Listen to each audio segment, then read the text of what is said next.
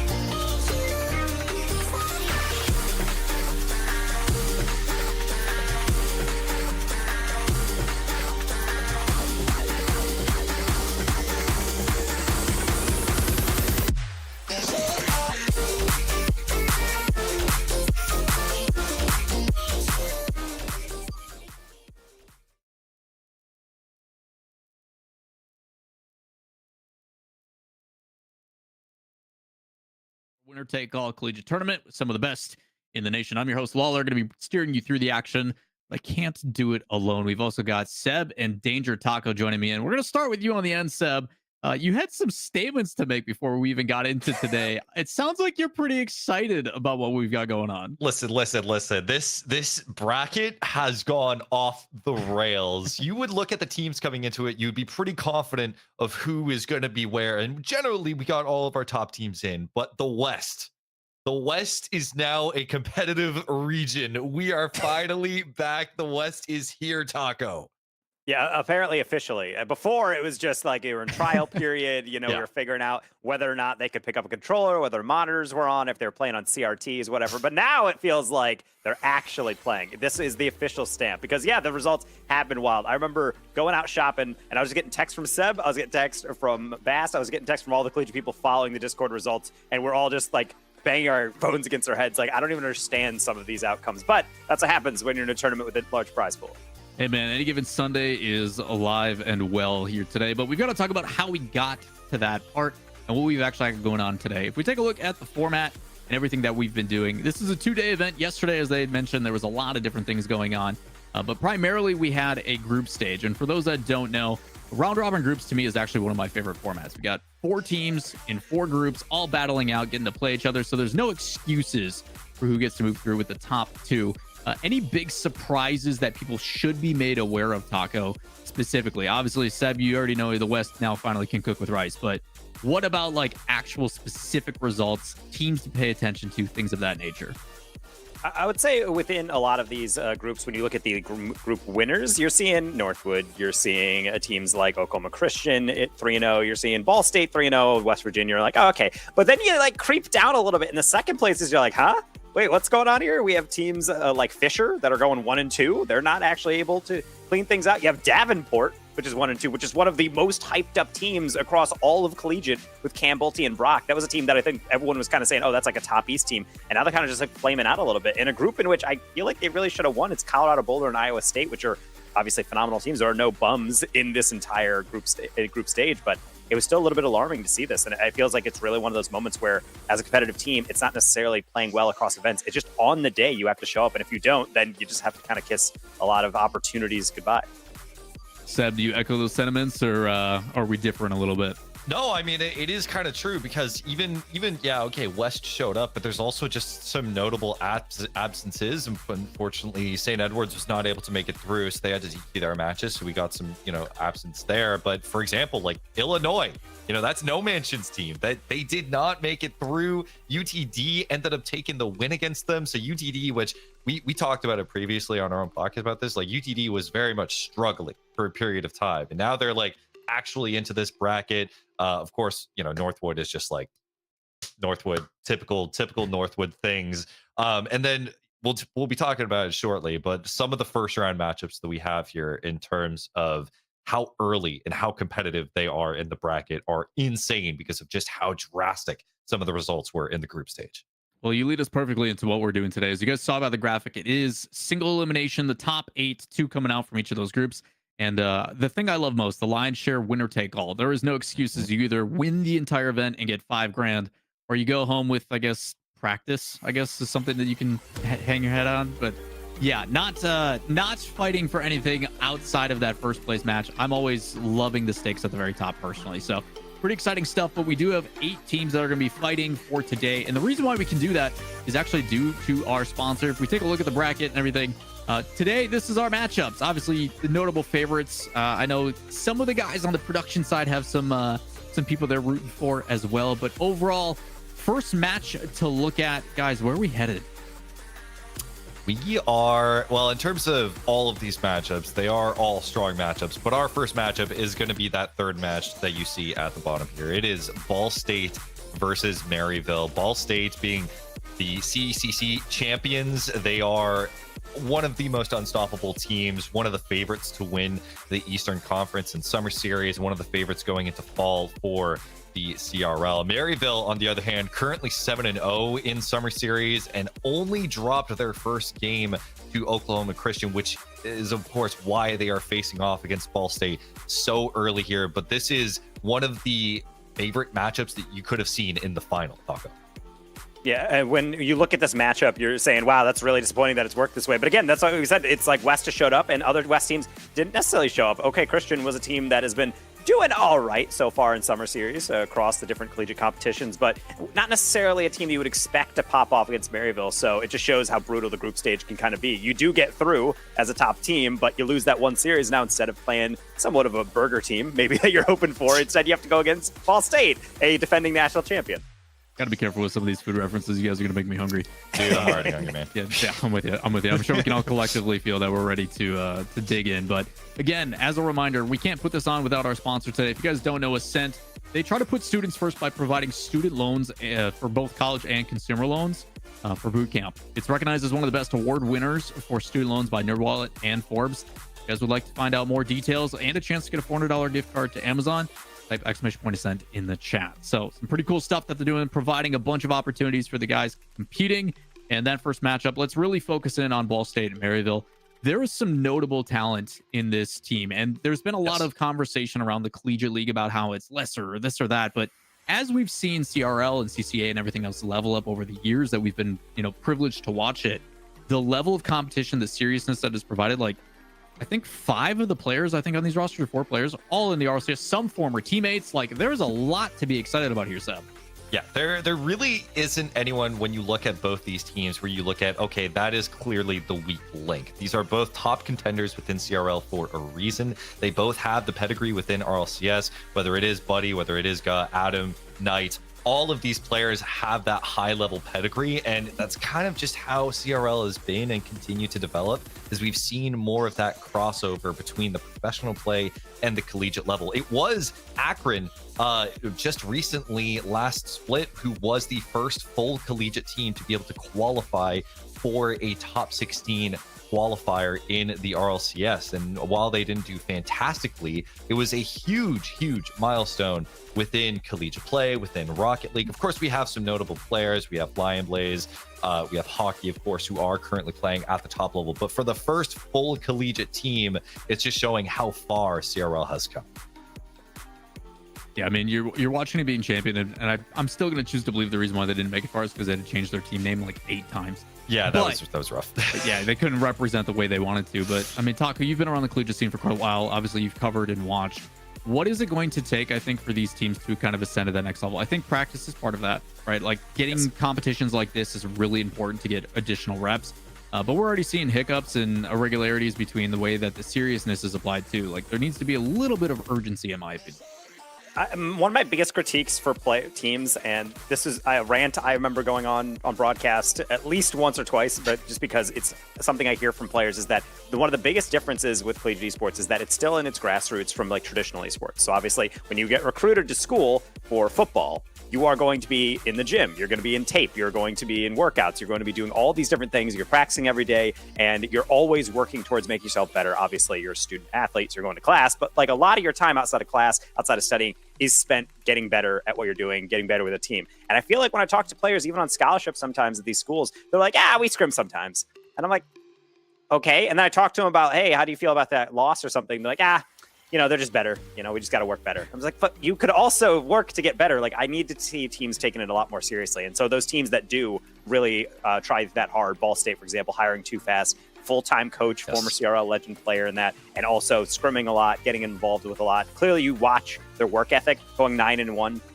in group stage in total, only dropping a single game and looking convincing all throughout after coming off a national championship. They don't take anything for granted, and it's attitude that I feel like other teams really have to emulate. I think that applies to even, at the RLCS level. There are some people that are still coasting. There's a lot of nepotism hires and things like that you can still see massive improvements. And I think it's cool to see the contrast so drastic in collegiate by the teams that do have the right program and the right staffing, the people that really put that time and attention into it. So I think, it's always important for us to champion that as well. You're starting to see these programs start to develop. The grant money is starting to be there. And as these things develop, the ones that are early adopters are going to be heavily rewarded. So it is awesome to see that you can kind of already recognize some of that polarity between the ones that are really trying and then the ones that are like, we lost, they're better, it's okay. So I don't think we're gonna get much of that here. I think all the people that are in the top 8 are ready to fight for it and try to get that line share of that $5,000 that we're talking about. But I'm ready to sink my teeth in. Ball State Maryville is going to be a fantastic series, Sub. Oh, it's going to be so good, mainly because, like you mentioned, these are two programs who have properly invested into the esport, who've brought on the places like Calix, of course, who was the team manager and former player. He was a player in Europe who was on Berlin Phoenix. He was a fantastic player, really good kind of trendsetter for Europe. They brought him over to manage this team, to bring all the pieces together here for Maryville. Now they have a dominant looking squad. Ball State, of course, this was a Ball State who last season that we had for CRL in fall of 2023, this was one who had a hero run during nationals, and since then they've only grown. They've gotten better. Too Fast has implemented a great coaching system because, of course, he is a legend in his own right, and this is the perfect example of two programs who are helping to define the future of CRL. It's not just going to be the Northwoods and the Akrons, who were previous powerhouses. It's going to be these programs who continue to invest in intelligent and proactive ways. Hey, man, I'm excited to sink our teeth in, as we've mentioned, and it is about that time. So first and foremost, everybody who's here, who's tuning in and watching, appreciate you being here. We've seen some people show the love for their younger ones as well. Always love that family support. Parents. Yeah, even if they're like the second one in chat. Go Mom, goated as always. Either way, always. The match is finally ready to begin, and without further ado, Seb, Taco, take us in. Very excited for this one. This is, we're looking at the bracket. We're like, we need this match. This is the match to have, Taco, because it has so much weight on it, not just for this tournament, but for all of CRL, because it is going to be so rare that we actually get to see two teams of this caliber in each of their own respective conferences play against each other. Yeah, and this is one of those games where if we didn't get it, I would have walked off the show. I'm saying, if you don't choose to put this on broadcast, what's even the point of doing this? But no, we do get to see it, and we get to see them in a proper best of 7, something you don't get to see in league play. In fact, you don't get to ever see this in collegiate league play outside of tournaments like this, because it is an East versus West matchup, and honestly, the way these two teams are playing, it's some of the best of East and West. Yeah, I mean, I tweeted out about it before, where this is the closest thing we are going to have, at least from last semester, to a national championship, because we have best of 7s all the way through. We have a full single elim bracket featuring the best from the East, best from the West, same setting because they DQ, but we have the best players here, and that's why this feels like such a treat. And on top of that, this actually is a rematch of a national championship coming into this one, because the NECC National Championships was held right afterwards in Arlington at the LAN Center that CECC Nationals was held in. That was the one by Ball State. NECC immediately then faced off against Maryville, and Maryville has ended up actually beating Ball State in that one. So this is kind of a revenge tour coming in from Ball State, and I don't really blame them, because it's very hard to play against Maryville, how fast they're going to play. And for anyone who's new to them, then just sit back and observe. But Ball State very much do have that pressure as well, and we all know the individual prowess of these players. Go, almost slipping this one through. Oath, put it to the side and at least hold that offensive pressure in line. Wova taking the boost. Rely on a pass over to his teammates. Actually, he's going to fake instead. Guz trying to dive for it, but he's not going to be able to get a touch. And you can't always get those touches off, but you're going to have to dive for it eventually, and especially in a game in which it is going to be a war zone around these boost pads and all those hundreds in the sides of the field. You're going to have to really fight for a resource battle, and right now, as you can tell, all these fast arrows, all these quick flights up are going to really cost these teams. So it's going to come down to maybe how you manage on low boost, like Gug winning 250s. I was kind of waiting for some support there, but everyone else out to lunch. Adam getting the touch from the corner.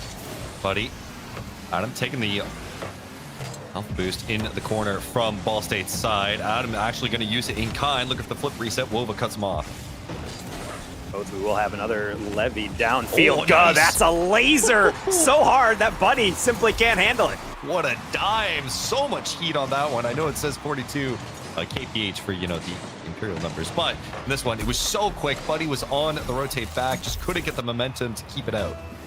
And being able to slap that one, always nice and appreciated from our side of Ga, and that's really the value of being able to hit that one. A lot of people are like, well, shots are about placement and accuracy. Sometimes you can just hit it really hard. It's just as difficult for your opponents to deal with. Sometimes you can just kind of levy yourself all the way through this one.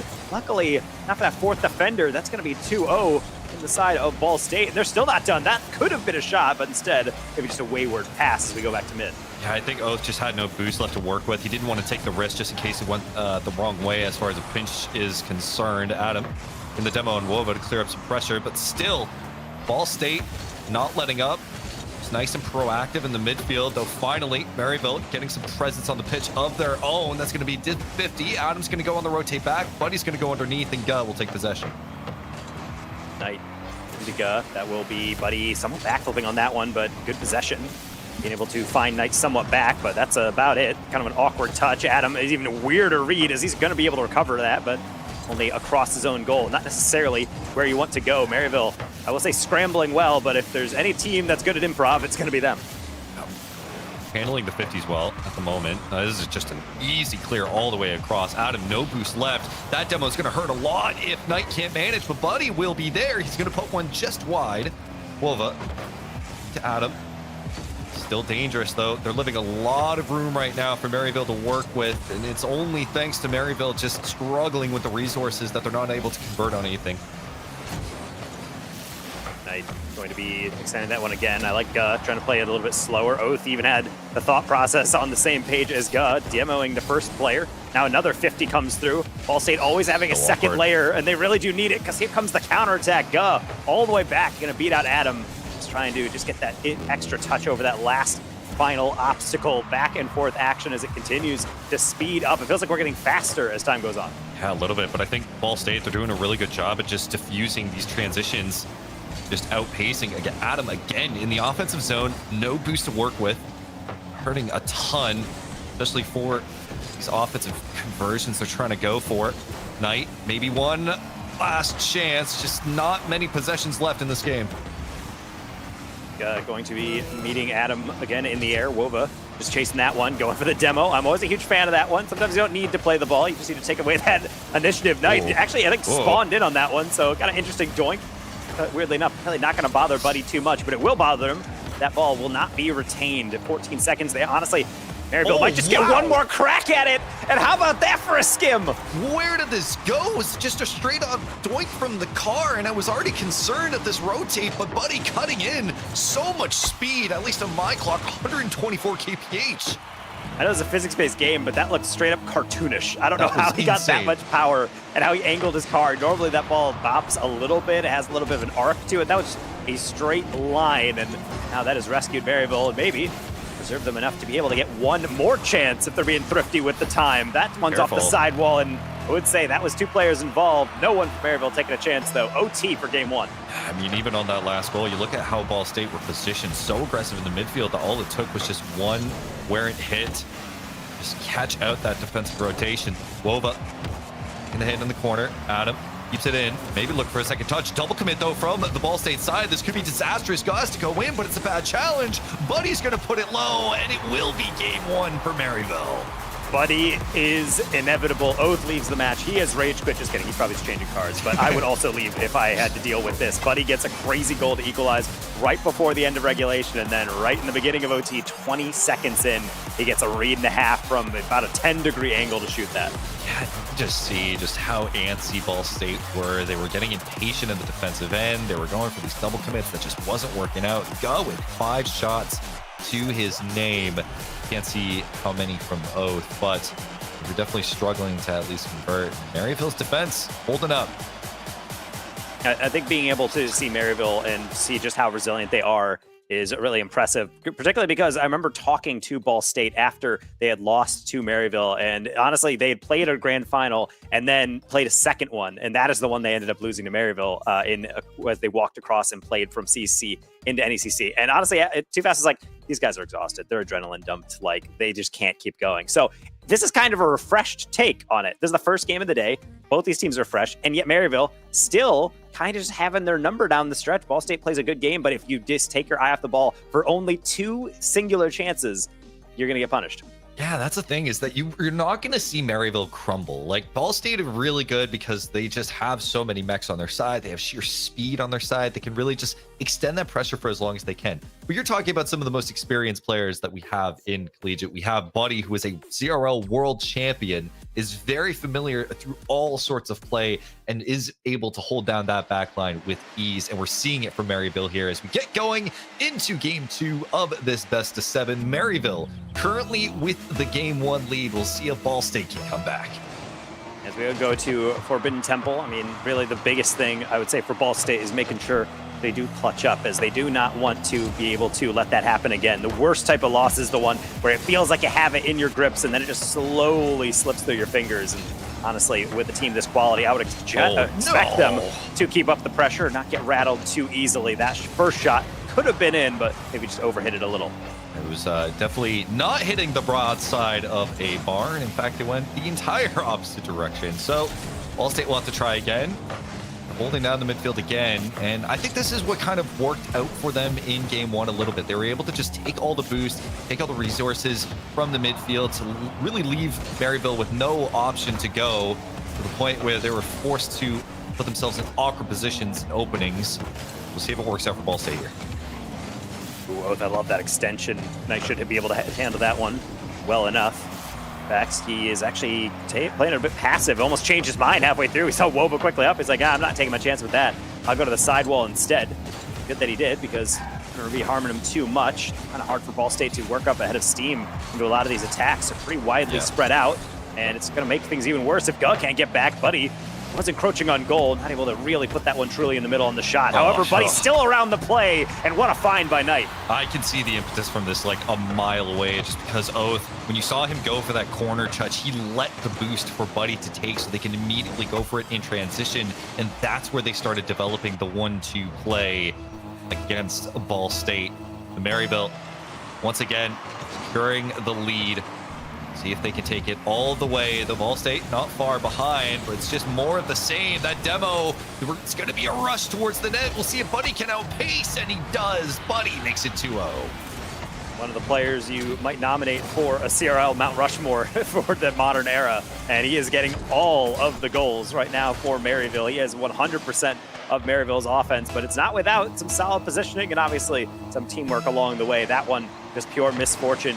Last player getting a little too greedy on that read, gets torched over the top, and again, that is the consequence. You really not even playing Maryville close. You have to play near flawless in a collegiate matchup to be able to get past them, and much less be able to avoid giving up those easy ones. Yeah, you say like Buddy is on the list for like a potential Mount Rushmore. I tend to find that, especially with how Buddy is now, he's playing for Maryville. He's kind of going through his like post-Kobe Shaq era on the Lakers, where they kind of split up, and everyone is asking the question, can Kobe get a title without Shaq? Well, it's the same thing, is can Buddy get a title without Lion Blaze, which has very much kind of been the par for the course for his CRL career. And now that he's out of that shadow, we're seeing him really come into his own.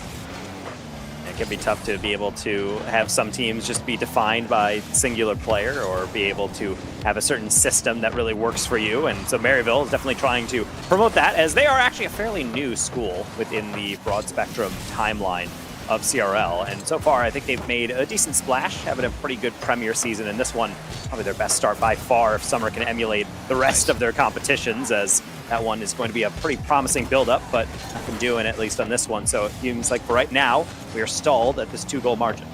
Maryville definitely having a lot of esports pedigrees in other games, a lot actually, but we're the only really notable school to not have a Rocket League squad. That shot will be saved. It's straight to the face of Maryville, but they're able to hold it down. Oath going to have that open shot. That's not nearly enough placement. Buddy not able to reach that one. Should be wide open for Guh. I think he opted for a pass to Oath, and that's just really overcooking it. You don't need that extra touch. Just make sure you keep that pressure and play for the rebound. This is looking awkward too. You can see Guh trying to just make some room with the bump in a 50. Guh being the defensive touches, Buddy. No boost left. This is so awkward as bumps are coming through all around. Buddy keeps it. Actually gets a second touch, but it goes straight to Oath. He's going to be able to keep it in the blue half. 90 seconds remaining. That's a great second touch. But no, Maryville able to hold on. Adam able to slow that one down, wait for Oath's 50, and it does come in, but still not really going to be out for Ball State. Poor Wova, no boost, plays it well though to be able to get that first fake, and the best read from Adam means that could be a way out. Guh trying to throw that one downfield, and again, it's just kind of in the middle of nowhere. I can understand the idea to try to get it near your teammate, but it has to be in their path. Otherwise, at best, they're maybe taking a 50. At worst, it's going to go right back the other way. I'm just noticing how much Ball State is actually playing with low boost right now. Every time they go back to the defensive zone, they're having to make these touches with almost nothing in the tank, but they're managing it so efficiently. Just going and baiting out these hard 50s. Knight playing the soft touch. Wova's a bit awkward. I think he was expecting Oath to go for it. They're still playing for it at this point. 30 seconds remaining. 2-0 for Maryville. Ball State just can't get on the board. Both. I don't mind that one on that build-up. He takes that 50. It is still just beckoning for a finish, but the problem is nobody on Ball State, as you mentioned, able to get back to there. No resources in the tank. Even there, Wova has to chase it, but more or less just getting the side boost. Oh, cutting in. Oh, Could be an open counter. Wova with the lead blocker, and that's exactly what they needed with 12 to go. Oh, perfectly timed bump as well. I thought it was a bit too slow to make it work, but Oath, great awareness, goes for Knight on the bump. Last defender in play. It's 2-1. There is a chance for Ball State if they can make it work on the kickoff. And it's going to be quite the experimental one. Wova doesn't even go for it, gets that corner boost, and now it's up to Guh to keep this one in the air. Adam already up to meet it, and he gets a good beat. Oath, a lot of boost in the middle, trying to find Guh, and he takes a 50 instead. The pre-jump maybe spooking him a bit too much. Maryville halfway to a dub. That was actually a great 50. That was like the best 50 you could possibly ask for, because you can see Guh. He went down low. He was trying to go for the carry, maybe even go for a pinch or something, or rather with just the interaction. But the 50 came through, put it to the ground, straight up muscling it to the ground. Maryville, that is a 2-0 scoreline. This is not that it's shocking. We know that these teams can kind of trade back and forth, but I am a little surprised at just how, I guess, not close it seems. Like, it really feels like Maryville is just like really just like controlling this game like in the palm of their hand. I think the Maryville attacks seem a lot more cohesive. It feels like a lot of their attacks coming together are like, okay, you see the idea, you see the execution, it's on target, and they rotate out. Whereas Ball State, they are scrapping by. They are really trying to improv something because, as you mentioned, boost control from Maryville is immaculate. They're hitting the ball in dangerous positions. And honestly, the times where they're not even hitting it on target, they're using that time to threaten bumps, almost like a fake bump at times, like the way you do fake challenge. Just drive at them, steal some pads, steal some boosts, get out, and it's working super well because then Ball State moves up, and someone hits it, and they're like, hey, anyone up with me? And everyone else is like, nah, bro, I'm all the way in the back corner. I got to wait for this boost because otherwise we're just going to be only playing with 10 to 20. That's the thing, is like we're seeing Maryville, they're transitioning, but then the moment that they're transitioning, even if it doesn't work out for them and you see Ball State challenge for in the midfield, you still have like Buddy or whoever is that first man, steal a pad, steal as much as possible to make it so that Ball State is like, has nothing to work with. So we will go to game 3, and Ball State down by 2 games. Maryville continue their reign at the moment, looking to put Ball State away. And it really hasn't been too ridiculous of a reign in that you're looking at the scoreline saying, well, this is doable from Ball State. You had a kind of brutal comeback allowed in game number 1, and then game number 2, yeah, you got close enough. You got your goal at the end, but still just too late. Maryville, though, you can kind of sense that they're slowly trying to download this Ball State team, and any good competitor is going to be wily. They're going to keep it kind of fluid. They're going to change things up when they need to, and so that's why I'm not super concerned about Ball State down the stretch, especially in a best of 7. We're only halfway done with a Maryville win.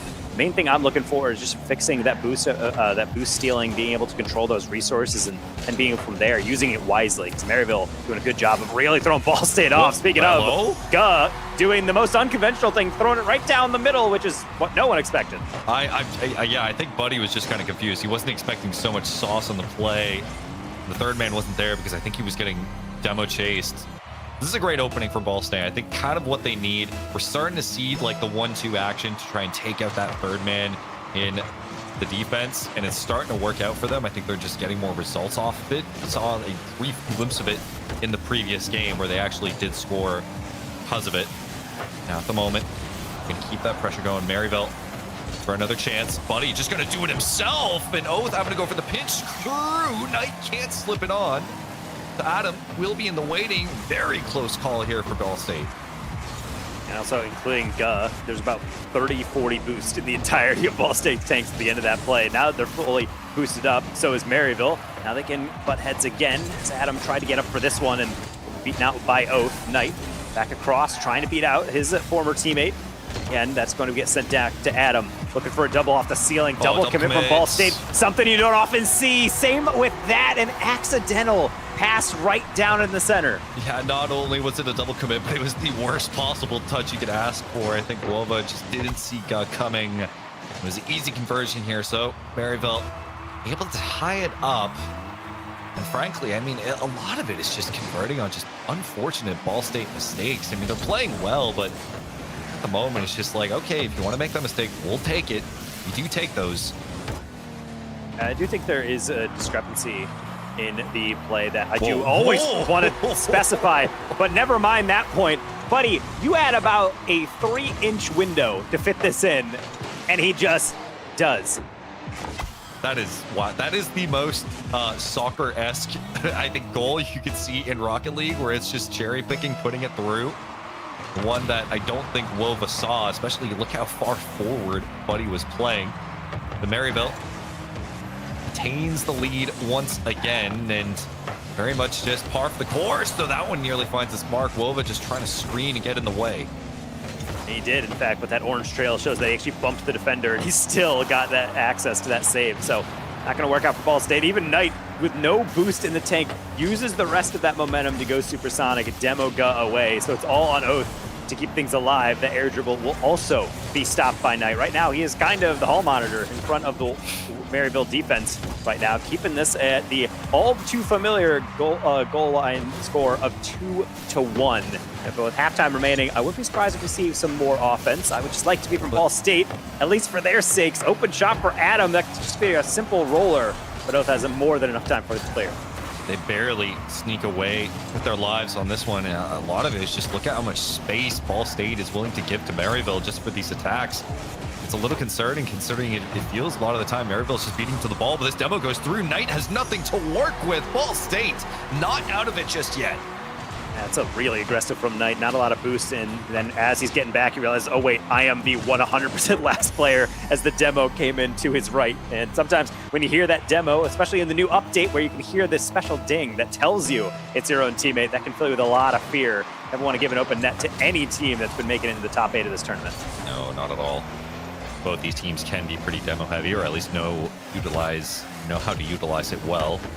We've seen Ball State get better and better at it. The moment that they're getting a challenge, they're already setting up essentially a 2v1 position. Wova trying to go for the backflip on the shot.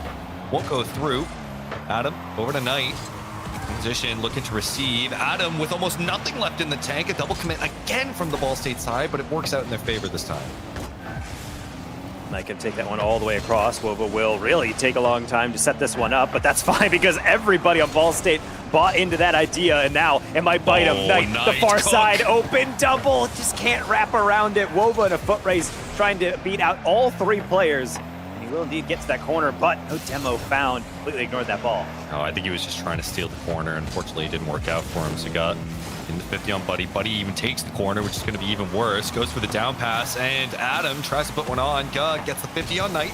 Last minute remaining for both these teams. One that means so much for Ball State, considering the series score of things. Buddy, he is all alone on that double, and you can see the panic in Ball State as both players go to the backboard, trying to step on through. Speaking of, Guh standing up tall. He's already tall in real life, I suppose, in game also as well at that hitbox. And even better when Wova joins in on that fun, dunking that one nearly into the goal, which means Guh all alone trying to go to the ceiling. Knight just barely gets more of him than the ball. Surprised we didn't see anyone go for the rebound on it. I think they were playing pretty casually, though. Buddy, this might cook, and he does. Buddy, 3-2 at 13 seconds, potentially putting this one away. This is so dangerous for Ball State now. And Wova was just completely lost in the sauce on that one. You can see him in the back corner. He actually backflipped. I think he thought that ball was going to be going down the line. And then when it doesn't, he's kind of perplexed. He's not sure why. He's not having to defend anything. Wow. And yet, that mistake might cost Ball State yet another one, especially with that long clear. It will be a little bit wide, so this could go all the way across. But instead, it will be somewhat preserved. Guh trying to fake out Adam, but Adam, he does not fall for that. You're going to have to wake up pretty early to get that past that young man. Maryville on the verge of a sweep here over Ball State. Buddy, if there is one thing that he brought over from his time in Northwood, it is the clutch factor. 3 goals and 6 shots for the former Northwood head. Now the head of this revitalized Maryville squad. What a incredible performance from him thus far. It has been a pleasure to see him perform because he is on one today. Yeah, and as we mentioned, the streak continues. Buddy has every single Maryville goal. No one else has been able to score. Yeah, Knight has been involved, Adam has been involved, but ultimately Buddy is the one to score. And honestly, you can see it. It's affecting his confidence because there was a couple plays there where I was saying, okay, Buddy's up for that one. He's probably taking that to the corner. And instead, he goes for the goal. Ball State almost is like, wait, what? You're going for that? What a psycho. And then they have to get back and save that one. So the surprise factor definitely cutting in there. And that's going to border on arrogance up until he starts failing at some of these shots. But he's not. So you know what, Buddy? Just keep on eating because certainly Maryville will keep feeding. Well, Ball State, the bells are tolling in your name. Are you able to save yourself from certain demise here in this bracket? Or will it all be for naught as you are down 3 games to none? If you want to make the path happen, it has to start now. Knight really well-timed challenge off the ceiling. Sometimes that has been something that can really make the difference on teams that are mechanical, like to go through the air with those air dribbles, just go off the ceiling early, and no one does that better than Knight. Buddy trying to get another finish, didn't really have the boost for it, but made Ball State respect him and caused them to freeze. 2 players in the corner, not able to mark Knight, and he's not able to really get around that in the way that he wants to. Regardless, Maryville, despite getting 50'd every single time, continues this attack.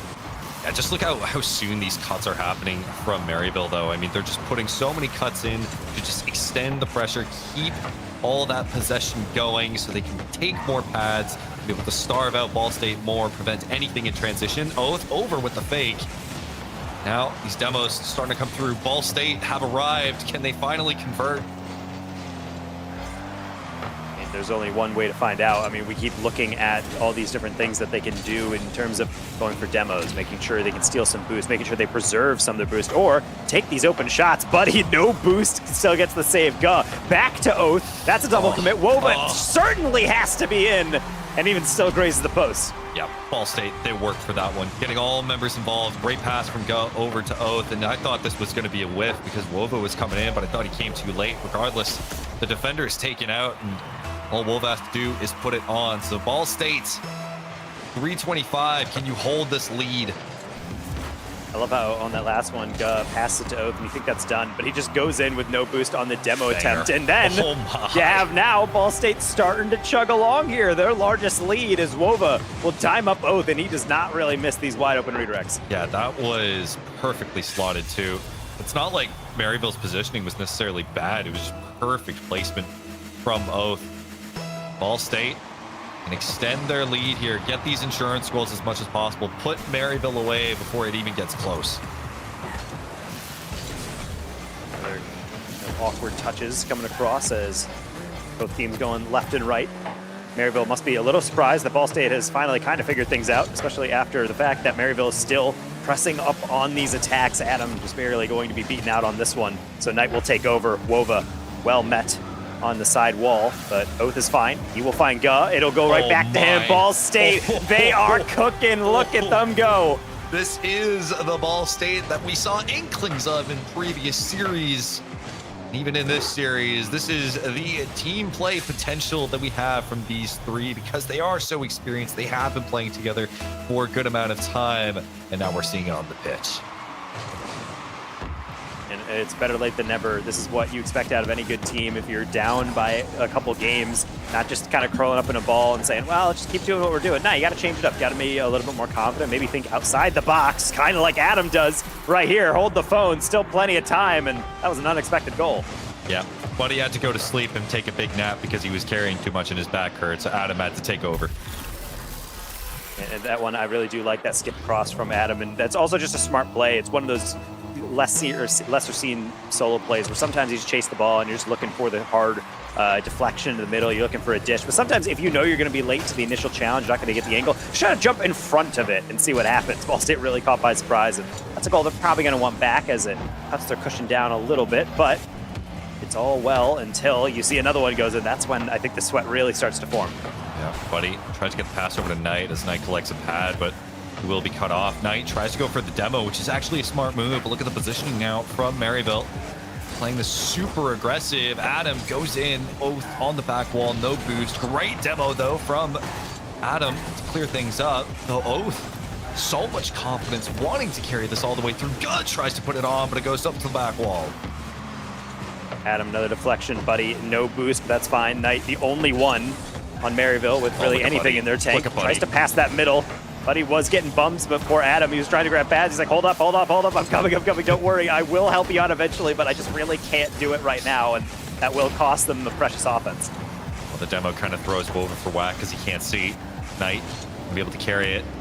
Maryville just goes for that first man bump attempt again, steals a pad. Adam keeps it in play, maybe going for a solo attempt. It's going to go off the back wall. Demo comes through. Who's going to be there? Knight is. It's 3-2 for Maryville. Ball State, are you sweating yet?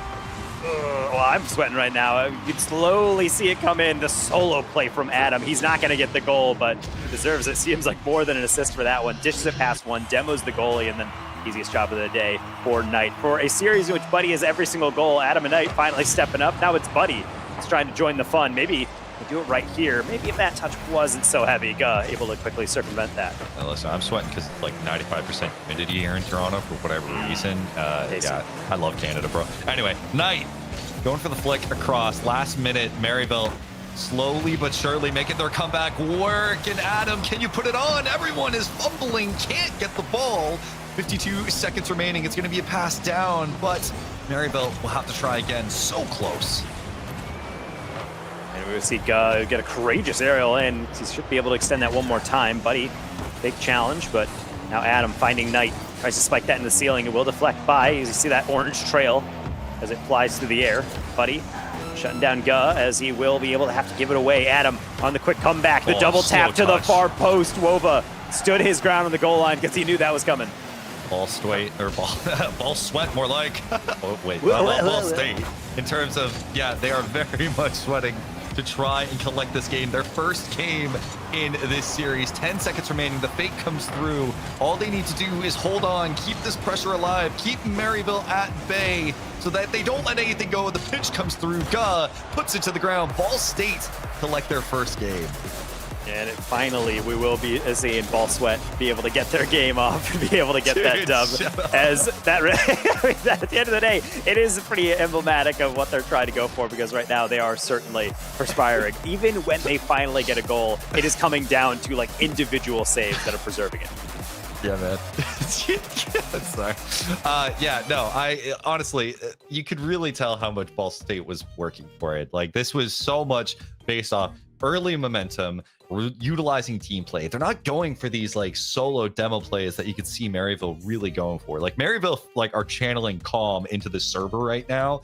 Ball State are just focused on, we're gonna bang, bang, bang, 1, 2, 3 in.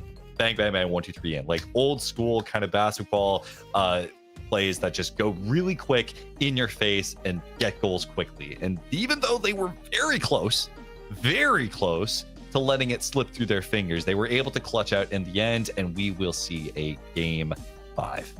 Yeah, so we will actually be able to go beyond. We've just found word that Northwood and West Virginia have both swept within their games, so good for them being able to get the results that they probably endure. But they were not playing a former rematch of a national championship, so this one is destined for a little bit longer. And you know, Ball State, they are a hungry team. That CECC national championship they ended up winning up against Boise was a Game 7 thriller. It was back and forth. It showed a lot of tenacity. So you know Ball State is not going to let those 3 first games sit. You know they're going to fight with every single thing, every fiber of their being. And heck, Maryville will do the exact same, especially with Adam trying to get this back pass, but he might be able to get there first, but Oath snipped it out.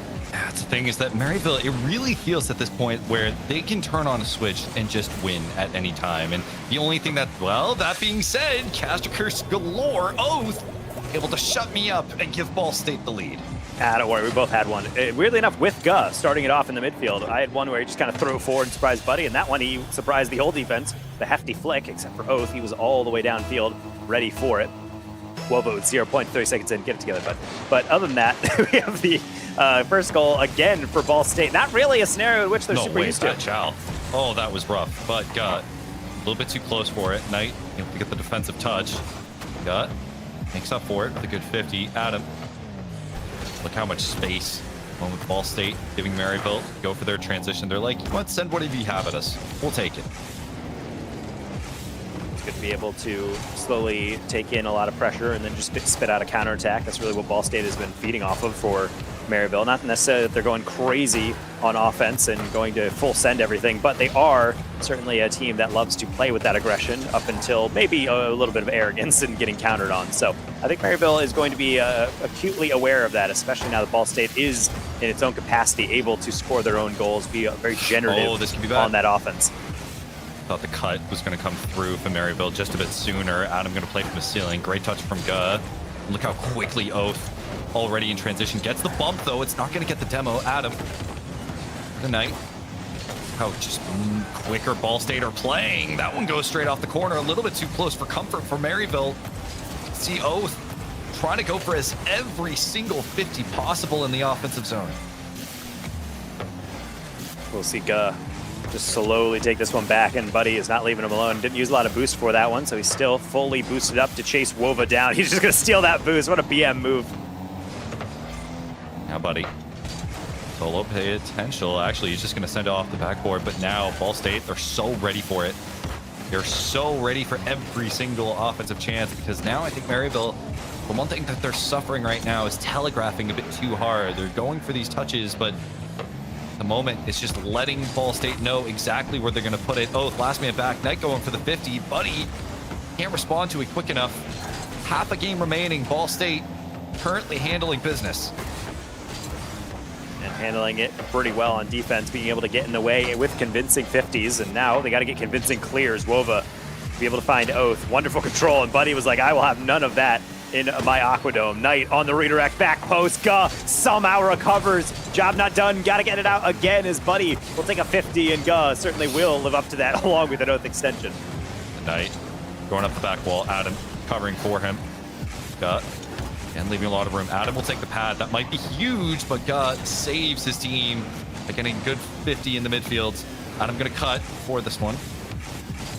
Up off the ceiling, Knight is there. That is the perfect 1-2 that Maryville needed. That's 5-star service here from Adam. Excellent hospitality for his teammates. Spikes that right in front of Knight on his bumper, and he could not have an easier shot than that as Ball State scrambling. That is what is so tilting about playing these teams. It doesn't even feel like you give them that much space, but they do so much with it. 150. Ball State, they played a great game. They really have. This is legitimately one of their best games, I think, in terms of handling everything that Maryville has, keeping that pressure mitigated. But with 90 seconds remaining, this is on them. I mean, this is for everything. Guh trying to get the read, but then it goes all the way across. Maryville, they strong clear. Oh, wow, really, with the foresight to know that demo is going to be coming in, kind of read Maryville's mind a little bit, but really helped them because everybody else is in the four corners of the field. So now Ball State has to fully regain everything. Adam will steal back post boost. And now that might open up just enough space for Buddy to fake underneath Wova, and yet Wova saw the danger. Nice recovery, but job's not out. Adam ditched by himself. What a stylish way to get a lead. I mean, you look at this and you're like, okay, there's no way Adam goes for the solo play here because they've been going for pass and plays the entire time. They were waiting for another player to come through, but Adam just puts his team on his back, and with it, takes the lead. A minute remaining. Ball State, this game has gone to the wayside, but is it up to God? Knight will get the cutoff. Wova leaves it for a teammate, tries to just extend this pressure, and it is very dangerous now for Ball State. Whoa! Trying to answer back. His former teammate able to say, okay, you can do a dish, so can I, and with even less boost. The dishes coming through, and they are unexpected. I did not think that they had the angle for it, but somehow Oath is able to make it work back to its eye game. This is legitimately such a tight series between these two. It's so entertaining. And it really does come from spectacular goals. I expect sometimes these games to be a little scrappy. There'd be a lot of demos and a lot of kind of awkward, forced mistakes. But a lot of it is just, no, these teams are playing so well. We need to peak. We need to get every single possible inch of offense out of every single one of these advances. And so therefore, you're starting to see a lot of creative buildups. It's bringing the best out of both teams, as any true tournament setting should. And with the best of 7 to work with, you get to see both teams warmed up. 15 seconds remaining, and we are in the blue and now orange half. We'll see if we will go to overtime or will we see heroics from Ball State. It is a dangerous spot. Knight doesn't get the best positioning. Guh in the waiting. Gonna go from the ceiling. A pass is gonna come through. Adam sends it across. Last second winds down. Wolva puts it to the ground. We're going to overtime. You've seen Oath, definitely a player that Maryville is keeping a close eye on. He has 3 shots. He has 2 goals there for Ball State. So certainly do not want to set him up with anything for free. Adam might have just done that, though. Oath quickly onto it. Knight even faster and closer. He's going to pay for it with his life, but Maryville will evade the first real opportunity of overtime. Knight sending it down, Wolva. See, Maryville, they're just resetting, but look at that. You can see Ball State were ready to go for that demo and immediately pounce on the clear 30 seconds in, and Maryville playing a bit slower, a bit more lost. Ball State, you can tell they're ready to make this opening work. They're cleared down. Wova going to certainly take his time. Problem is he completely missed that boost, so Gus says, thank you very much, sir. Don't worry, I'll take that off your hands. Buddy says, I don't like that sharing, especially I'm going to chase you down all the way through. All 4 players congregating in that back corner. Not going to hurt Maryville too much. Power Friendship as that kind of duo carry on the air dribble all the way back out to mid. Oh, no. Guh, looking for a double. Adam says, not that shenanigans. Both can only do so much.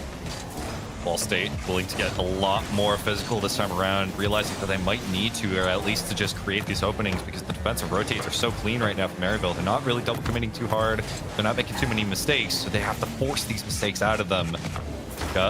Over the second touch, Adam, wow. You know what? I really thought Wova just could have just sent it, full sent it. And now Oath, that might hurt if Guh can't get there, but he does. Buddy going to give that one away. Guh trying to reach that one. I'm surprised he got back to that one. So is Knight. He actually has to back pass that all the way to Adam, who somewhat bobbles this one. Gonna play with it in a pretty curious way. Pass out to Wova. Would have been that moment Ball State was waiting for. No, Buddy with an awkward touch. Knight able to rescue. Ball State wasn't even anticipating that being an option. They all backed away. Guh, Buddy chasing down. I think it would have been better if he went for the demo on Guh, though. He's the last rotating player, and Buddy was so far forward. Pass down. Knight. Still relaxed from these two. They're just biding their time. That is a great transition, though. Guh is a bit awkward. He's going to have to put it to the side as Buddy steals a pad. You can see Maryville trying the demo option again, but all too ready for it is Ball State. They try an attempt on goal, but nothing comes through as Maryville goes back in the offense. As you mentioned, I think as the overtime gets on, I think both teams start to settle in just how much is at stake in these games, and they start to back up. They start to play a little bit wider. You're seeing really wide rotations from both teams, which problematically means that you're giving a lot of space to very good players. Knight slapped out of the way. No. Adam can only lob that one up. As Maryville went for the killing blow. They couldn't find it. How about Oath? Back post saved by Buddy. 2 close chances from both teams. Both of them want this so bad. They want to end it here. Or at least for Ball State, they want to keep their chances alive. Remember, this is single elimination, which means whoever wins will move on for the 5K winner take all. Got tries to solo. Wova needs to be that last man back. Oath racing back, trying to just keep some defensive coverage as a team bump. Guys, the team bumps! No! Ball State threw it away! And then an instantaneous GG's from everyone on Maryville. They knew that was hard fought, but what a brutal way to go down. Everybody colliding on the near post. That extra extension on the flip reset was all the confusion necessary. And Maryville, after a bit of a speed bump in Game 4, will be going through, beating down Ball State for a heck of a warm-up for the rest of this bracket. I've never just seen a team just toss away a... Oh boy, I don't want to be in that voice comm room right now. That is a rough way to go, because it was just, not only was it just a team bump, which you can recover from, right? But it was close post, complete team bump that just eviscerated any chance of being able to make save. And Maryville pounced, they converted, and what was like a pretty tight overtime. Yeah, and that's the biggest issue, is that the longer those overtimes get, I mentioned how everyone gets a lot more careful. The thing is, when you play more careful or when you play more aggressive, you're not playing based off your instinct. You're kind of just putting that to the side, and that results in some moments where maybe you're overthinking something, or maybe you're not actually doing something more naturally. And then when you get out of sync with each other, you get team bumps. That happens all the time in lower ranks, and typically not really up here at the peak of collegiate. But with so much at stake, I think maybe it just might have gotten to Ball State. Fantastic job by Maryville to be able to force that pressure, as few teams can really make Ball State crack like they just did. Yeah, it was an incredible series. And again, part of the long lineage that we have seen from these two. This is some of the peak that you will see. I know the ending didn't really show it, but it was just cracking under pressure. It's what overtime brings to you, and it was an incredible series. So Maryville will be moving on in our 5K bracket, and we will be following things up with the semifinals. We do have some of the results coming in, which we will be covering after this break. This is Collegiate Ascension. We'll be right back.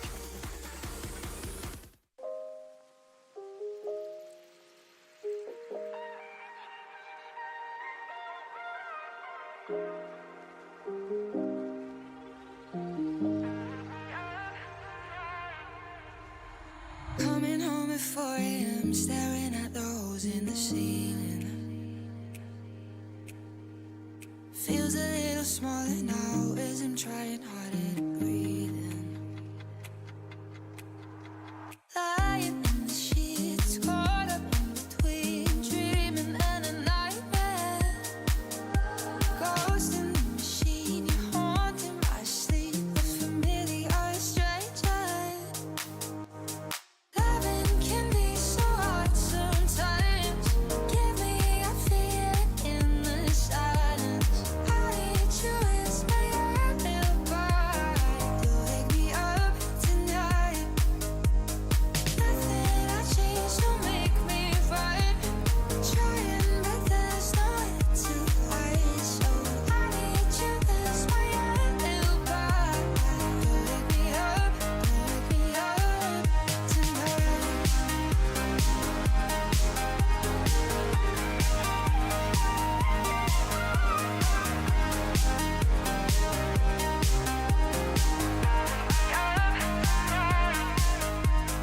Waking in the morning, I can't hear you in the kitchen. Nothing feels right, and on my bed can't make me fit in. Lying in the sheets, caught up in between dreaming and a nightmare. Ghost in the machine, you're haunting my sleep, a familiar stranger. Loving can be so hard sometimes. Give me a feeling in the silence. I need you as my alibi to wake me up tonight. Nothing I change to make me right. Trying, but there's nowhere to hide. So I need you as my alibi to wake me up tonight. Wake me up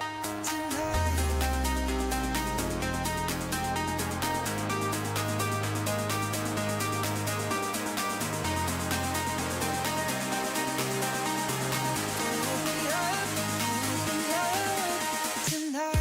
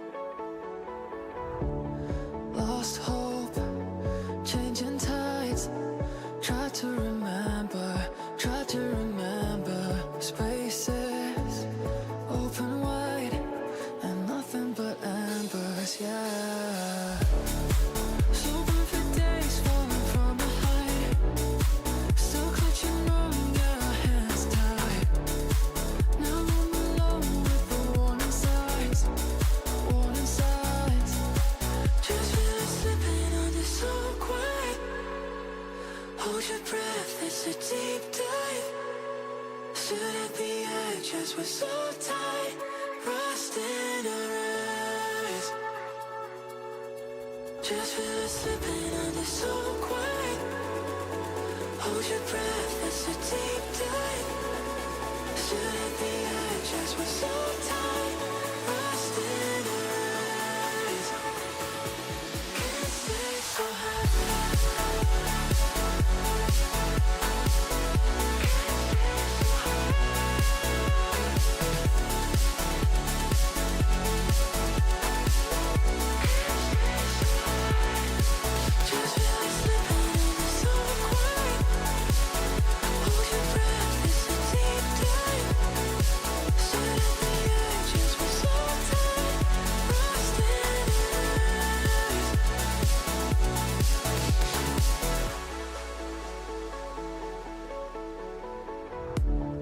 Lost hope in the fire.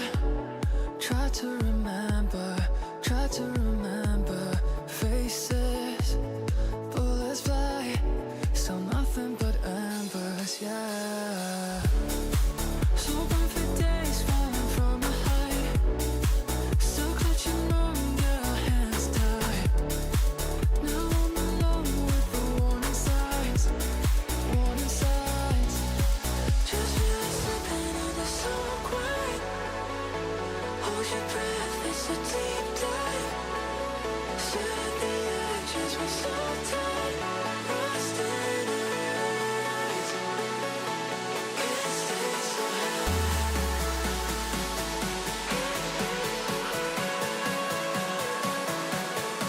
Stood at the edge as we're so tight, rust in our eyes.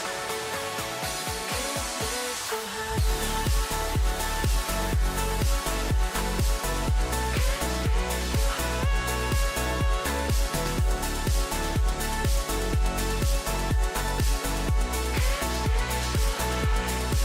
Just feel it slipping under so quiet. Hold your breath, it's a deep dive. Stood at the edge as we're so tight, rust in our eyes. Can't stay so high.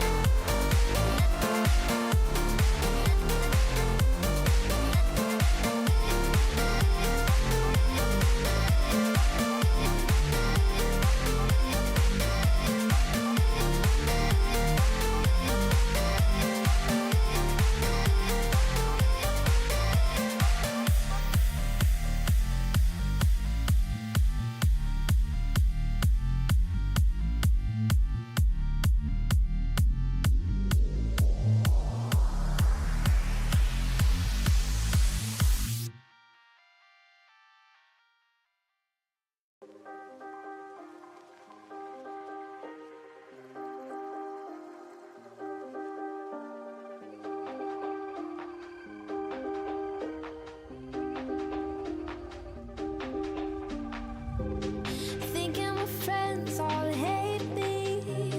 Can't seem to get up off the ground. Feeling myself go crazy. Starting fires all around me, but you find a way to put them out. All my hope is burning down. Reel me in when I'm shutting all my doors and locking myself in. Reel me in when I'm tripping on my words and filled with emotions. Who knew I needed a savior to be there when I'm in danger? Reel me in when I'm shutting all my doors and locking myself in.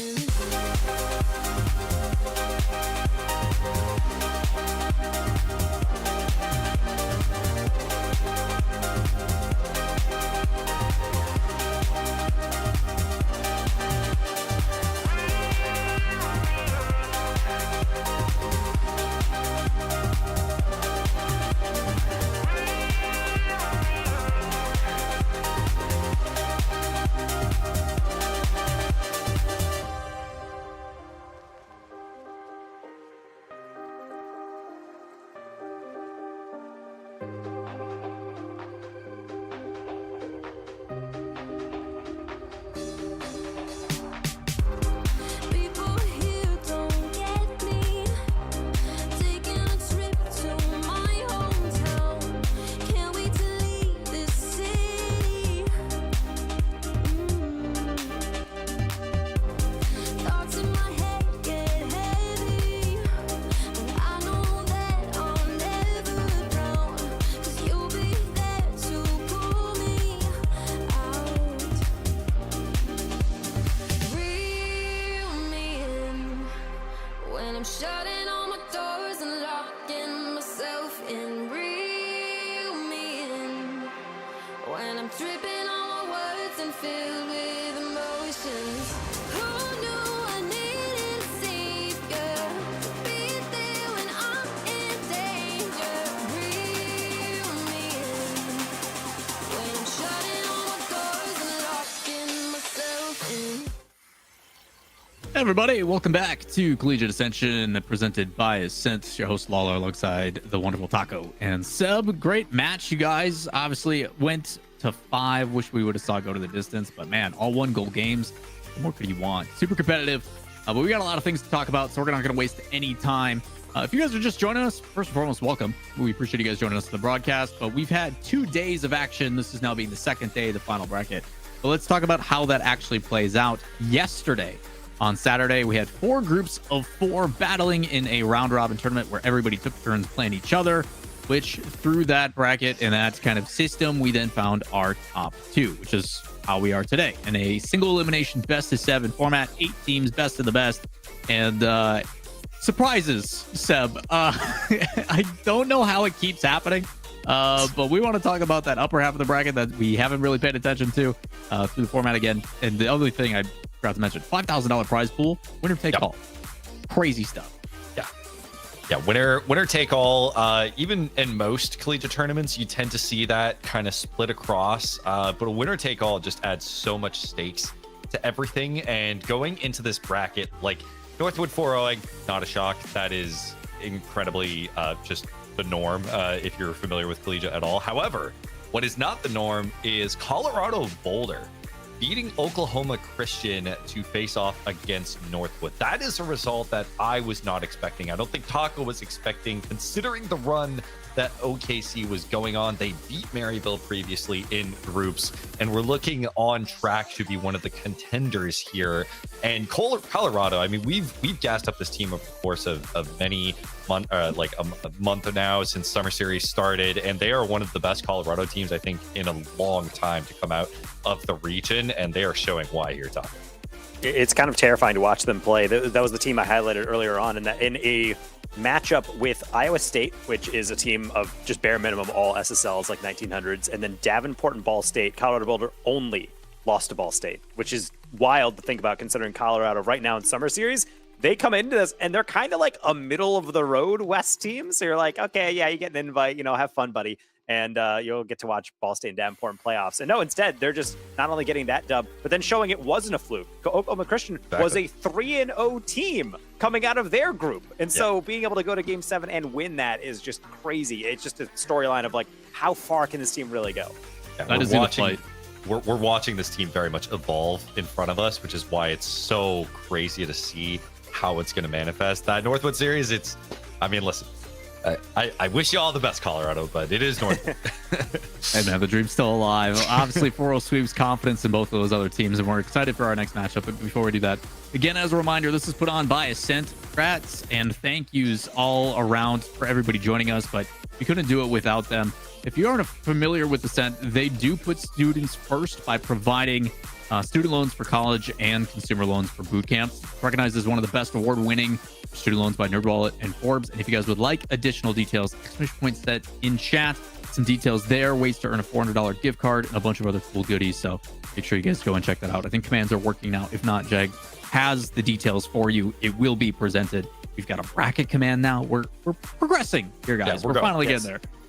It's been a day. So let's focus in on that next match. Obviously, we just saw Maryville win in a 4-1 series, all 1-goal games. Like I mentioned, Buddy scored, I think, the first 6 goals or 5 goals or something like that for the team. Maybe it was more. But on the other side, West Virginia, we haven't seen yet. And apparently we still don't get to see them just yet. But if you guys want to kind of break that one down and tell us who's competing actually on that roster.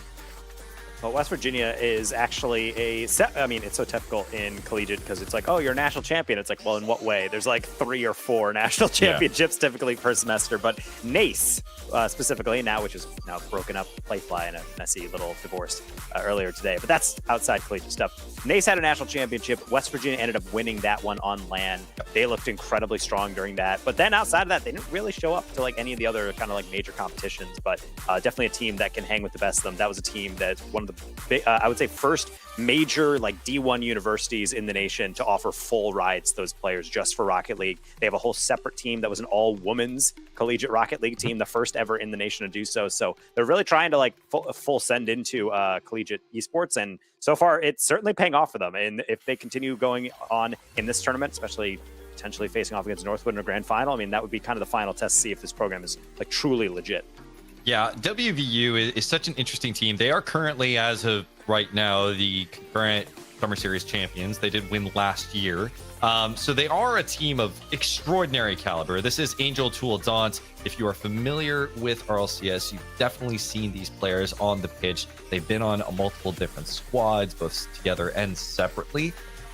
And it is interesting because, again, this is another match that could be a final that is like Berryville and WVU, and it is definitely the stronger side of the bracket. It is essentially who will go on the fate. Nothing against Colorado, but don't do it, man. You're putting yourself in a hole. You're saying things are going to happen, and what happens when they don't? All right, you didn't think that game was going to go to 7. You didn't think they were going to make it through, but yeah, that's true. I'm not going to be the final any results, but WVU, they are a monstrous team to go against. They look on form. They haven't really, I don't think they've dropped a single game, and it very much compared to I think what was a disappointing fall split that we had from them back in 2023 fall. I think they've really bounced back and are wanting to collect this dub.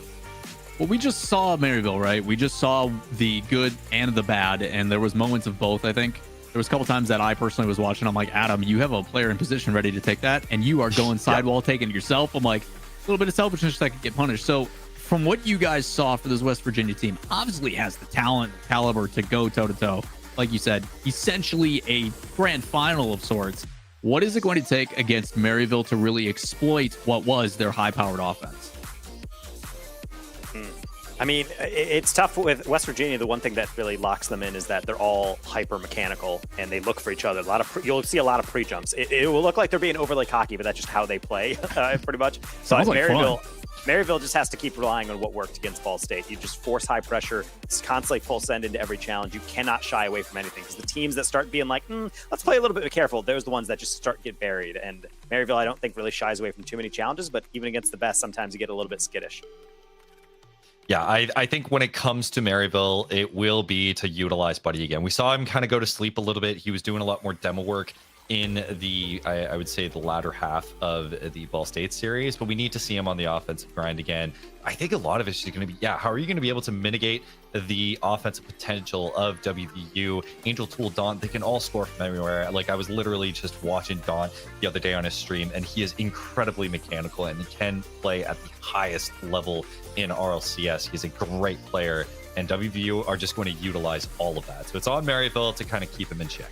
Hey man, we've got overwhelming pressure up against mechanics and pre-jumps. Sounds like a fun series in what is essentially a glorified grand finals. But without further ado, guys, let's get into the series. About time. Yeah. I'm so excited for this one, Taco. I think this is, Ball State, Maryville, we knew that was going to be a banger series. Maryville, WVU, this is what we are expecting in a final of some sort. I mean, it does feel like we've leveled up the power level of Rocket League in Collegiate so much that really we say that phrase over and over because frankly we have that many good teams in Collegiate. Dude, they're so strong. Yeah, gone are the days where it's like, all right, we have Northwood and we have everyone else. Now it's like, now we have Northwood and also these 17 other programs that probably could be like an elite level program. As Angel, nearly with his very first touch, gets a flip reset and carries it all the way. Yep. Also, I do want to point out, I don't know if this is a name change, but we also have Daunt. Matter in. Matter is Daunt, by the way. Matter That is a name currently change. Daunt. Yes. Okay, all right, that is a name change. I don't like that. I wish you would change it back. But regardless, that is still a name change. And with it, WVU will kick things off from a shot from Tool. Yes, and being able to just make fun of the other team and just say, haha, you cheated up too much. I'm just going to throw it right over your head. But granted, Matter also going for that demo attempt to be able to change things up. We might say Matter, we might say Daunt, based on how it is. Even with a name change, I'm reading Matter. It's hard to change habits, and it's really hard to save a shot that fast. This is 422, and already WVU, it just feels like they have complete free entry into the Maryville Gold. And even with an attempt to cut off, it was not stopped at all as Matter will make this 2-0. Now at 30 seconds in, I mean, we talked about how good West Virginia is. We saw how good Maryville was against Ball State. So now I hope everyone understands really what Maryville is truly dealing with here. This is two rank X players, and I believe Daunt rank A. Might be underselling them in that one. Just definitely on paper, one of the most terrifying rosters you can go against that is not named Northwood. Yeah. Now, when it comes to the skill level, we do know of it, but you know that Maryville definitely has like their own skill in their own rank. I mean, these are all RLCS caliber players who have played on an RLCS team at one point or another. I would just say that WVU, the squad, has done it more consistently recently. I think I would have to double check. I think Buddy's also been on one recently, but it's all just been like top 16 or fringe top 16. Definitely made it the furthest in quals. At the point, Collegiate is another game entirely, and both of them have a decent amount of experience together at this point. We will be seeing maybe another continuation of some offense from Maryville as they're still trying to find their footing in this series. Honestly, this is feeling so uncharacteristic to watch Maryville struggle to get that offense. Adam did see a brief opening, but Angel will shut the door just as quickly. So 2-0, Matter. Are we calling it Matter? I think we're just calling it Matter, right? Yeah. Yeah. I mean, it'd be weird not to. Yeah, it'd be weird. Gotta respect the name change. I think his like stream and his that was almost insane from Maryville to go for the dunk underneath. And second touch off the ground, 250. And now Maryville finally getting some presence on the pitch. Cool, getting all of that 50. Matter and Tool actually both up for it. I thought that was going to bite him a little bit, but no, everything's all fine. Matt's going to go for that one again, as Angel will be able to torch that read. Now Matter already up. Tool on the foul off the crossbar. Wow. Razor sharp counterattack. Just immediately, no effort at all, just going for it in the midfield. That is 0-1 incarnate on the pitch. So effortless from the WVU side, and Maryville just not getting any presence thus far. Every single opportunity they've had has been tossed away. It can be really tough to be able to play against a team like Maryville because you have to contend with so much mechanical skill, but WVU is kind of like, well, what if we just outspeed them? Because right now they're straight lining it to every single read in the air, and that's why it's so awkward to watch Maryville struggle here, because typically you're saying, well, they're the ones that set the pace, but WVU, again, it does seem like they did step up. We saw them come in, they played Summer Series, they dominated, had the best playoff run I've ever seen. Literally, I think it was 4 straight 4-0s. Yeah, it was in the something playoff like bracket. 27-1, I think, something crazy like that. Yeah, across like all competitions, like they just dismantled everyone, and then really underperformed in fall. So it's showing that consistency is an issue, but it does seem like maybe not they're back. But you know, I'm ready to be hurt again, WVU. I am opening my heart to see if maybe you are the super team that we thought you could be. So I think what's interesting about it is that WVU is one of those teams that I think benefited a lot more from teaming together during the RLCS season. You know, obviously because we didn't have a fall, this one won't go in. But because we didn't really have a fall semester, they put all that time into playing at the RLCS level, and Maryville will respond in kind. Not done just yet, mid-18, and Maryville's on the board. Yeah, a little complicated here from Tool. He entered the goal right as that shot came in. Granted, to his credit, almost got back to it, but gonna be something that maybe he shakes his head at and says, okay, yeah, I maybe didn't have to get that one. So not a save gonna be added to the tally. Instead, 1 back, but still 2 to go. That's got to feel like such a mountain to climb. The Maryville. Can you respond? It almost feels like how they were against Ball State when Ball State were up 3-0 and they made a decent comeback and had the potential to. Tool just goes for the bump, opens up the net. It's 4-1 later. And Angel being able to laser one into the corner, but the lead demo, and then Buddy fake challenges, and then he realizes right in that moment, I have made a mistake. And that goal is wide open. But I don't know if they really believed they had enough time to get enough offense to really, truly generate it. But if they even had the inkling of that idea, it is completely out the window at this point. 3 goals in a minute. The way WVU is playing, that is a tall order. The Knight will do the best he can. Tool just so casually just backflips, and it makes Maryville just fall apart. Even the fake. Tool sends it up high. Matter. Flip reset pass, but it will be received, and this is all but over. So Maryville, you're gonna have to work from behind from feels like the first time in a series this playoff. They're putting Ball State away, and I kind of worry. I mean, this is a WVU that's looking so strong, but at Maryville, they are better than this. They usually play better than this.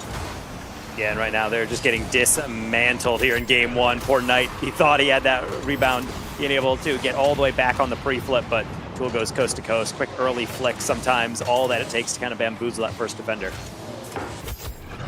14 seconds left, 5-1. We won't see the Brazil, but it would be funny if we did. Regardless, Maryville. Adjustments they're going to have to make for next game. I mean, I really felt like I could count on a single hand the amount of times that we saw Maryville in the blue half, and all of them were for naught except for a brief transition. So Matter goes for the demo, and that one even goes through. Matter, you're disgusting. This is Rocket League from Maryville. That was a 1v3 demo bump, and then immediately carries that one through. That is incredible. To say a solo play, that's one thing, but to actually carry that through every single member is otherworldly. Maryville, I mean, if you're already not demoralized, then how about that one to cap off game 1? I don't even, honestly, I think if you're Maryville, it's not even so much you get demoralized as you kind of laugh it off. The fact that they did the This Is Rocket League is like, all right, we just got bodied right now. Let's just write it off, figure out what we need to do, just play in the next game with a fresh mindset. That is 11 shots from WVU compared to 6 from Maryville. Just all of the presence in WVU's favor, with 6 of those shots making their way through. A nice 3-2-1 from Tool, Matter, and Yeah, everyone getting involved, and that is exactly what you expect out of a top-tier collegiate team. We went through this era for a long time within Collegiate Rocket League, and you could argue some teams that kind of exist in this archetype, but it was typically you have 2 players on a team that are like really incredibly high-ranked and really respected, and then you have like a third that's just kind of there, and he's like, I am also a member of this team. And it was like, this team is good, but I don't really know how well they can really stand up here. But West Virginia, Maryville, Northwood, you have Ball State, a lot of these teams where they're all just so incredibly talented. So even when you have a day where maybe Angel isn't striking that well, Tool's still hitting hat tricks. Still matter 1v3ing people. Like, it is really at this point where school recruitment for Collegiate is not just based on luck and who happens to attend your campus. You can find talent from all over the continent. We're even seeing EU players start to get recruited over. Concord. Concord just recruited Crispy and Samas. So a lot going around here. Interesting stuff in the Collegiate era. West Virginia trying to plant their flag, and how would a $5,000 prize pool to start off the summer sound Tool. for them? I thought Tool had the shot, but we are in game 2. WVU with the lead, and will do so again. What is this save attempt? Just completely disappears. That deflection completely took out both other players, and you see Buddy almost turning his ball cam back on as he's in goal. Wait, I'm the last defender, and then suddenly has to make up for that save. Tool seemed just as surprised, but he did not hesitate when he got that opportunity straight to that top corner, and here we go. West Virginia still on a roll. Adam trying to take him off of it, but not able to catch up to it. That's just sheer speed from Tool. Knight, he's going to try for the dish again, but you can't fool WVU like that. Dishes like that won't come easy, and this transition might even hurt more, especially as the double comes through. Adam, he gets pushed from the way, dunked through. Matter will clean it up. WVU 2-0. Matter really trying to just mind game them, and that it's a situation in which the dribbler will almost always win. If you have a defender backpedaling on the goal line, the odds that they're winning that 50 and getting it clear are so infinitesimally small that any smart player on the ball is going to actually force that 50. And it's smarter players are going to slow down and wait for that pass behind the defender. West Virginia, you are taking apart a dominant Maryville. This is dismantling. Like, if you if you ever want to see just like what it feels like to be a bubble player versus just like a high-ranked player, this very much feels like it. And despite the fact Maryville, they have RLCS caliber players on them who have played at a high level and who continue to play at a high level. I've rarely seen just two similar ranked teams just get completely dismantled like this. And the pass and shot almost finds its target. WVU are on another level right now. Ooh, Tool, nice 50, and Angel immediately fake challenges. Knows Adam, he has nowhere to go, and that's the thing that I love about watching Angel in particular. He's a player that really stands out in the way that he's cerebral on all these reads. You'd like to think everyone else is the same on their positioning, but it doesn't quite work out like that. Tool sees Adam start to move forward instead of the backboard, and he takes advantage. And honestly, again, this is just can't afford to make these mistakes at this level against a team like WVU, especially when you're already getting torn apart limb from limb. What a brilliant way to solidify this lead. Buddy, it is on you. You're going to put a shot on, and just the cut from Knight doesn't really go anywhere, but I think it's to keep possession going for Maryville. Let's see Tool taking that one slowly. Knight able to backpedal, but not really do much other than that. Angel set down, delayed flick, heavy deflection by Knight, and another double commit might mean Tool and Angel combined for another one. As he said, I'm not necessarily saying Maryville is getting outclassed permanently, but they're almost doing it to themselves. You can see they're really in their head. Like, it feels like we saw inklings of this during the Ball State series, where it was like, okay, we had a couple double commits on the defensive end here and there, a couple commits on the offensive end, but they weren't really getting punished for it, and they weren't executing it like almost every time. But it feels like WVU now, they're putting them in these positions where they just don't know what to do, and now they're making these mistakes time after time, and WVU just keep punishing.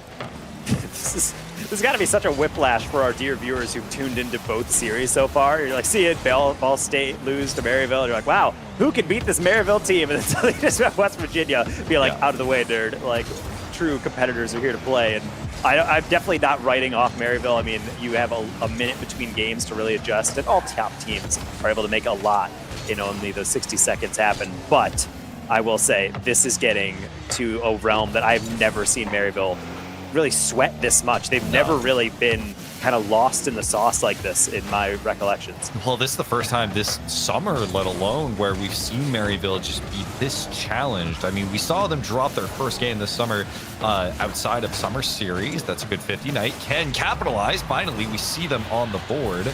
We see them dropping their first game in this tournament this summer. They're still 7-0 in Summer Series, but then here, this is just them getting dismantled, and I think even for them, this is a whiplash.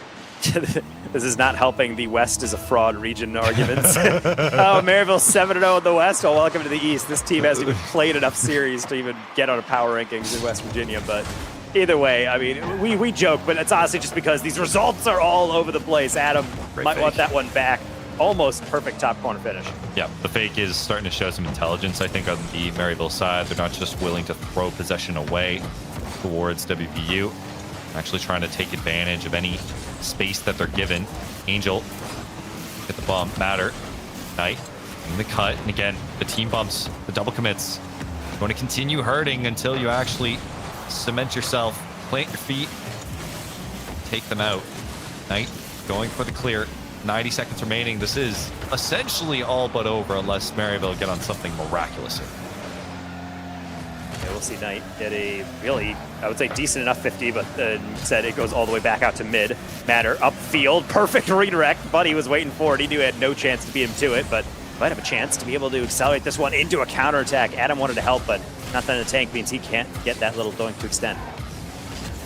See, just a couple more possessions. Good cutoff from Buddy. Adam chases it down, puts it off the back wall. Buddy puts it on, easily saved. Knight for another flip reset, potentially. Buddy goes for the aerial bump, doesn't get anything from it. Minute remaining.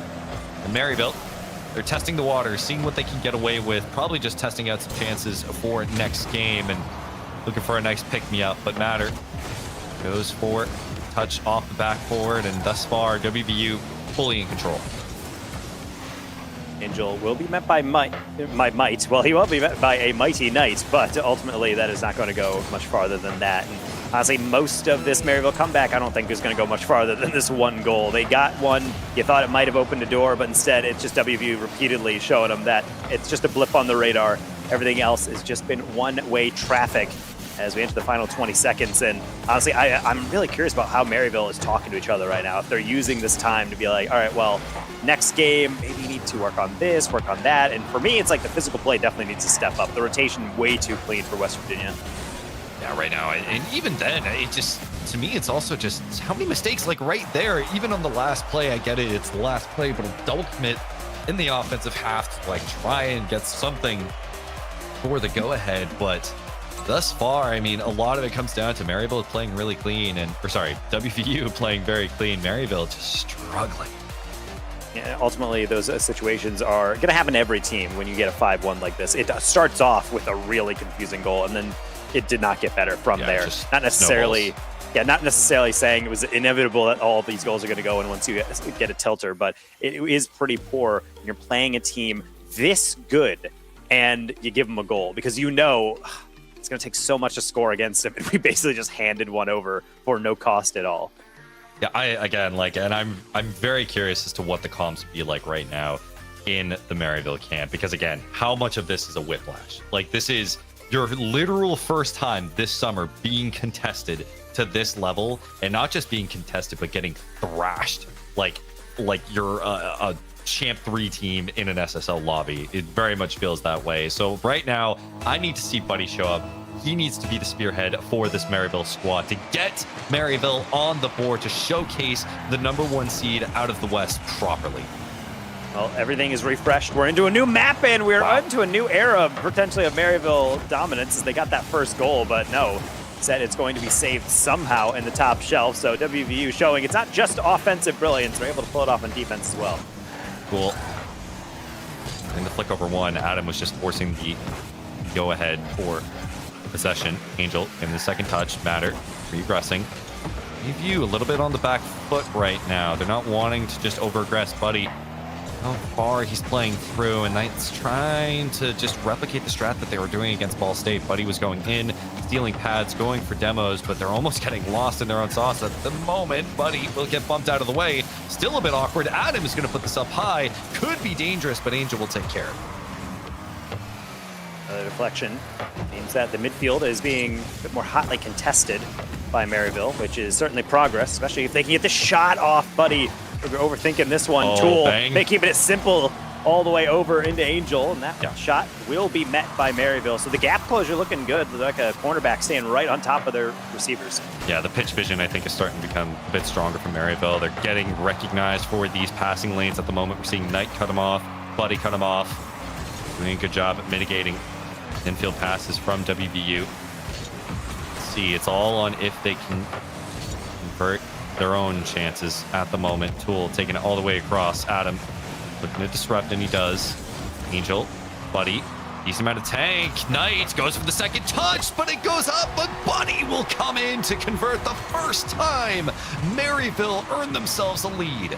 Smart play from Buddy. Lesser player probably would have left, got some boost steal, trusted Knight on the double, but knows that that angle is going to be close, but if Knight misses it, it's going to go straight down. He has to be on the goal line for that follow. Buddy is, and therefore you will be seeing Maryville get a lead, and I believe that's actually their first lead of this entire series. I'm not going to lie, though. The amount of times I think I've seen attempts like that where they just still find a way to brick it off the crossbar because there's so much speed coming off that touch is way too common, but Maryville is too good for that. So 3 minutes, might have another chance here. Adam doesn't get the good touch that he wanted, but he will go in to try and keep possession.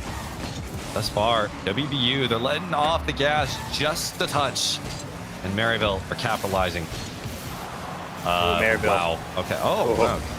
Yeah, spooking me a little bit there, and you can see Matter trying to play for that odd angle that I mentioned earlier, that when you have the defender backpedaling, the only exception on that one is that Matter has way less of an angle to deal with. Lead demo, Matter getting back, gets that first touch away. Adam beating past two with that soft touch. Buddy waiting for it, but Matter and Tool taking away most of those options. And so now it has to go all the way down to Knight. He fakes the shot as he really thought WBU would dive in, but everyone's surprised that that was not flying right on target. I thought so too, but honestly, I think it's probably better for it because if you look at the positioning of Maryville, they were all advanced forward.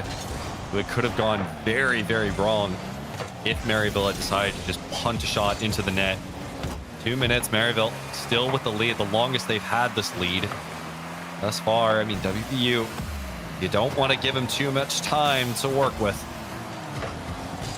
Oh gosh. Double. Going to be fast enough to beat out Buddy. And Angel's going to be pretty quick to get back to this one because here comes all of Maryville downfield. Buddy underneath. Tool somehow digs that one out, avoids any deflection, and will also be able to retain possession on this one, playing it slow, letting his teammates catch up. Yep, WBU given a bit of grace there off a great save from Tool. Was honestly just a pretty impressive angle to have to scoop it underneath. Tool still trying to just advance the offense. Matter, that's a good read. Is the third man coming through? Angels to touch too slow. Buddy gets the read on the cutoff. Just over a minute remaining. Maryville, a complete reversal of the previous two games. This looks like the team that we were expecting. Still see WVU. They're thinking. They're formulating their response right now as we speak, and still going for interesting setups as well, just straight into the ceiling. Means Matter will take the handoff. Angel with a lot of boost in the middle will not be able to use any of it. That's why Tool going to chase this one down. Angel got bumped, but he's still on this one. Buddy, if not for the lack of bumps, probably would have got beaten to this one. So everything restarts from the back. Tool off the ceiling. Angel looking for a pass across, and neither thing that they're trying out is going to come to fruition. Knight will chase this down. Angel, WVU, no, they're not done yet. They have 30 seconds to work with, and they're going to make full use of it. Matter going to play the slow, look for the 50. Buddy, I didn't like it, but it somehow works out for them. It's West Virginia. We'll look to keep it in the midfield, just try and waste the boost from Maryville. Only a few more chances left. They want to wrap this up quick. Tool. Couple more chances maybe for WVU if they can take some smart 50s. Oh, but gosh. Right now it is really lingering in this Maryville corner, and they're going to have to dig it out, especially as Adam will send it all the way down. Matter, an interesting flick as Angel gets that all the way over. Knight has to bend over backwards, and he's only going to get an extension. Buddy spikes it down. Angel did not anticipate, and it looks like Maryville does not go down quietly. There's one win, potentially more on the way.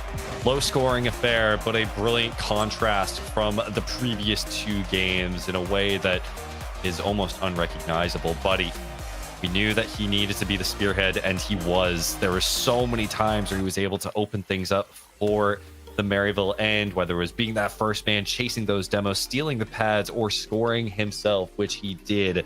Maryville are able to bring it back to WVU. And again, like, look at the contrast of just the score lines, right? We went from, what was it, 5-1 or 6-1 to just finally a 1-0 win for Maryville. And seeing that is such a weird thing to see for anyone who's tuned in to this whole series, because they're saying, oh, West Virginia, seems like they're rolling, but this is exactly why I say, hey, when the game ends, everything resets. You get a full minute to really think about that, digest it, and then really think about, okay, well, this wasn't working, that was working. Let's try to tweak things a little bit. And then whatever Maryville decided to talk about, It's definitely working. And I will say, crashing the boards on those follow-ups, definitely helping out. But that one goal was strictly just because Knight got the golden opportunity and Buddy didn't let it up. Yeah. Buddy, I think, is being the catalyst right now for Maryville and will continue to be so, hopefully, for Maryville in this game 4. We will go back into the series, and West Virginia are going to want to take this one back. Game 4 starts now. Matter into the ceiling, but Knight was already on the ceiling, more or less, being able to reach that one quickly. It's always kind of the new idea off the kickoff when you do get the air dribble. Typically, the player on the far side on the mirror image is just going to pre-jump you. So certainly, Matter knew Knight was up for this one, and Matter also knows Knight's up for this one as well. Angle and a half, and he bangs one down. Yeah, WVU, they're not the only one with the mechs. Great catch from Knight and good follow-up as well. 3 touches in total from Knight. Be able to score this one, put Maryville on that board. 441. West Virginia, what was a dominant series thus far, has fallen a little bit out of their hands. Well, Adam will do his first job to be able to stop that one in its tracks, but Tool patiently waits to pop it over Buddy. That's why Knight is the reliable third man on some of these defenses. Flip reset all the way back down. So good getting that extra couple touches. And it's one of the things that I really do like about Knight on this Maryville roster. Definitely one of the better players in CROS for that reason. Kind of hard to tap down, and even as you're playing against WVU, they're going to get tripped up from time to time as well. Knight was really the addition, I think, that completed this roster, that really made them a contender, not just for the West, but for CRL. I think we're starting to see exactly why. He hasn't been, I would say, the highest scoring player, but he's been that linchpin. Just as I say that, Adam able to knock this one out a little bit too close for comfort here for Maryville. Angel completely uncontested on this one. Typically does not end well. He's dragging that one all the way to the back post in Maryville. That's a lesson you only have to learn once. That's so casual. Like he's just dropping off the milk. He's going for some groceries. He's like, all right, let me just go drop off the mail. Angel for West Virginia, able to tie this one up. And now Maryville, you got to be careful. Know how effective WVU can be when they get the score line going, and it's on you to make sure that doesn't happen. There's almost an air dribble that you can see Angel's car language, like, Izzy's up. He's like, wait, really? No one's up? All right. And they just immediately start dive bombing it into the only space on that goal in which there wasn't a Maryville defender. That amount of control is unreal, but that's why this man is more or less de facto captain, longest running member of this WVU roster. And now with the addition of Matter and Tool, now he's trying to prove that he's still one of the best in the East. Tool joining him in those accolades, potentially trying to also get an air dribble, but Maryville very quickly to that one. Also remember that Tool and Angel have been teaming for a long time now. I'm pretty sure that you could probably track them as being one of the longer duos in RLCS history at this point, what feels like years. They do put that reputation to work, as Tool will be demoed out of the way. Adam, no boost, will go for the flip reset, and Angel will scoop it underneath. Yeah, the dish from Buddy as well. To pickpocket Buddy as well. I like that challenge quickly, but Tool actually has nothing left in the tank, so Knight just gonna slip on through again. Yep, casual. Knight puts it off the ceiling, and then the follow-up. That is actually disgusting. I hate how casual these guys can do that. It's you know? so crazy, dude. You know, you watch these games and you're like, yeah, these guys are pretty good. And I conceptually know how to do this. And you go into free play and try to emulate it. But then you see stuff like that. This is a game in a semifinal for a $5,000 tournament. And this man's like, what if I reset in the ceiling and go for double? Yeah, like, just casual. Unreal confidence. You can't teach that. No, you can't. But it's one for the Twitter clips for sure. I'm sure he'll hopefully save as Angel. Again, WVU on the back foot. Again, this huge contrast in momentum has shifted. Matter, though, getting the second touch. Knight will be there. And Knight being that player for Maryville, taking the weight off of Buddy's shoulders and proving why Knight was brought into this roster. Able to almost getting that touch. I was really anticipating that one, but every time there's a miss on the sidewall there, it creates this kind of like half second of, wait, really? You missed that? Because everyone in this lobby is high enough level that misses are probably the most rare aspect of this type of game. Same with lost 50s, which is why this one is completely neutralized in that corner. Maryville much they're competing against WVU, they're also competing against the clock, just trying to hold on to this lead they've been able to carve out. Certainly, they've come at a premium all throughout this series. Nice little infield pass. How about a third into Knight? The dunk not on target, but my goodness, was a goal back in it. Just look at the contrast, even just in positioning. You see Maryville, they don't want to rotate out immediately. They're more than willing to stick on by. Buddy is going to put this one just high. Knight going to keep them play. Adam's going to chill out a little bit. Just wait for WVU to use some boost. Last minute remaining. Matter will collect. Flip reset. Knight, perfect touch. Tool's going to go up high. Matter in the waiting. Angel puts this one just wide, and Maryville live on. Cool. Going to think about that one, and I really like that placement. Perfectly out of the range of Buddy. Means Angel going to do the exact same. He's carrying across. No ground double. But that's all fine, because Knight, as always, is the last player to be able to clean things up and take it all the way back down. Again, West Virginia forced back all the way back to their goal line. They have to rebuild, which isn't too bad, especially when Angel has boost, but Knight already up in the ceiling. Angel tries to fake low, but Tool's there. Maryville starting to cover a lot of ground. Buddy, great stop on Tool. Yeah, great coverage from Buddy and Taco.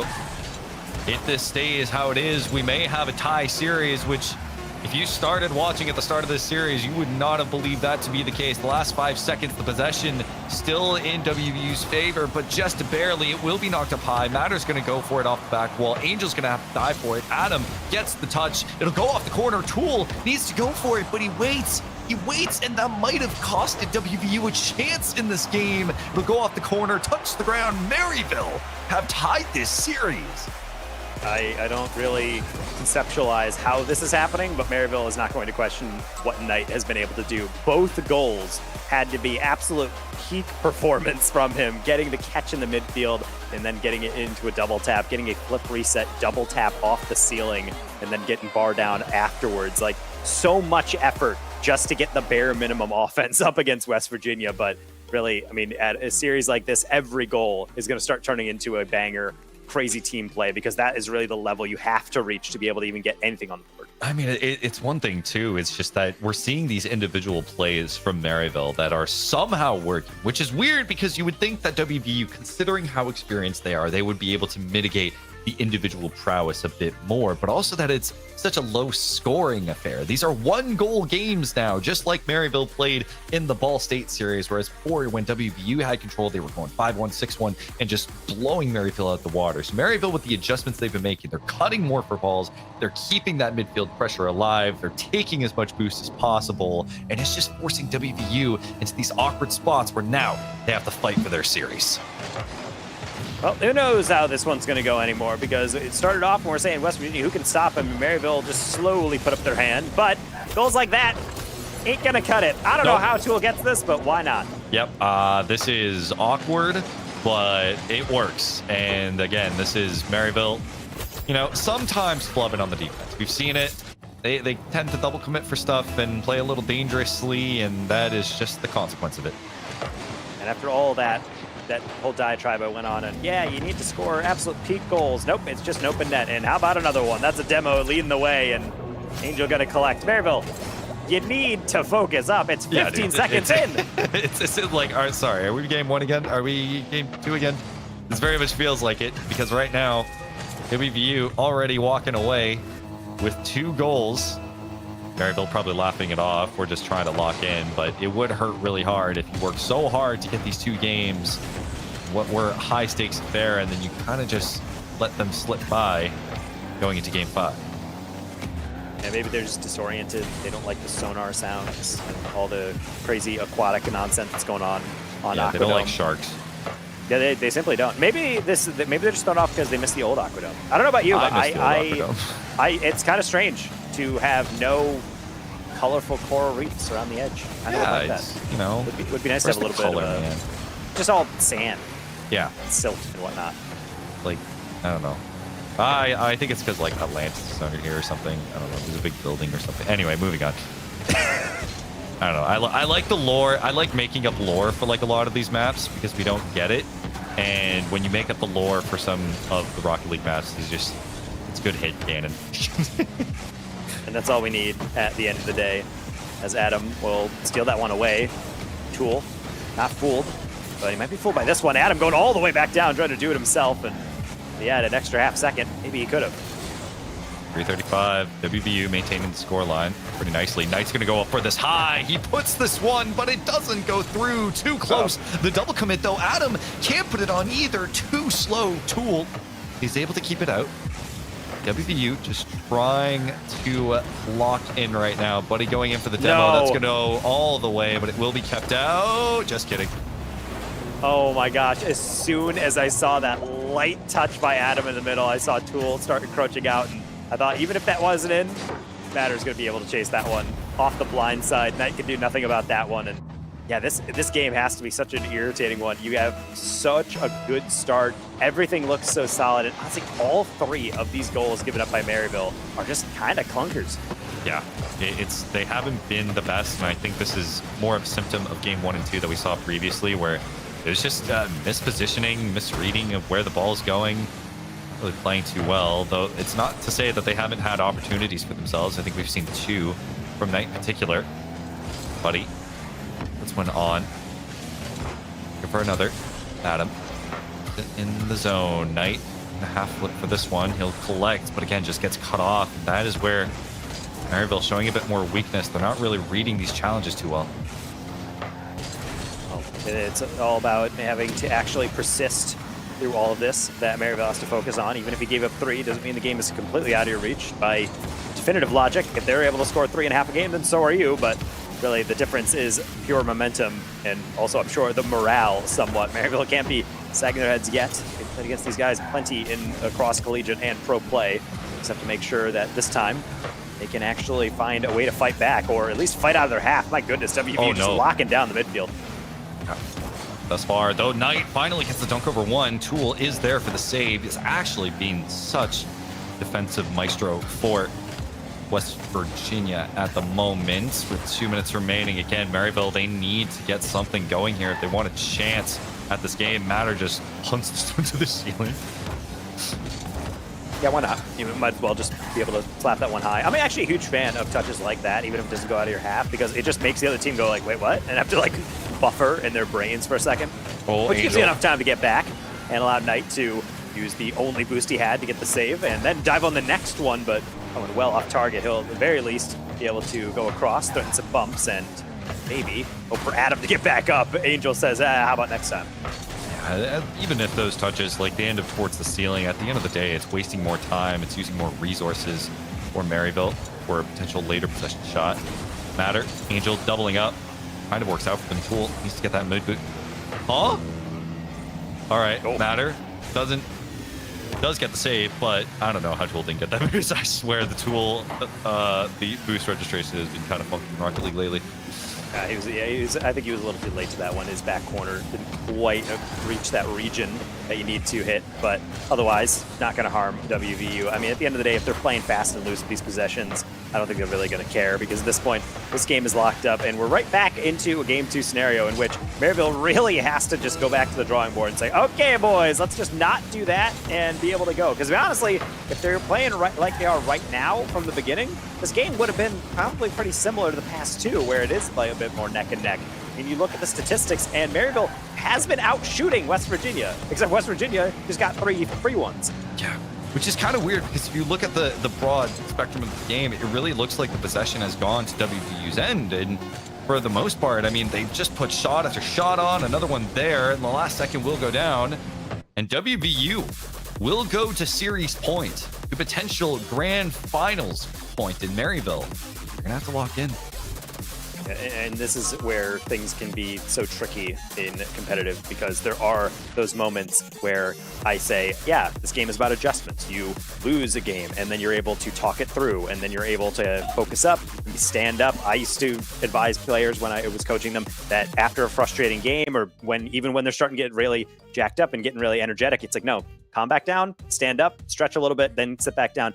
And usually that propels you to restart and get a little fresh. But other times you will have moments like that where it feels like you're making progress, and then suddenly it goes all out the window. So I am fascinated by how Maryville is going to be able to cope with this. And again, even if Maryville win this, I think pretty sure WVU definitely gets the nod as far as most goals scored, just because of how much sheer outscoring they've done for Maryville right now. I mean, Maryville, I think they've scored a combined 3 at the moment. Like they've won one by 2-1, and then they've lost. Yeah, they've gotten like 4 or 5 goals in total, whereas WVU have gotten like 13 at this point, or 14.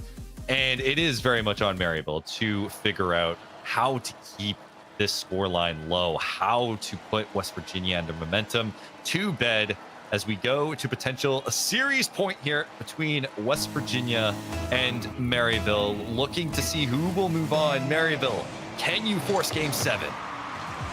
A notorious map within both RLCS and CRL. Game 6, where so many promising series come to a close.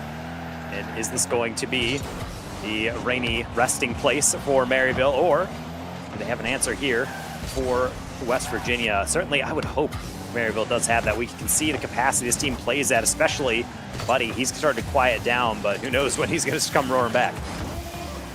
Yeah, and I did just get confirmation that currently Maryville have scored 5 goals and WVU have scored 15, which the contrast in terms of just how low the margins are to be able to score that many, but also gain some games off of it to make it this close of a series for Maryville is something to be said. Knight will get the redirect through, but it will be saved by Angel.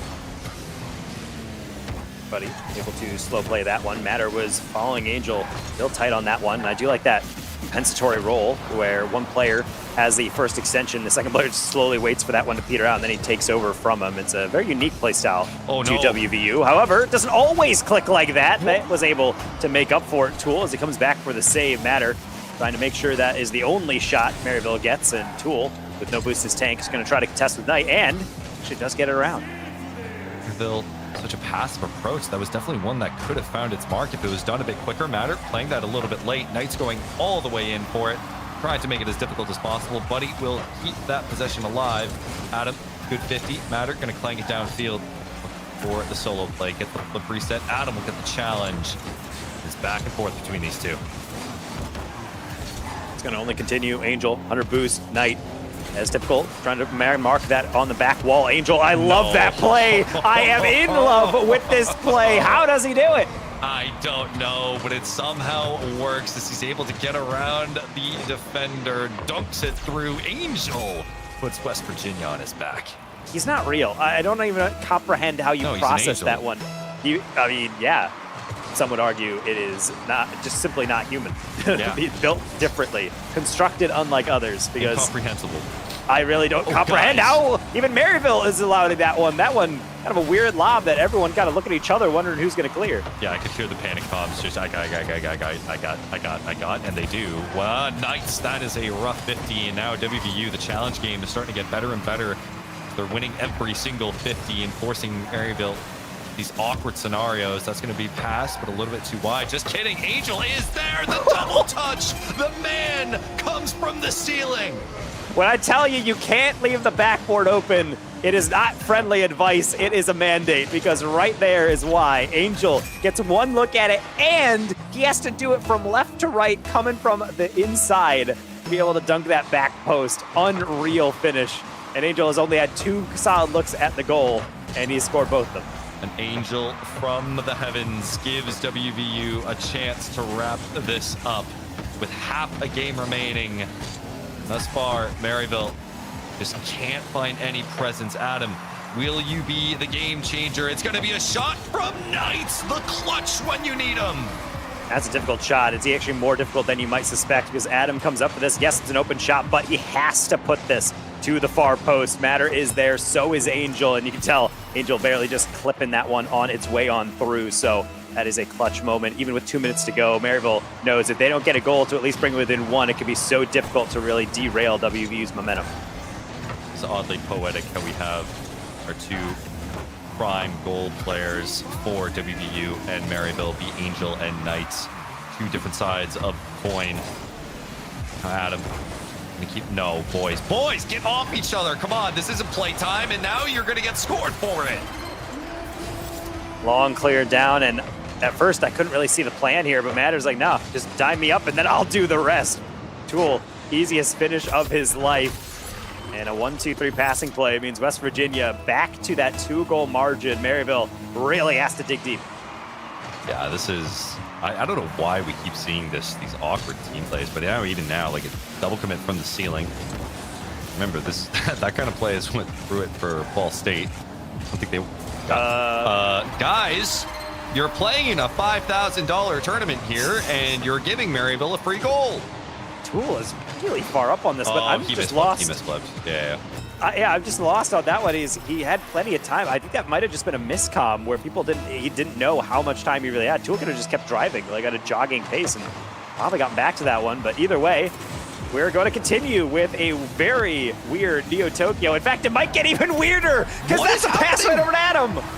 Adam converting, West Virginia collapsing.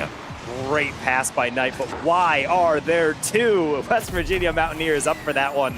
That just left everything wide open. And in the backfield, the third grab and boost is suddenly looking back, turning on ball cam, saying, wait, homies, I thought this was all good. Instead, might get even worse for West Virginia. Buddy on this one, and Angel, the panic backflip right into the ceiling. Yeah, it's not done yet for West Virginia. They still have at least a tie and potentially a shot. A double commit, though, from the defensive end and a demo, and that will open things up. Guys, the mistakes that are coming through are not pretty at all. This is a goals per second only matched by Plat 3 gameplay. I've never seen this before in like a CRL matchup with so much at stake. It's just goal, goal, goal, Yeah. goal every 20 wish, seconds. I wish we had the Champ 3 gameplay points command right now because, oh man, does it need it? Tool, we'll see if he solos Adam. Minute remaining in Maryville. Still have a chance to tie this up. WVU, they want to wrap this up right now. Go to that grand finals. Adam, Ooh. I don't know. Buddy collects the boost. Angel baits out. 1 minute remaining. Maryville, you're on your last legs. Adam should be able to get to that one until Angel decided on the zero boost turn. Really didn't think he would commit to that one, but actually better that he did for WVU. Now Adam has to build from the back. Only one more touch. Matter will actually help him out here. Knight with no boost will be able to get close, but not close enough. Buddy alone in the boost. Options starting to run out for Maryville. This is where desperation comes into play. We're talking less about those tactical plays and more about throwing those Hail Marys. Buddy, need to take the team on your back. Clutch up as you have in years past. No boost. Angel, play for the challenge. 19 seconds remaining and it could all be over. Tool, Matter, playing this passive. Keep going. Knight, pass. Adam, playing it passive again. Knight is trying to go for the demo. It's going to go underneath. Matter, Buddy, this is all on you. Can you be the hero? It's going to go high. The last possession. Where is anyone from Maryville as this one will touch the ground? West Virginia goes to the grand finals. Unbelievable ending on that one. If Adam has any boost, that's a wide open shot, but with only 12, he had to wait. West Virginia outpacing and outweighting at times Maryville, being patient on the defense, aggressive at other times, and after one of the most chaotic game sixes I have ever had the pleasure of casting, we finally do have our first grand finals. Congrats to West Virginia. It took some doing, but Maryville, better luck next time. Yeah, definitely had some scary moments. I'm just happy it wasn't a blowout because I didn't want to deal with all the West fraud accusations. Okay, I think Maryville, they played a good series. We still get to see the West represented in a good light. West Virginia, man, like they look like a reformed version of the South. I think a West Virginia from 2023 fall. I don't know if they win this series, but this was one that I think locked in. Except the last game, that was weird. And then essentially, I think they're in a good position going to grand. I think this is a nice return to form from them because in a way, those losses kind of make you confident that saying, hey, we played a team that actually started kicking us around and then we were able to compensate and be able to throw them into a weird position. So love to see that. And I would love to see also more collegiate action as well because this is Collegiate Ascension. That's our semifinal. We have more Rocket League on the way after the short break. We'll be back with Lawler to dissect everything, continue onwards and see how this one's going to end up.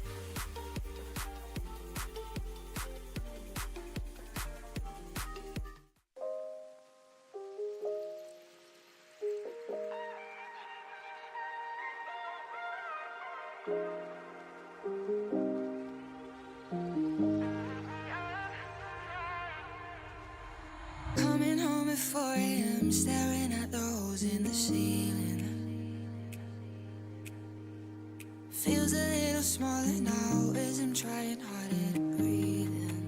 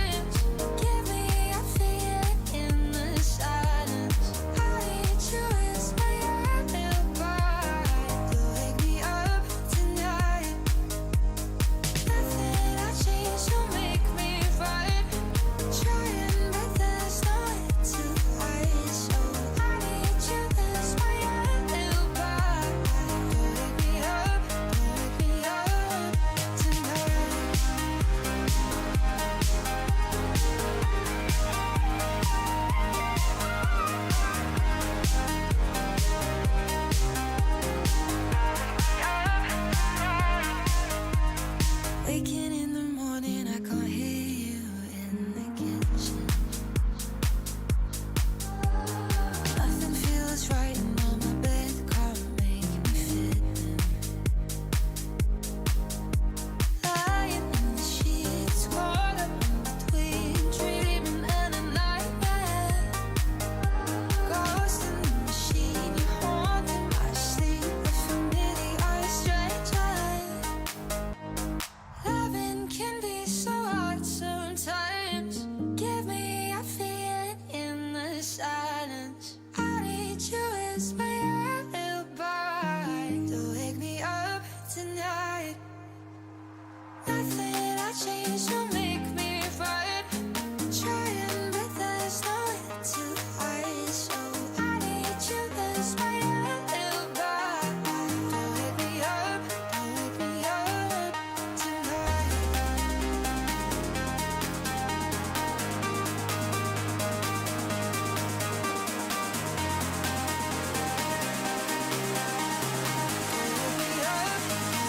up tonight.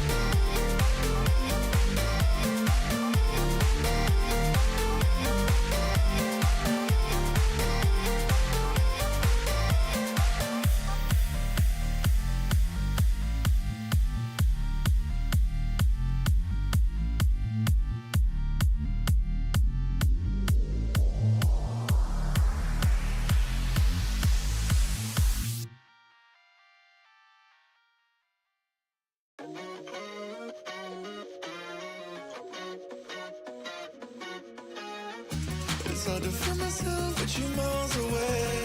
I've been wondering why you cannot stay. Till the sky's blue when they're always gray. Trying to swim myself, but I can't find a way. Diva, I need.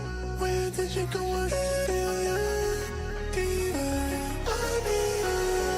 Where did you go? Where did you go?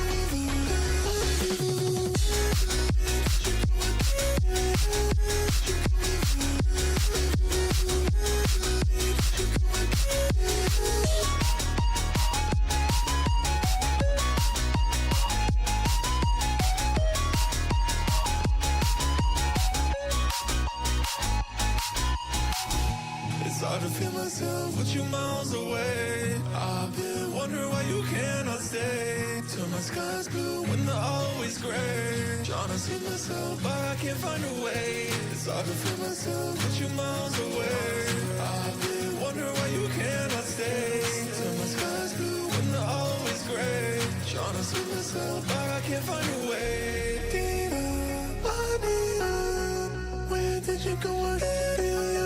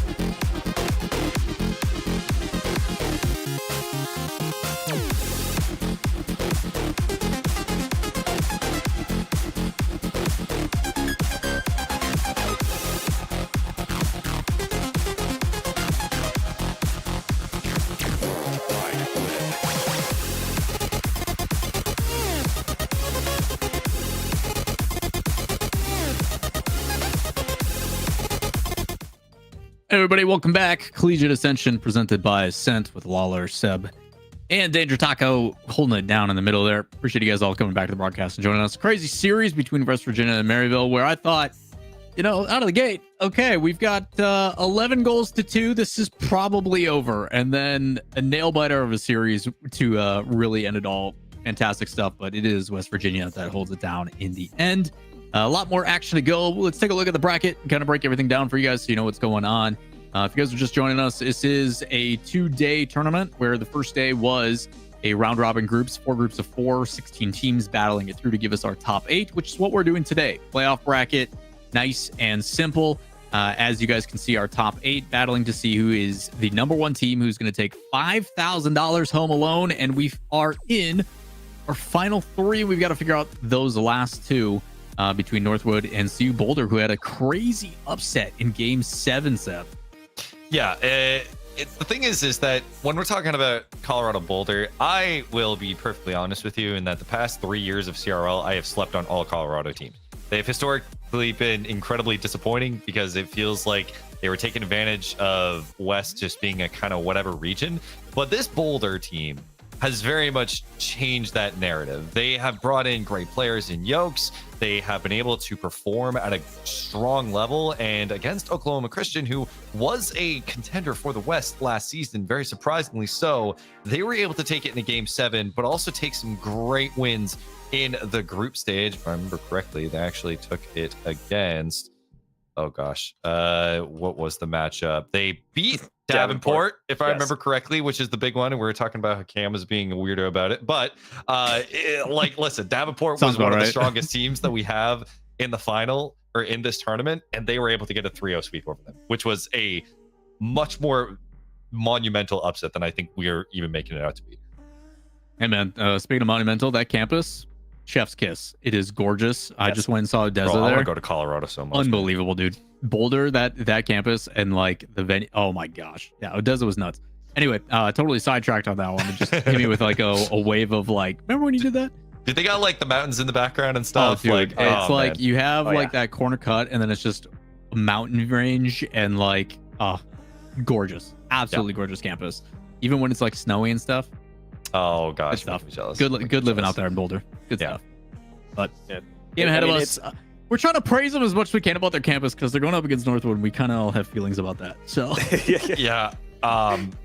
Taco, you can take it from here. I mean, Northwood is one of those teams that's lay them just- down gently here, Taco, please. They're just exhausting for a lot of teams to go up against because, yeah, Northwood, and it was the same old. It came into the newest super team, which was Lion Blaze, Zanil, and Hockey. And then Lion Blaze has been revealed to not actually be on the Northwood team. And we're like, huh, that's unfortunate. Well, surely they can't find another really good pro player. No, it's TSM's Creams coming in, the teammate of Hockey, and everyone just kind of throws up their hands and goes, okay, fine. I guess that's just how it's going to be. So they have kind of torn through everyone when they have played, but they've been pretty quiet this summer series. They haven't really played much games at all. We haven't really been able to see them too much, but when they do, we're like, oh yeah, they're still good. That makes sense. Yeah. And so Colorado, yeah, you've pulled off a lot of upsets. If you pull this off, then this is single-handedly one of the most impressive individual series we will ever see. Yeah, I mean, listen, the narrative is always death taxes, Northwood winning anything CRL related, and it very much holds true no matter what roster they have, with the only exception really being ones that they either A, don't attend, or B, summer series last year, where they did lose, unfortunately. But that was right when they made the roster with Zanil. Now that Creams is in, one, I have an excuse to be a fan of Northwood because Creams is Canadian, so huge. There's one Canadian in this tournament. That's a big pog, but it's just like it's hard to fathom like how much of a lopsided matchup this is. Like, yes, Boulder on a really good run. If they do get the upset, that would be one of the greatest I've ever seen. But I think we unbelievably have still yet to see the peak of this Northwood squad. Yeah, I think if we take back kind of a step to the original conversation we had about, really praising the organizations and the systems that are put in place for Collegiate and how much room they have to grow. Northwood is at the top. Like, they are really investing into their program as heavily as possible. For those that are maybe a little unfamiliar, Taco, or those that haven't been around the collegiate scene, what is it about Northwood? What is it about their program? Like, I did the CECC championship back in like 2019 or something like that. And like, even the rosters there that they fielded, we're talking almost 3-4 years ago, were also all the number one seeds coming in. Like, they have been doing this for such a long time. It was a program that for a while was really unique in that a lot of times in collegiate, especially in the beginning, there's very small universities that figured their niche and way of attracting students and national attention is just to throw a bunch of budget into esports, because at private universities, they can get away with that with a lot of their funding. Whereas with obviously public universities, there's a lot of like state funding that gets in the way. So Northwood was one of those teams where it says, hey, we have a pretty reputable like business school. We have a lot of other majors that we could do. But you had someone like Evolve come in, and he's one of probably the best known esports coordinators now over in Georgia, or rather NC State. And he built this program where he said, hey, not only can I build a good esports program, but I will convince really high-end players to go here, and we're just going to form a full legacy team. And he's been able to follow that up. Every time a player leaves or transfers, they just bring in a new one. They got a massive tier list, and even better than that, they're managed well. They all play together well, because we've seen plenty of times in RLCS, in CRL as well, you can't just throw 3 good players on a team and make it work. But they do. They actually play like a real team. It's not just sheer overpowering on skill. It's actually, they just take teams apart through their passing. Really well said, man. You talk about having a systematic approach, a formulaic situation where it's like, hey, this is what we're going to do. This is the program we're going to build, and you're going to be able to kind of just slot in whoever. I think there's proof of concept, which is amazing to have, especially in a program that has been such long-standing and touted as one of the best, if not the best, in multiple games, not just Rocket League. So with all that in mind, Boulder, good luck. It's going to be a tough one, but an uphill battle. Luckily, you guys are used to that elevation, so we'll see how it goes, guys. Take it away. Oh boy, Seb, I mean, how many times have we been here where the narrative is just, hey, let's see if it's an upset, because that's really the narrative, and I think it'd be insulting to be like, you know what? I don't know who's the favorite coming into this. I will say Boulder are on a Cinderella run, but eventually all fairy tales come to a close. Let's see whether or not it ends in glory or pain. Northwood with a premiere for many a team. This might be the first time a lot of people are laying eyes on this new roster. Yeah, I remember, but just because of how the scheduling worked, and of course with the Shift Summer League, a lot of these players, they haven't been able to play on many streams for the collegiate end of things. Hockey, crazy, almost putting that one through. And so now we're seeing them properly on a big stage for a good amount of prize money. Boulder, on the other hand, wanting to make the craziest upset of this tournament by far. And although we do hype it up, I mean, listen, it is Northwood. They are the kings of CRL for a reason. The greatest program to ever exist for some of the greatest rosters and players to ever participate. Yeah, and in the back in the day, we used to kind of say, oh, these rosters in some CRL teams, there's like a couple pro-level players, which is just a cute kind of way of saying these are players who have played maybe day 3 RLCS. No, these are 3 players on massive orgs. Zanil recently was on C9, Hockey, and Cream's currently on TSM, so clearly going to be a lot of power in this squad. And so to be able to see Colorado here, that's one thing. But after all their upsets, I remember seeing Thumper in the Twitch chat asking him, hey, what did you guys eat this weekend to be able to play this well? And Thumper simply just said, passion. And if that's enough, then best of luck, because they're going to need it. Yokes last second dodges that demo, gets the save, but he can't do it again. Yeah, crazy. You can see he was trying to pre-jump for it, recognized that he was in a dangerous spot. He dives all the way to prevent this lane from Hockey. Thumper as well, but he had no boost. So Hockey takes advantage, consistent as ever. And I'm just very curious, because this is my first time actually seeing this particular squad on the pitch for Northwood. And we've had Lion Blaze on the Northwood squad for years, right? At this point, Yokes actually might be able to collect it. We're going to be able to force it through. Boulder taking it to Northwood. I gotta say, Yokes has been one of the longer standing Colorado Boulder players, but he's finally has the supporting crew to make this team go from pretty good to great within the West. And Thumper, at times, crazy. There will still have Yokes be the Yokes show for Colorado. There's not the first time, I'm sure, you will be seeing that man hop on the scoreboard. He's also just one of the most active of these two in chat, and Hockey will immediately deflate anything, make it a 2-1 scoreline at 325. But Yokes, one of the most outspoken members for Colorado Boulder, tries to hype up the team as much as possible, which is always nice to see. He was in Discord a bunch and talking about the upsets going on. He's a great guy, and I'm happy that Boulder are finally having success, considering the amount of times that Boulder has been around the CRL space. This is a very long-standing program that has qualified for CRL many times, has participated in Collegiate for a very long time. Yeah, that's kind of awkward off the middle. Yokes is actually going to throw it right back into Zanil. That's a play that plays a lot of twos. You do not want to give him a free 50 in front of your net, but Yokes is fine because he'll keep on carrying forward. In fact, a perfect bounce up to Thumper. He's going to fake underneath Hockey, and if not for Zanil coming through, could have been a goal, and even worse, Brazy, no boost in the tank to prevent the counter. Brazy just a yard too far and not able to convert. That's the dangerous play when you overextend like that. So eventually you open yourself to getting punished. It's the cruel reality of rotating aggressively against this team. You need to be right next to the ball sometimes to get the rebounds, but then when it's slightly out of what you expected, then you see those kind of weird ones that just roll right down the middle. You're gonna get scored on a lot against Northwood most likely, but last thing you want to do is give them anything for free. Brazy trying to make up for it with a low 50. But Zanil, of course, not only gets the 50, but then the double tap clear as well.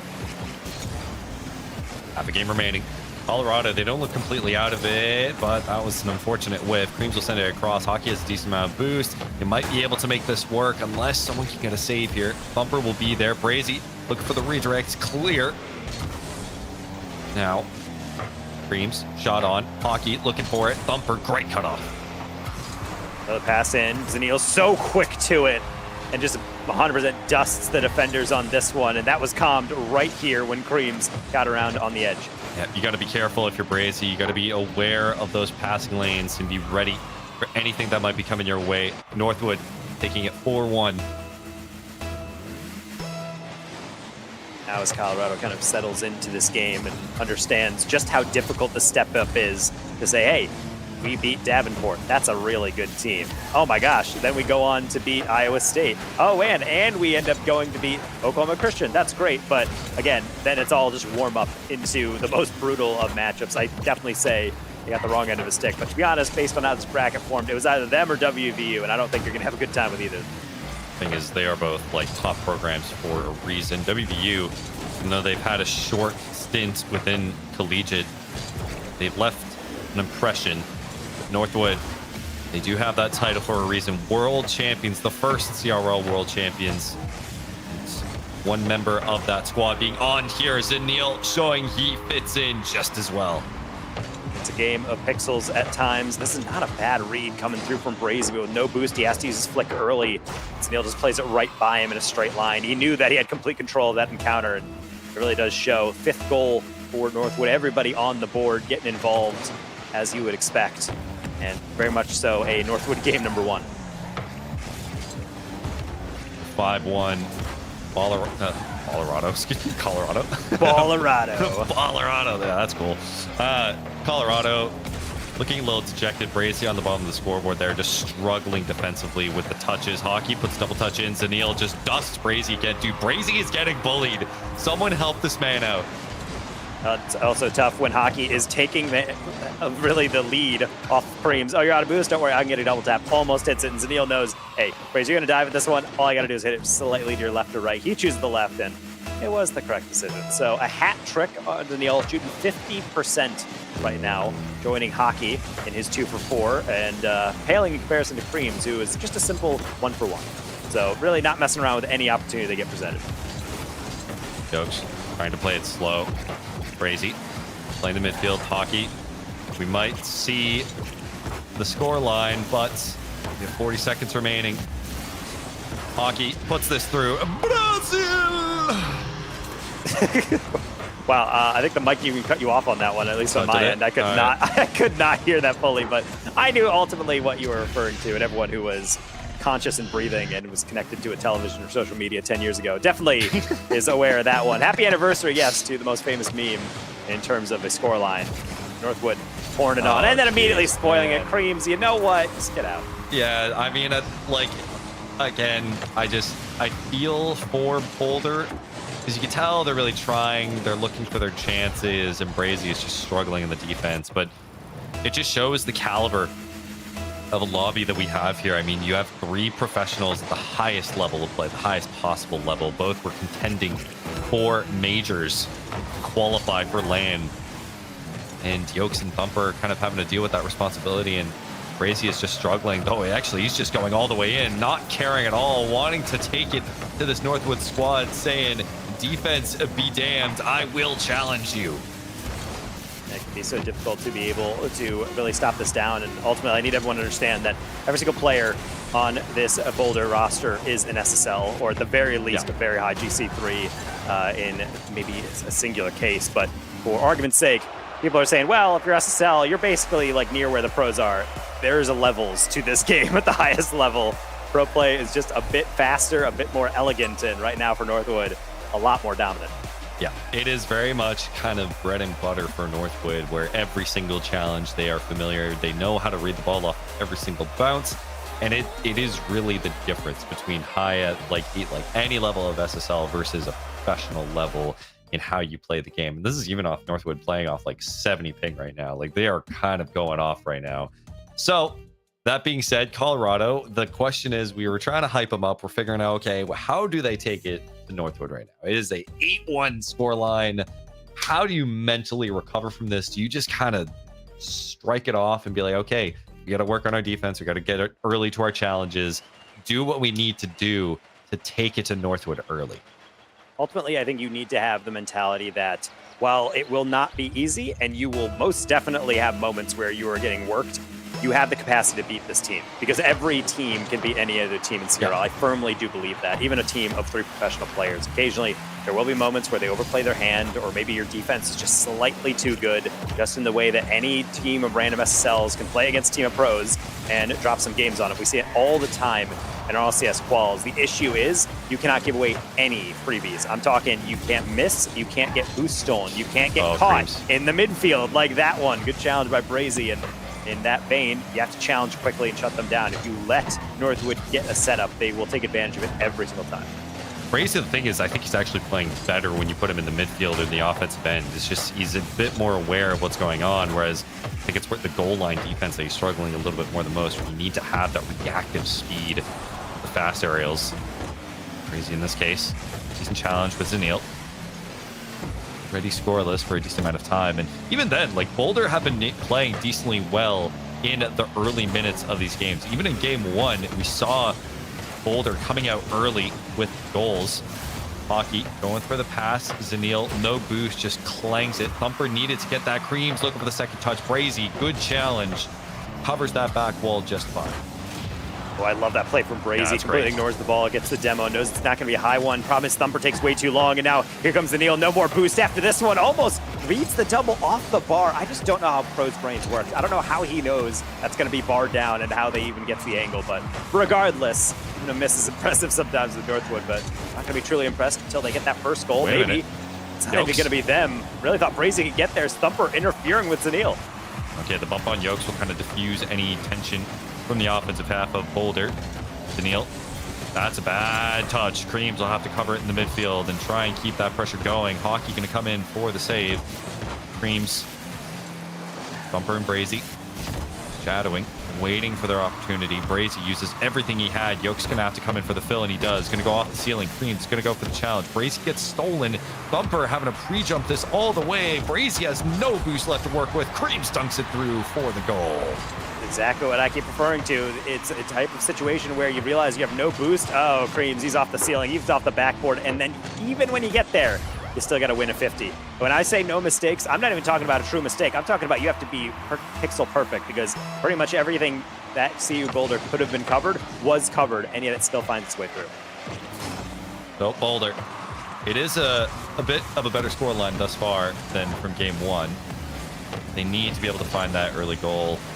At least have a chance. Creams, Hockey, pass over to Zanil, locked in, off the bar, will be knocked out. Yokes taking advantage, trying to get the transition in play. Give it to Creams though. Brazy needs to dunk it, and he does, but Hockey's in a perfect position. Thumper just knocks it away. Zanil cuts that across one, kind of trying to thread the needle through this. He's baiting in a 50. Yokes was actually well placed to be able to take that one away. Now with a back pass, Brazy should be able to take over from here. I don't mind the corner pass, especially when the pass back from Thumper is trying to go in. And I do appreciate Colorado trying to stay close to the play style they want to play. They're not just bowing down Northwood. They're not just absorbing pressure over and over. They're really trying to take it to them. And you can see Northwood starting to respect these reads more and more. Shot in. That will do it. Whoa. Zanil just went for it anyway. I think it was still in, but Northwood are playing so incredibly clean, and that is just flawless from Northwood, from the midfield, straight to Zanil, perfect positioning, and Colorado Boulder just wasn't aware. One of those things that I talk about a lot when coaching, especially when you're trying to play at this SL plus level, you have to cut out all the buffering time. And that last one, ball was being lobbed up. Brazy was late to it. He did not get to it in time. This one he certainly did, but the defensive read was already in the works. Same with this one from Zanil. He's not done yet. That's a spike down, or at least an attempted one. Creams pre-jumping and just saying, hey, get me the ball. What is going on? Creams pre-jumping by about a year in advance. Brazy tries to sneak this one through. Thumper having to rotate back. Hockey. Looking for Zanil. Again, Zanil playing from the roof. These guys are kind of playing with their food, I think. Like, this is how I tend to see Northwood when they are playing with their food. They pre-jump by a mile. They're willing to just play everything in advance and really just play around. Oh, Yokes finally will punish, but Creeds is there somehow for the save. Thumper collecting the boost, last minute remaining. Would love to see Boulder get something on the board. need Boulder to start playing a bit more careful around the ball on offense. I could just see them so desperate to get a shot on that they're just throwing it at goal, which obviously is not a problem. You eventually have to do that, but when you're given space, bait in a challenge, make them have to flick someone, get a pass going, but instead they're just throwing it forward and hoping for the best. That's not too bad, but right there, they're passing it because they want there to be someone and not because there is. Likewise, Northwood, when they make a pass, they know they can get to it. And just the difference between kind of hoping for a pass rather than actually planning for it. And the comms, they're already calming ahead of time, so they know where they're going to be. Therefore, they already have the control on the passes. Zanil will make this 3-0 as Northwood collect this game with 16 seconds remaining. So effortless.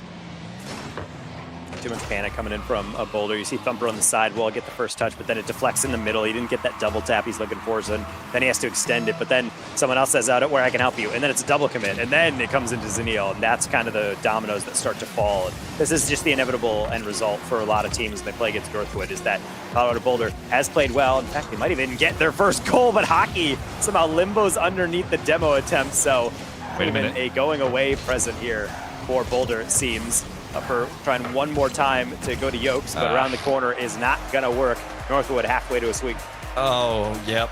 It's not looking good for Boulder right now. They're in the mountains chilling with their beautiful skyline, and they're like, oh gosh darn it, guys. What are we going to do here? And that is definitely Canadian. A native Colorado accent, yes. I don't know. I've never been to Colorado. You'd get away with that if it was to. like Minnesota or Dakota, though. That's basically just our version of Canada. Do we I feel like it's too have much of a any blend. Minnesota schools in CRL? We do not.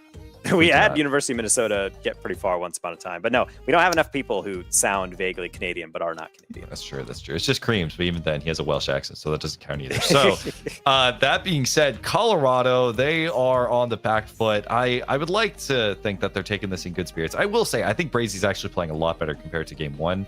Brazy, that he's going up for challenges early. He is very brazen with his challenges, but he's very trying to just be as aggressive as possible to give Boulder some opportunities. And although this was a much better scoreline, we definitely did see Colorado get some opportunities. They just weren't able to convert, I think, at the right time. And Northwood is just in the way, as they always are. And that's one of the biggest things and why I critiqued them in saying, Boulder, you need to make sure that you have a little bit more confidence. When you are in a ranked lobby, I know you take your space. I know you're able to bait someone in, but when you're playing against Northwood, it feels like you're playing against a team that never misses a read. It's like you're playing against the perfect AI bots that are starting to come up on YouTube in these private show matches where everything you try to throw against them will simply not work. But that isn't true. You have to believe in the play style, and you have to be bit more methodical, kind of like this one. I like that layer down. If Yokes had a bit more boost, Thumper was ready and wait. That's the thing, is like, I want to see a bit more depth from Colorado. I want to see them go for more fakes. I want to see them go for more aerial bumps, because I think that might have a better effect than just trying to send passes to players that aren't there to be found, essentially. And I think we might see a better result from it as Creams will collect. On to game 3 now. Down 2-0. Yokes will take advantage. Going to look for the aerial bump as Bracy will follow up, but no one will be there. Zanil will take possession. No boost remaining, but he doesn't need it. Zanil somehow just catapults this one top corner. I just don't know how he gets this much on that. I thought that's why I kind of threw it. I thought the flip reset, there's no way that it has that much sauce, but it bounced corner in. And Colorado Boulder, don't think they were expecting that much spice on that flip reset either. They will have to deal with the consequences of it, as they will be down 1-0 once again. Hockey redirects, will look for the shot, but Cream's going to play this super patient. A minute gone by, and Colorado in the back seat. No one in transition. Yokes going to get that corner boost. The pass middle only going to find Creams as Brazy was demoed. Thumper trying to make up for it. A little bit of a dish pass. I love that from Thumper. And the trust from Yokes makes a goal. Finally, the pace that we needed him to perform at. Thumper going all the way in. Zanil having to do a full circle on that. Hockey couldn't read Yokes. You have a tie scoreline. I have no idea how intentional that angle was from Thumper, but to be able to invert, get underneath the read with his back bumper, and then perfectly play that one square middle, I have absolutely no idea how he was able to do that. And neither did Northwood. What is happening here? The double commit, and somehow deflects into the pre-jumping Zanil. Colorado has to be throwing their controller. It's just not fair, but Yokes going over top, being able to get the flip reset over top, leaves it for Zanil. And at this point, Colorado, they've had a decent amount of chances now. I think they're not trusting in their own chances right now. Hockey's going to get a dish in, but it will be saved by Brazy. They're getting these decent openings right now. They're going and just penetrating the defensive rotation, but they're like, oh wait, we got through? Oh, we got through. Guys, we got through! Get in there! And they're just trying to rush in.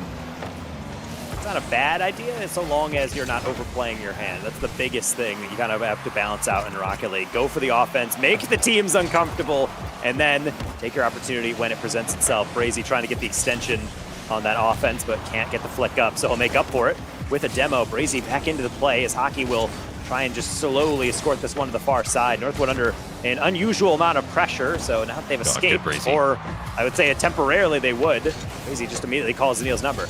Yeah. And such contrast from Brazy. I mean, look at game one where he got literally beat to the ball every single time from Zanil. Now he's challenging and beating Zanil to the ball on the defensive end of things. What a performance from Boulder in this game 3. Such a better contrast now. Cream's going to look for the flip reset pass over to Hockey. Brazy there with the read. Yokes, great prediction, knowing Zanil probably going to extend that one, and then he gets a hefty clear that Hockey and Creams will combine on.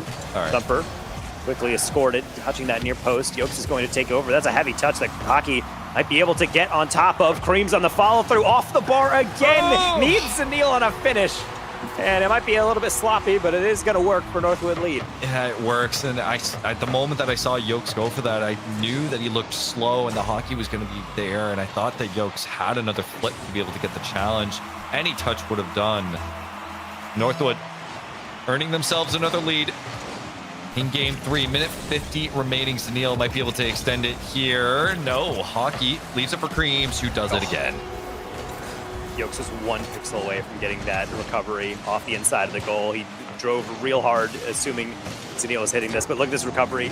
So close, his flip just couldn't reach in time, but either way, all good things are so difficult to maintain when it comes to offensive pressure for Boulder, keeping it 1-1 for so long in this game. And I think this is really what we keep talking about. When you play a good offense, it's really getting the ball immediately, getting good challenges. And then when you take one bad one, it might just be in. So, and Boulder engineered 2 more in 90 seconds to make sure this is not going to go to a 3-0. I just don't know, but it feels like they're slowly finding that confidence. They're just losing it in spurts.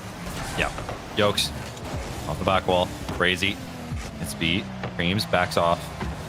Last minute, and Colorado, this was such a better game, but then the moment it just kind of got out of hand, it really was felt. No, they're not out of it just yet. Find a way out of their half. Zanil turns on the Jets. Hockey cuts, gets the read, goes over Yokes. Thumper in place, and Creams will put it on for 4-1. It's just so difficult to be able to stop. Once you feel like you stopped it once, you need an immediate follow-up, because that one, not necessarily even in the middle. Cream still had to drive all the way across, but he will still rocket that one as hard as possible. So the good start slowly turning against themselves. At this point, Colorado probably looking ahead to game 4, trying to figure out how they even improve further on what already was the most impressive showing, at least in the first half of this game. And to be honest, I don't really feel like they need to change much. It's really just making sure they clean up those defensive reads, maybe avoid those counterattacks. But other than that, it's probably the best possible thing that I could expect from them, outside of dodging those demos from Zanil. Creams, almost a free jump. That would have been so disrespectful, but now Zanil's just going to make it work again. Eat time after time, just shots keep coming. The transition will come through, and Thumper will be able to collect another 4 Colorado Boulder, so not impossible. I also like his profile pic. His cat, little beanie with a Colorado Boulder hat. I don't know if you see it. Yes, it is for sure. Very cute. Very cute. Listen, we need a little brevity here. Yeah, Yokes also has a cap. He has a PFP, by the way, just for everyone that needs awareness on that one. So yeah, but it doesn't have a Colorado Boulder hat, so it's not good. Yeah, that's true. It's just a straight up cap, which could be better. Yeah, Quick Photoshop, 5 minutes, not even. Yeah, you'd fix that. But either way, maybe that's for something after the series, because you got to lock in Colorado Boulder. Right now, Northwood playing around a little bit, not getting that first double tap. How about the second one? And Hockey will just throw it into open space to bring this game to a close, but not the series. Reverse sweep by Boulder required. Yep. You need a full 4 games in a row. And this one, although Boulder did play pretty well, especially for the first half. I mean, the shots on board, 7 for them, and the Northwood shots, let's count it. Was it 7, 4, 10? So that's 11 plus 19 shots? Or it was 8. It was 8 shots, so it was 19 shots. So it was 7, 4, and 8 total. It's 19. Yeah, my math. It is definitely 17. Because it's 6 plus 3 plus 4. It's 13 plus 4. No. It was 7, 4. One got 4 shots. I can't remember who it was. Someone got 4 shots. There were 7 shots and 8. Are you not in the game with me? Scoreboard's right there. Why are we memorizing these numbers? It's 6, sorry. 7, and 4. I read 6 as 8. Okay, I was about to say. I was like, oh, are we okay here? That's what happens when you go and get an arts degree. Anyway, as we get to Utopia for Game 4 coming in with Northwood. I mean, they're so incredibly difficult to pin down. And I gotta say, Boulder in that game 2 at times, and a lot of that game 3, really doing solid work. It's just the issue of it's like you blink at the wrong time and you're like, oh, that's in my net. Yeah. So I think it's very much just, you can't make a mistake against, Northwood. It is so much of a pressing force that it doesn't matter what you do. It doesn't matter if you can come up with some quirky little offensive opportunity. The moment that you make a mistake is the moment that Northwood makes you want to uninstall the game, makes you wish that you never played the game in the first place. Yeah. It does make you question everything. It's a very philosophically crushing team to play against in terms of the existential dread that starts to set in. But you have to hold on to hope at the end of the day. You have to go full nihilist in a game number 4 with everything on the line with a $5,000 winner-take-all team, especially against a team like Northwood, who has to come in feeling like they're destined to win that. Yeah, especially when Cream's going for flip resets off the corner, passes over to Hockey. Casual. They're so good, dude. They're so good, dude. Good. Look at that deflection. And the fact that Hockey immediately reads it too. I mean, that's the thing. Good, that's the thing about the speed that they operate at is really the one thing that I feel like makes pro players get separated so cleanly in terms of like that next level up, in that before you're even registering that bounce and jumping, they're already halfway to the ball. Yeah. It's like yeah, it's just Northwood. it's like, come on, bro. Like, I can't. How do I analyze this? You don't, frankly. As Screams is just going to put that one right in, and poor Brazy, he was waiting underneath the ball. He hears Yokes call him off. Yokes doesn't have it, and then suddenly Brazy has to go, well, and you start hearing some, sitcom music as they cut to break, because they'll be right back after these messages. And also the goal replay. That's a tough one to be able to go into, especially when it's like, all right, guys, reset, and let's just bring the Thunder again, and suddenly you're looking a minute in, and now you're down by 2. Yeah, I think at this point, though, just so much of the possession has gone towards... Like, Boulder does not have a single shot on board at the moment, which is unfortunate. Brazy going to send a flick up. Thumper, can't get the read. It was actually a pretty good pass. Yokes will have to play this patiently. He does. Ping pump, though. That's going to be left for Thumper. 3:30 as a dog barks in my hallway. So apologies, but, It counts. It's just yapping for Northwood. Yes, huge Northwood fans all across the globe. Yeah, even international, including myself, because shout out to Cream. Just Creams. I personally like them because of all 3 players, but that's just you being tryhard, because I don't know. I do pander a lot, and it's not hard to, because sometimes Hockey is going to be the hero here. Hat trick for himself in this one, and this is probably the easiest of the bunch with a ideal bounce right in the middle for him. Like, seriously, it is just off the corner again. Hockey scored an exact same goal just like it. 3-0 for him on the board for Hockey himself. A hat trick for him, and already 6 shots for Northwood. Colorado trying to find their first. Creams pre-jumps. Brazy potentially looking for the dunk on Zanil. Almost got it. Ran out of boost, fortunately. Jokes just keeping it in play. Brazy playing it patient, looking for a touch. Thumper will have to steal, and I believe he did. Zanil plays it off the corner. No challenge to be seen. Brazy will have to rotate back for it, and he does. Thumper able to tap that one into Yokes for the chase as Brazy's going for the sidewall read. Zanil getting interfered with does open up a little bit of opportunity. Thumper's quick to it, but so is Hockey. And it's so difficult to be able to break down this defense. Usually you can beat a player or two, but even when you do, the third is just always there for Northwood. They just close up everything. It's so incredibly infuriating, especially when Hockey might even get another one. Even that angle, too much for him. Good read. I would have liked to see Brazy, I think, rotate and just try and follow that to be able to at least disrupt, maybe get a bump on a player, but was able to go back in time. 2 minutes remaining. Northwood playing this one out. Yokes. And Shadow Sunil. Thumper. Instead of high. Brazy doesn't get the challenge. Creams looking for the second touch. Yokes. Good read on the backboard. Look for a 50 against Hockey. Goes well. But it's Creams. Take a possession. Looking for the shot. But no. Colorado just hanging on. Actually, this will be a shot. Brazy will be able to get Colorado on the board.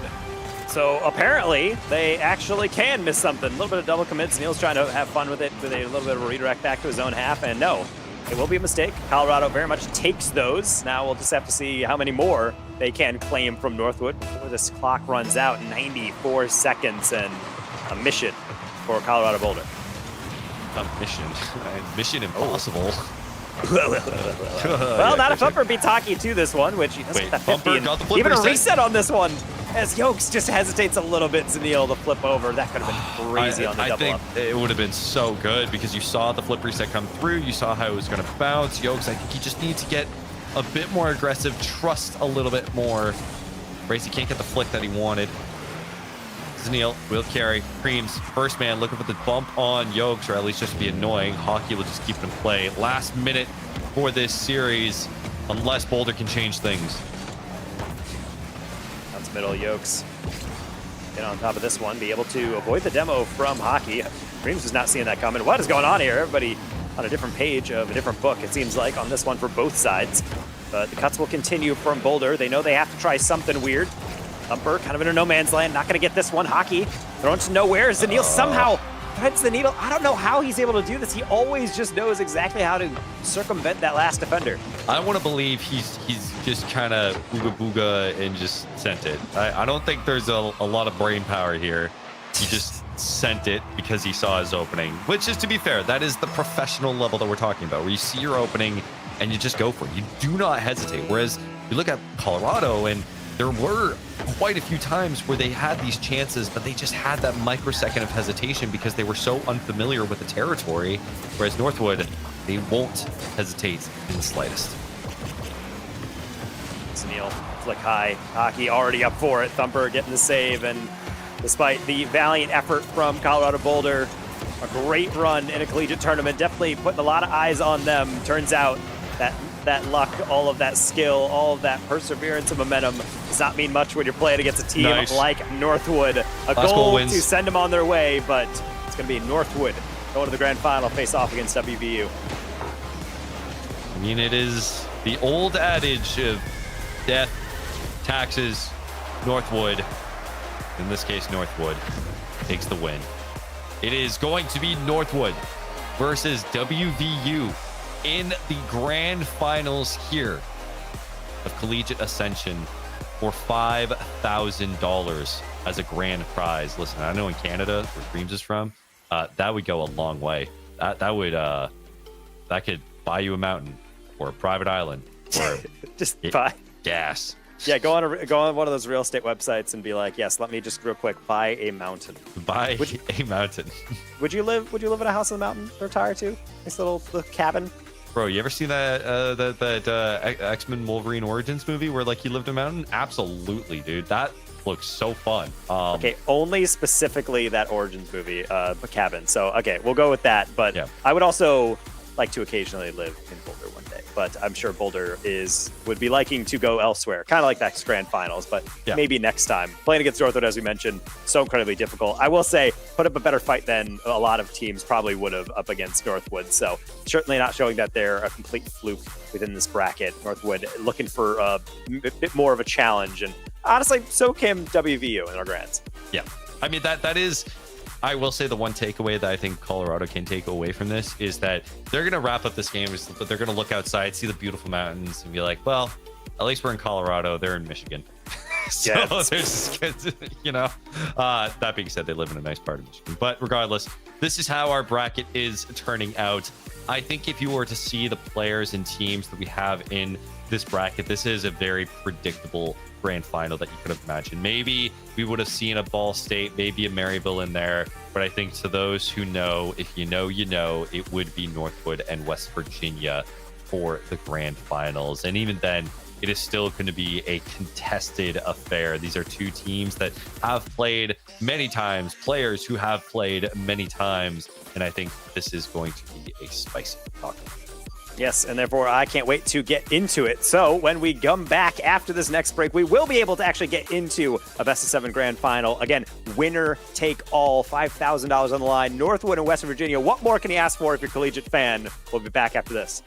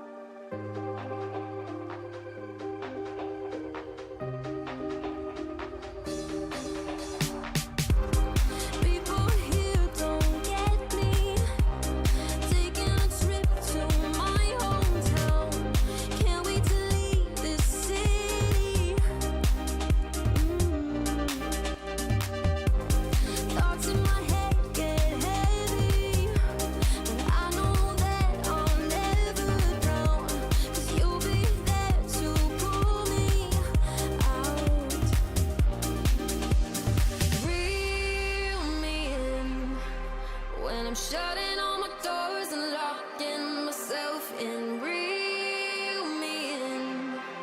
When I'm tripping on my words and filled with emotions. Who knew I needed a savior to be there when I'm in danger? Reel me in. When I'm shutting all my doors and locking myself in.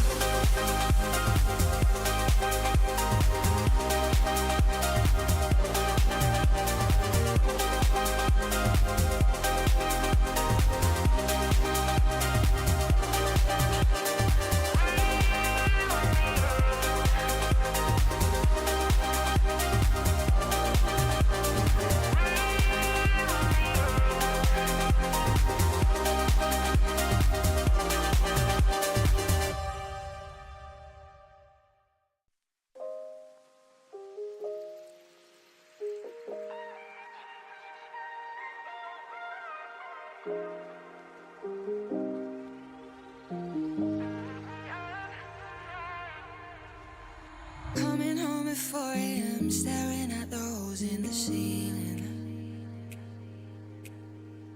Feels a little smaller now as I'm trying harder to breathe in. Lying in the sheets, caught up in between dreaming and a nightmare. Ghost in the machine, you're haunting my sleep, a familiar stranger. Loving can be so hard sometimes. Give me a feeling in the silence. I need you as my alibi to wake me up tonight. Nothing I change to make me right. Trying, but there's nowhere to hide. So I need you as my alibi to wake me up tonight.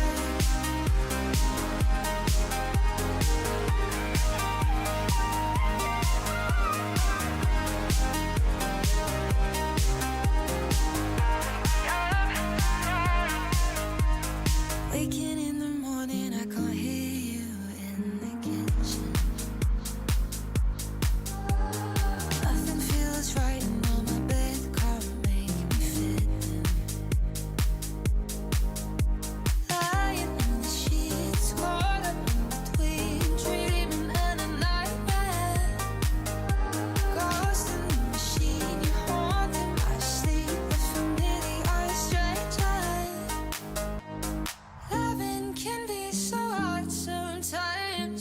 Give me a feeling in the silence. I need you as my alibi to wake me up tonight. Nothing I change to make me right. Trying, but there's nowhere to hide. So I need you as my alibi to wake me up tonight.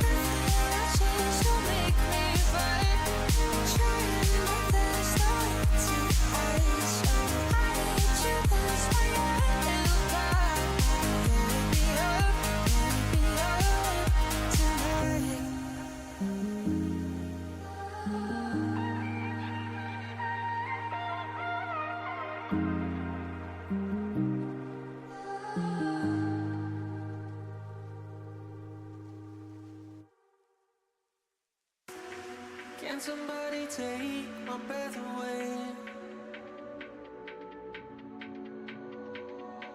Hold me tight, lonely day.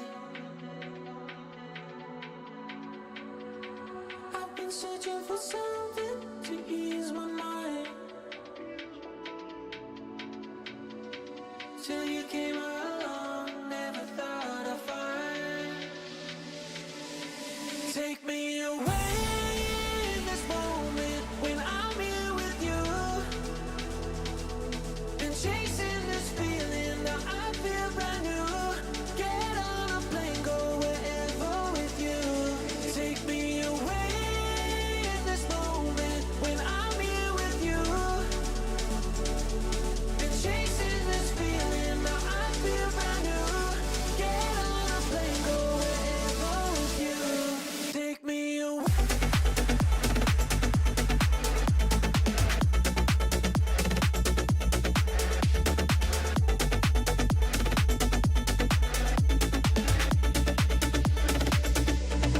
Take me away.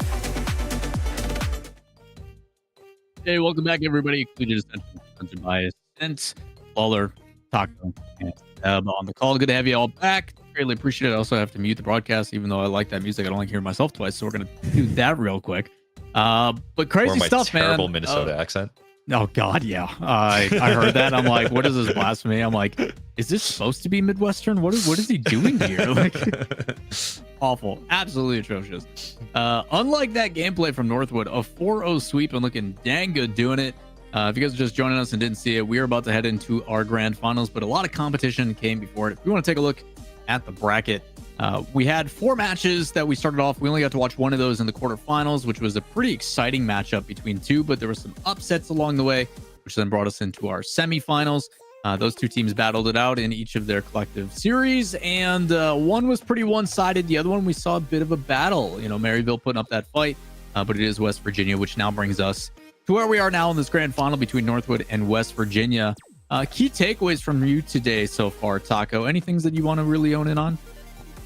I mean, honestly, it's just nice to be able to see West Virginia go back to just being tournament demons. I mean, this is a team that we said had been really disappointing within their league play, where we came in, and I remember us doing power rankings, myself, Seb, other people on Champ League podcast, which is trying to cover a collegiate and trying to do power rankings, and a lot of other community members doing power rankings where like WVU has to be up there as number 1, maybe number 2 if Northwood's a little bit better, but I think they should probably dominate. And then they were just like very mid. And I mean that in a definitional sense. Like they were in the middle of the table, it felt like, for playoffs. They did not impress. They flamed out quick. And it's like, man, maybe we just overestimated them. But then I watched them play today and I'm like, no, maybe they're back. Maybe they did figure things out. Maybe it just was like a progress they needed to get back into. And this is a chance to really prove just how far they can go, because this is arguably, to some people, maybe the best Northwood roster ever assembled, and they somehow even get better. So if you can topple this team, or at least make it close, then that's quite the storyline that West Virginia finds himself on.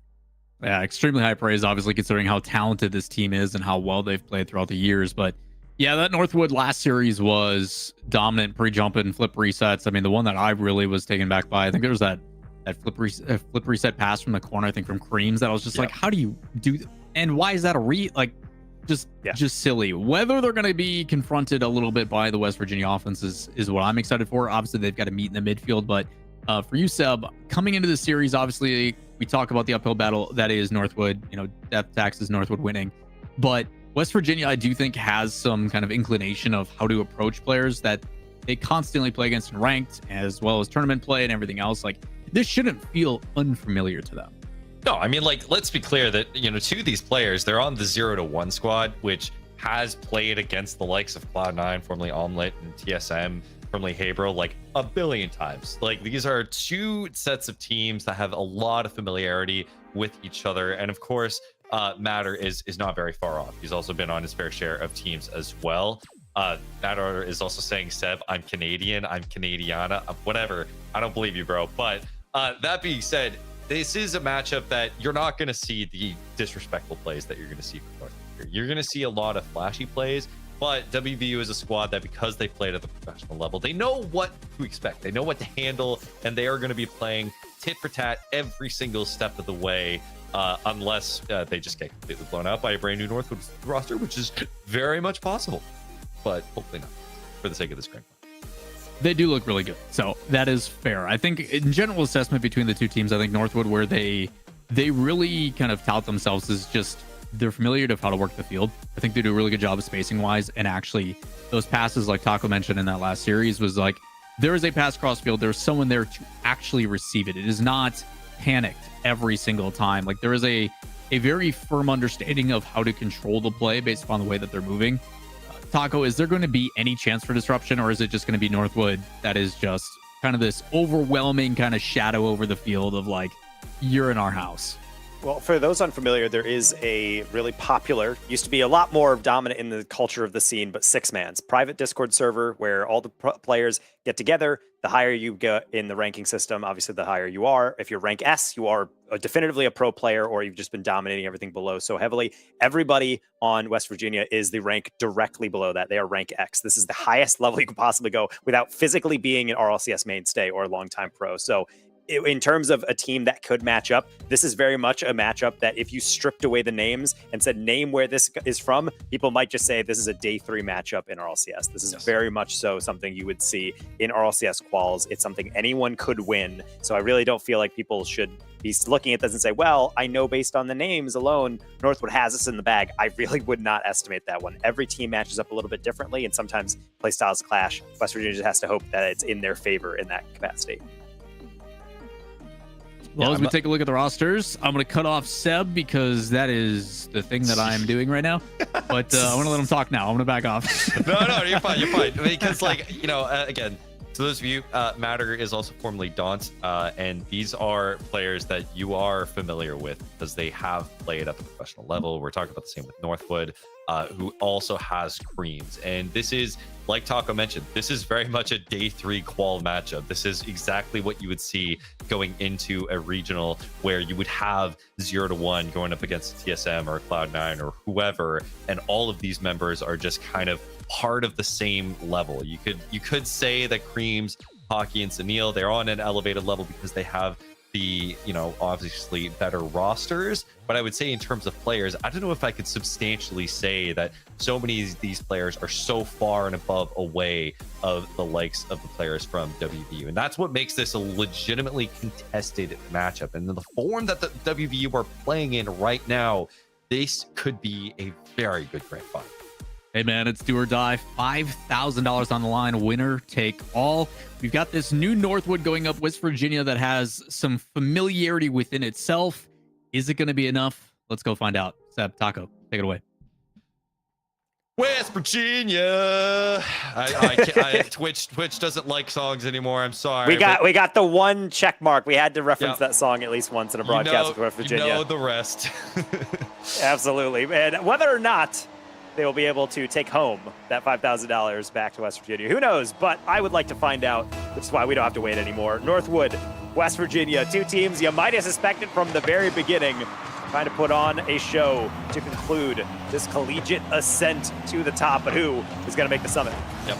What you would expect out of a national championship is here before us for our grand final. Northwood wanting to walk away, maybe able to get the first goal here.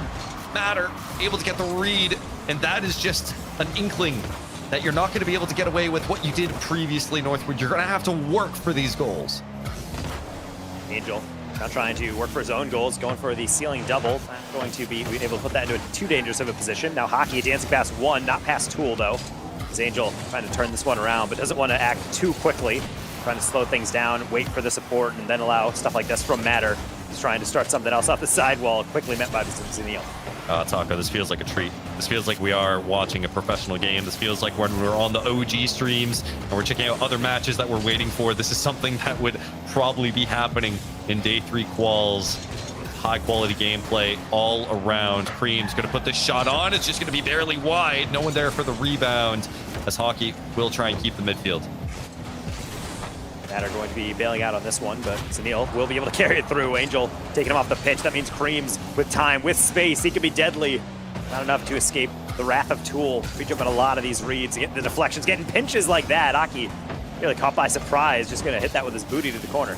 The one thing that you will see about Northwood, and probably what historically marks Northwood a lot of the time, is like they have so much ego because they can get away with it. But as the years have gone on and the gap between these teams has closed, they can't really get away with that level of ego that they have in the past. They have to legitimately take care of how they're playing the game and play to their top potential. And that is something that you also see in a lot of games, actually, throughout their time. In the moment that the other teams started to get a bit more legitimate at the top of East and a little bit of West, as we started to see Boise rise up, and we see Angel spike it down on the double. I thought the clear was coming in, but no, the only one touching this one was a West Virginian. Yeah, I didn't think he had the boost for it. I thought Zanil, that is a 10 out of 10 save that he makes every single day of the week, but not today. The worst time not to make those saves as WVU be the first one out here against Northwood. Rain's clutch heavy, but Zanil able to take care of it. Send that one way too deep. Matter should have no problem catching this one. He will catch a little bit of a bump, though, by Zanil. And again, Northwood's so good at causing disruption. One thing that is kind of mandatory in pro play. People might have turned their nose at demo and physical play in the past, but when defense is as good as it is in modern RLCS, CRL, what have you, you kind of need that to be able to disrupt. Yeah, especially just with how much they cut. And a lot of the professional game right now is just much more free-flowing, cutting, disrupting, taking as many touches as possible to disrupt what your opponent is doing, a la G2. Everyone's kind of taken that lesson to heart. Creams will get a pinch. Tool, Daniil. Daniil looking for a pass. 2 minutes remaining. Hockey, keep it in the midfield. Matter for a teammate. No, that's a bad flip. Angel will be there, though. All safe. Ooh, that was terrifying. You can see that backflip, and your heart just sinks if you are a West Virginian fan. But no, they survive. How much longer, though? This ball is still in possession of Northwood. Hockey doesn't get the catch, and I suppose that is your answer. The moment one team hiccups, and that's really all there is to it. We got to remember that this is the biggest challenge thus far for this Northwood squad. Tool almost getting the redirect in. Angel diving for it, trying to get the rebound. Hockey trying to keep it played safe. Matter. Creams. This is easily the best roster that I think Northwood has had to contend with thus far in this particular season of collegiate play, just because as this roster has been built, they've kind of had dealt with their just kind of whatever matchups, both in summer series and abroad. But now that they have to deal with a contending roster, this is their first real test to see if this roster works. And on top of that, this is my favorite type of environment to test these matchups out, because this is not something people can dismiss. Angel. Oh, we lost in the middle of a random collegiate season. You're playing for a lot on the line right now, so there are no excuses for not showing up, showing your heart out, and being able to play to the absolute peak of your potential. So this is really why these results matter, and why you gotta be razor sharp. Hockey just barely getting away with that one. Most, and putting Northwood on their toes on the back foot. Matter chasing down this demo in the back line to try and get Northwood out of the orange half. 30 seconds remaining. It is all in WVU's favor, though this could be a developing play. Pass over to Creams. Creams, dime on, but it's just wide. Hockey keeping it in play. Last bit of boost here for Tool used to get the save. Being able to get those saves going to matter so much, especially in a one-goal game. Oh no, Creams Tool's left alone awkward. with Tool. Tool still pre-jumps it, taking away the angle. Now how about Hockey? Matter trying to play passive. Zanil with 100 boost, fakes it low. Angel gets beaten underneath, and Zanil rescues Northwood in game one, and it's all level. Northwood, classic clutch, vintage even. Angel tried to play this as best as he could. Tool had no idea that it was that threatening. 5 seconds left, tied game for game one. We'll see who can come out of the kickoff. The last few seconds in, Cream's gonna dive for it. Tool needing to keep it safe. Hockey, no boost remaining. It will potentially touch the ground. Matter will, and force it. Game one overtime. Oof, wow, West Virginia. You come within 5 seconds from taking a game win, but it's never that easy, is it? Just an unrelenting attack coming up from Northwood, but Angel. it doesn't even matter. Angel chased out Creams, but that first touch well wide of the target. Tool's not able to rescue it any better. This is a bit of a flub from Northwood. It was kind of funny. Daniil just going to put it on. Second touch. That is one that he gets 10 days out of 10. Just an awkward read. Creams in the waiting. Going to leave it for Tool. Creams. Angel, not the best touch. Matter putting it down. Northwood having a hard time getting these reads, but also WVU scrambling. Get this out of their zone. Matter a bit awkward. As we get into overtime, this is going to get more and more tense. Matter's going to put it off the ceiling. Angel's going to get the read down, but Tool will go back. Creams, spectacular read. Hockey Not able to fully wrap around this one. Maybe Creams what an can. He angle! fits it through off the bar, and Northwood with a comeback victory. What a brilliant angle as well. I mean, look at this. He had to scoop underneath and go immediately high off the crossbar. And no matter what WVU could do, you cannot stop Northwood. Northwood stealing away game one. It's just so brutal to be able to see from West Virginia, but they knew what they were in for when they came into this, despite it being so close in scoreline. Look at that shot differential. Northwood just does not leave you alone. No, and they won't. They continue to batter away until they are able to score three shots for WVU versus, all right, let's math here, 14 for Northwood. Yes, I got that right. Yes. Yes. Verification. Listen, I'm putting my arts degree to work. Okay. So with that, no, I'm saying you don't apologize. Come on. Psychology major. All right. So Northwood doing as Northwood does, but a really great way to start. I don't think WVU looked anywhere near out of that game at any point. That was almost entirely on them until the very last second. I think a huge thing that's pretty emblematic of the level of play is when you watch Boulder play against Northwood. You see them kind of sitting back a bit more. The rotations are a little bit wider. The challenges are like just a little bit off. It's like they have to load real quick. Whereas West Virginia in the midfield, they look like they're right on top of these reads. They are always directly next to it. And so Northwood needs to take every single ball seriously. And even with West Virginia only have 3 shots, there's plenty of opportunities where there was a lead blocker and there was a little bit of a demo attempt and there was a lot of awkwardness. So definitely I think Northwood is well aware. And if they have taken any other series before, I've talked to some of the Northwood players, you're like, sometimes we don't lock in fully because we're playing an opponent that we think we can win. And we'll take it seriously, but maybe not as seriously as we should. This one, they are 100% focused in. The last thing you want to do is let a tournament with winner-take-all prizing like this slip through your fingers. So they got 1 down. How about the next 3 matter? Brilliant save using the crossbar. Already with game 2 underway, close call for WVU. Matter will knock this away. And I want to point out 2 things here is that 1, Hockey and Matter both rocking their Summer Series champions tag. Not the same year, but different years. The Northwood taking it in 2022 and a lot of times previously. WVU taking it in 2023 is the one slight on Hockey's illustrious record. Tool somehow getting the save of an incredible dunk from Zanil. WVU managing to stay alive. We'll be able to see a little bit of awkwardness on that near post, but it's all good. Angel's able to get the flick, and even then some. Creams just let him have it. He was not entirely sure where that was going to go. He just needed to prep for the next one. Hockey, no more boost. Tool, even less, but he still gets that beat. Top corner finish, no. Zanil gets in the way. How about a demo? Creams, no boost. Matter knows it. He's trying to gather it. He should have an air dribble, but he overplays it. The passivity is going to get in the way. Hockey, Matter having to dive for it, and he does. Tool will be able to collect a decent amount of boost. Zanil. Neil's going to go low. Look for Hockey. That's going to go off the post. Creams. Somehow, WVU, these miracle saves continue to occur time after time. They're keeping Northwood at bay. I don't know how often Angel can get away with stuff like that. Even then, he's not going to, but he gets a finger to it. Zanil just a bit too fast, and Matter was not anticipating the height.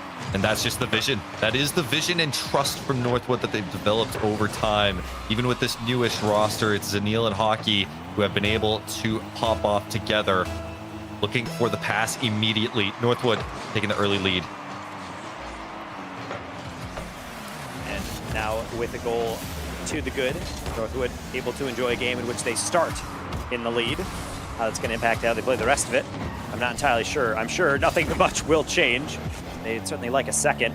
West Virginia doing everything in their power to prevent that. Matter up quickly, going to torch that read, but he's also going to torch that ball way farther than anything he can reach. A little bit. I think what I'm seeing a bit differently now is we're seeing a bit less physicality from WVU. Where we usually saw like our first man kind of go in and just try and get fish for a demo, fish for a bump, even stealing some pads. Just haven't seen so much of that because they've been locked into the orange half from these midfield challenges so long now. Though Angel might change that. Going for the bump. Zanil gets an easy read on it. Tool will try and play underneath. Gets a decent 50. Pass over to Angel. Angel will tie up this game. I love everything about this play because it has to work within the smallest of margins for error. Tool cuts that right in front of Hockey, and even still, Angel has only one place to put that. Yeah, only one place to put it, and he put it perfectly there. Lower 90, 1-1, right at halftime. Gotta love it. Yeah, I don't know if you guys saw it either, but that was also slipped right between Zanil end Tool like perfectly. I don't think there was any room for error. The hockey, look for the flick. High game now. Again, the slimmest of margins between these two teams, and despite the score or the shot differential, 6-4 Northwood, 2 for WVU. The efficiency is on WVU's side. That being said, you cannot stop Northwood on the offense. Poor Matter. That's the second time he's been caught in just the weirdest position. He would just turn toward the play and then realize he has to turn right back, and it's too late because not only is the ball on target, but Creams is also in the way, able to deflect that one through. Lot less shots for both teams, but still very much Northwood calling most of those shots. And even worse, they're putting a majority of them in. Here's another one potentially from Zanil. Overplays the double. Usually automatic on that one, but anyway, right now. Here comes the 3v1, but Angel gets tripped up. I don't think he was expecting it to go so wrong. Creams going for a pass. No, whiffs. Matter will take control. Just kidding. Angel will take it instead. Tool all the way in. Hockey knocking it up high. Demo for Zanil will let this go Northwood's away. Cream still being a nuisance, and WVU trying to reassert themselves on the blue side of the pitch. No way. Oh my goodness, that's a close one. Angel No able way. to follow it up with Hockey, pulling it up and over. So now, just more West Virginia aggression, trying to use their boost economically. Angel can't fit it through this time. Tool has to slow it down. Nobody has an angle What's to going actually on? drive forward and get the shot. They're just gonna have to settle for boost and regain in the midfield. Angel has to cut real quick just to prevent Hockey. Matter looking to keep it in play. Tool looking for the bump on Creams, but doesn't get much. WVU, the aggression has to be to the 10th degree. Angel trying to force it through the defense right now and create space, and that Love will it. do it. Tool creates the opening, and Northwood will have to deal with the tie game. That opening also helped by Angel slapping Creams into the next zip code of Forbidden Temple. Tool with the immediate foul, because that's exactly what you need to do. No hesitancy in this dojo for West Virginia. They have to make sure they're on top of every single loose touch. And Northwood is made well aware of their capacity. Back to a level scoreline, 45 to go, and very much anyone could take this at this point. Actually, it's knocking him into the next postal code. Thank you very much. We have postal codes here. Angel double demo. Yeah, you're right. Good point. As we watch two American universities get that. All right, so 25 seconds left, and it might go to overtime again. This is, again, talk about slim margins. This is how slim it is for both these teams. That is a great dunk. Tool is so awkward. He somehow gets the save. Angel, miracle, keeps WVU alive for this last few seconds. If they can keep it through, it's over to Hockey. Hockey, it will roll up. Matter needs to get a decent 50. Zanil, get the cut on it. Last second, Angel needs to put it on the ground, but he doesn't. He doesn't. Tool is going to go for the redirect and try and extend. Going to go to Zanil's possession. This is so awkward, and WVU, they're going to be kicking themselves if they don't force this to the ground, and it will for overtime. The worst part is they had a counterattack. Tool had Dawn in the middle, or Matter in the middle, but the problem is he didn't actually have the capacity to get it to him. He just flicked it on instead. So here we are in OT, West Virginia possession, only for a short time here. Tool not finding any target. Now Matter and Angel gonna have to deal with some defense. Angel needs to go up high. He has no boost. Hockey going to get the double touchdown. No teammate in sight. Matter. Hockey will be able to take the mid boost. That's going to really hurt. Look how empty WVU are. Just going to have to punt it downfield and look for the next possession. Matter, nice challenge.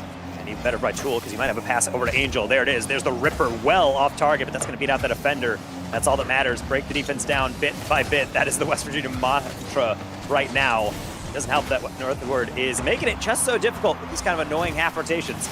Good catch from Matter as well. Almost getting a better 50. Tool is looking to keep it in play. Zanil, that is going to go through for Angel. WVU secure their first game. And I love this one. Keeping yourself relevant. Tool forces that one to the backboard. Creams can't read it, and immediately Hockey is the target. That's partially why I gasped. I was waiting for the challenge. It never came in, and that is your penalty. We're all tied up. You have a serious Angel keeping WVU and bringing in that pedigree for WVU, taking it to Northwood.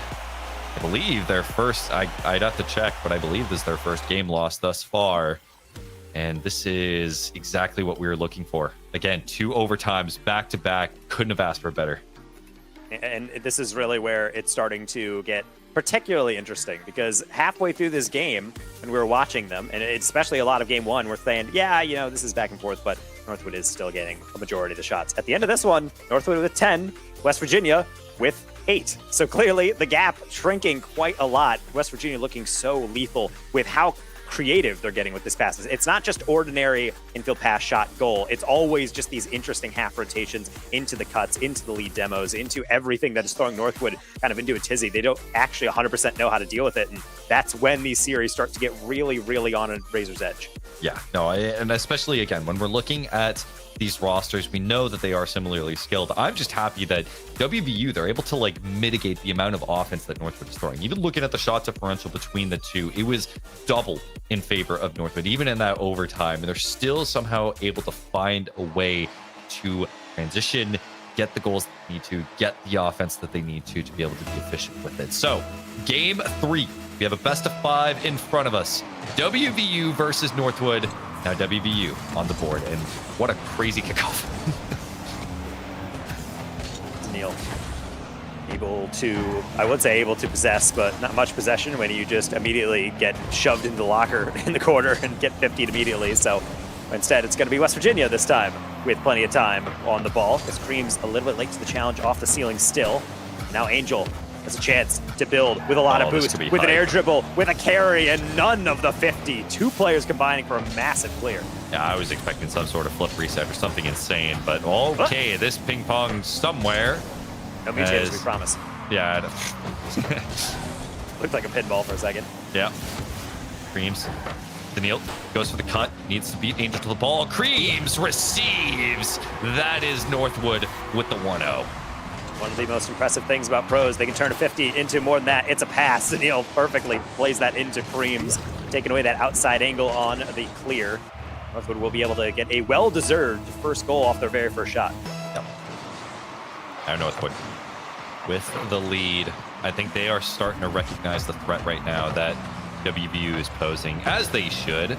WVU, I mean, this is a team that had so much hype going into nationals last year and all of the collegiate tournaments, but I think the boys just wanted to all right, that's just easy. No, Creams needs to do it, and he won't. Neil will get cut off.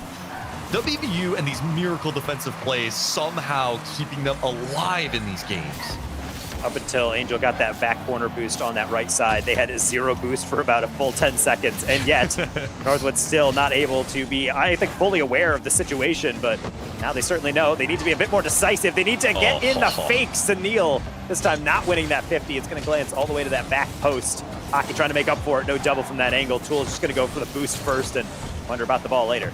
Thing is, there's so many times where WVU on the goal line is so frantic and so squirrely trying to make these saves, but somehow it works for them, but not in this case. Hockey will make it 2-0 for Northwood. Love this one from Creeps. Tap middle, job's done. Get out of there on the flip and take out Angel. Even if he doesn't hit him, forces Angel forward. Can't get the read. Neither can matter. 2-0 for Northwood. It is probably, I mein, the most dominant that we've seen them thus far in this series, considering it is, what, 8 shots to 1 right now. It's just been the par for this series, where it's been all offense for Northwood, and WVU having to hold that goal line until they have their chance. In this case, they might have that here. Angel is going to be able to knock it far. Zanil will be there for the save before things get too dangerous.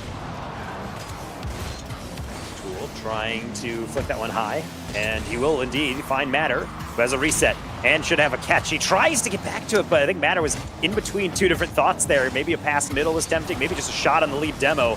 He's taking out his aggression, some demos off ball, but that's not going to get Creams off this read, off the corner save. Zanil with a putback, and this time, Matter cannot muster the magic. Yeah, there's no way, unfortunately. Especially, you can't take 2 miracle saves in a row. He almost did, though. However, the break, covering that goal line, just too much sauce. hit the brakes right before that one to steady himself so he didn't have any forward momentum, especially if it hits near post again, but that actually was the downfall. It's also the difficulty of landing after recovery. You have no momentum in any direction, so therefore kind of have to guess where that shot's going to come through. Either way, this is the first game where we're really starting to feel Northwood pull away. This is where everything is going their way, except for that finish. Good job by Tool. You skirt that one to the side. Combination with Angel. Still off the corner. Creams, they could play this one. Creams knows it better than most, so he is up quickly to prevent it. I think what's crazy is that, like, look at the caliber of players that we have here. Yet, despite that, it is Northwood who just has like 13 shots on the board, and we still have almost 2 minutes remaining. This has been all possession for Northwood. Even again, when we talk about the caliber of players, like all of them, at times, professionals. Cool. Looking for another touch middle, but Northwood able to sniff that one through. And I think you're also starting to see really the chemistry that all three of these players are even building in Northwood, even in the early times, finding each other on these passes, using the solo plays really just to facilitate the next player through. And right now they're reaping the rewards for the most part. That's another bar, unfortunately, that Northwood's going to find. And right now, I would say this is where West Virginia really needs to take a step back and reassess, because yes, it's one thing to get a W, but this is not the way you want to follow it up. You want to at least keep this game within an arm's reach. I mean, even if they do drop this one, it's just trying to reassess where they need to poke, where they need to do, at least because, again, the offensive pressure has just become overwhelming now. They aren't being able to deal with it properly. They have been in previous games. They have been able to transition and just be able to make their possessions effective. But in this case, it's just too much to deal with. I mean, when you're throwing 15 shots to the board, like, how can you really deal with it effectively and somehow still walk away? Creams will get it over to Hockey, who will make it 4-0, and with that, the game. And it's a stylish setup, again, from Creams. He's actually trying to put that one flawlessly to the back post because he knows anything else is going to get saved. So luckily, Hockey is there to still get the goal, but really just shows Northwood not playing around with these opportunities. Every single ball going to your backboard until you prevent it. And then if it is, all right, you took a player off the midfield. We're just going to keep passing it middle. What every good team does, uses what West Virginia's given them. And believe me, the way Northwood's play it, the West Virginia defense is everything but charitable. Yeah, it's just so much of it is just so disrespectful now. They're just taking every single chance they can and not stopping. Every 50, they're going to pursue it to the nth degree. 5-0, 30 seconds. This is all but over. At this point, WVU, they have to think. I mean, they only have a best of 5 left in to play for $5,000. They can just find a way to get on the board, figure out what they need to do.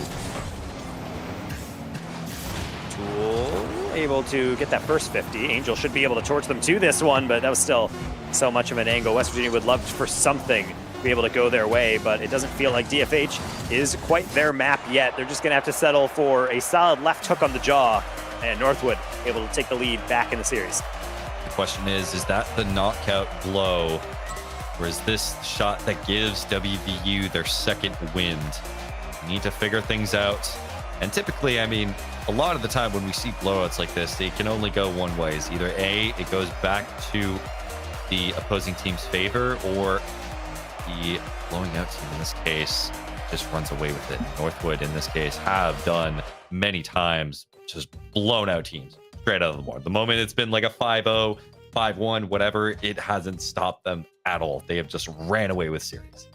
And the key thing is here is we keep returning to this point because I think it is the most important aspect of this, is that this is very much like a day 3 or maybe even a main event type of matchup you would see within the RLCS. So when you do see the matches like this, every pro is used to this one where the blade just gets away with you. You say, regame, it's fine, go next. Like, it's not a big deal. So I don't think the tilt's going to start coming in, but in terms of how plays are starting to develop, Northwood is looking a lot more clinical. They're not playing around with the ball. They're playing high efficiency, and they're not pre-jumping anymore. They're not sending 2 players for the most part. They're actually just only committing what they need to. And I think because of that, they're covering a lot more ground. West Virginia hasn't been able to use that in the same way. So therefore, when Northwood does get those openings, they're punishing so incredibly hard. So West Virginia coming into this one, I think that's probably their biggest priority. Let's not give away any freebies. Definitely let's mark that backboard and And for all intents and purposes, we need to keep Zanil away from 50ing every ball in front of our net right down to his teammate. Yeah, that's the thing. It's like they're just willing to get in your face for every single challenge. But it kind of reminds me of that Mina style where they will like go for these dead in 50s straight in your face and immediately play off of those 50s. And somehow for Northwood, they're just scoring off all of them. Tool diving for this one, knocking it up high. Hockey's going to be there for the rebound. No one will be there, but for game 4, WVU already on the back foot. Matter gonna miss that boost, and that's actually the crucial aspect of it because he's not able to do anything else than just kind of throw that one right at Hockey. Angel with the weirdest flick. I don't know why, but Hockey was ready for that one, and we'll find Zanil downfield. Skim, back post, well wide. Tool should gather.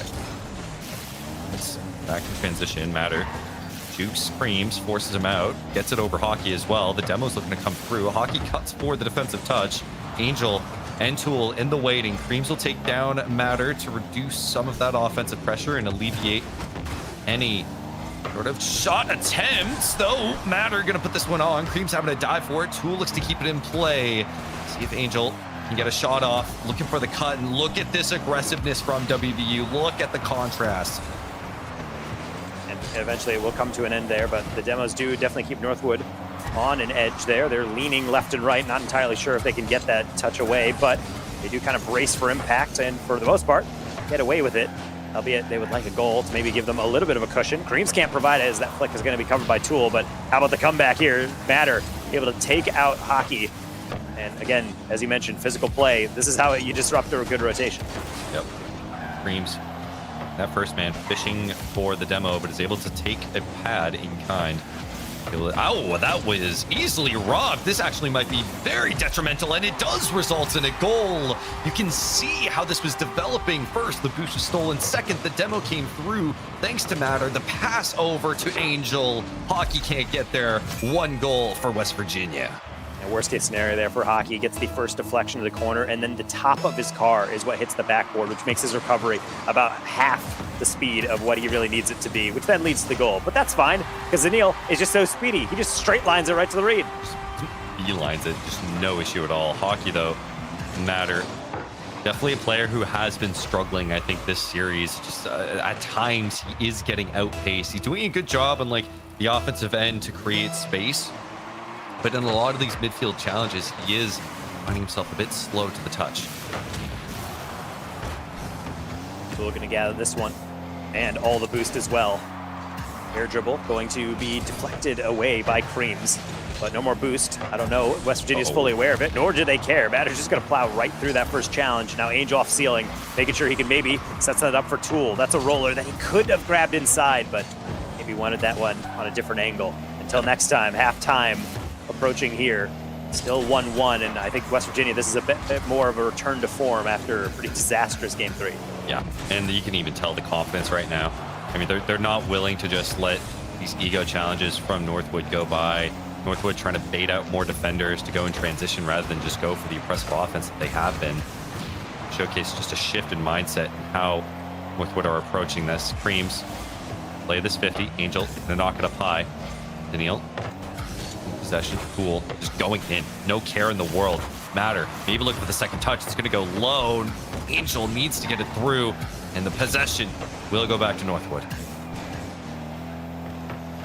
Matt able to, well, they had the first touch, but nearly shut down by Creams. West Virginia, though, acutely aware of how dangerous these 50s can be. So all of them kind of parking in place in the midfield. Matter not going to be fooled too much by Zanil's fake, and will even get the bump to then facilitate Angel, trying to go for a double. Creams gets the read, but who's up for Tool? Wide open shot, Angel, no deflection. Matter goes for this one, well over the bar, and Hockey is just going to delicately tap that one to the corner. Tool with no boost, but he's going to try his best. Oh, Tool, he put it down to Angel, who had the pre-flip shot, but it was just off the mark.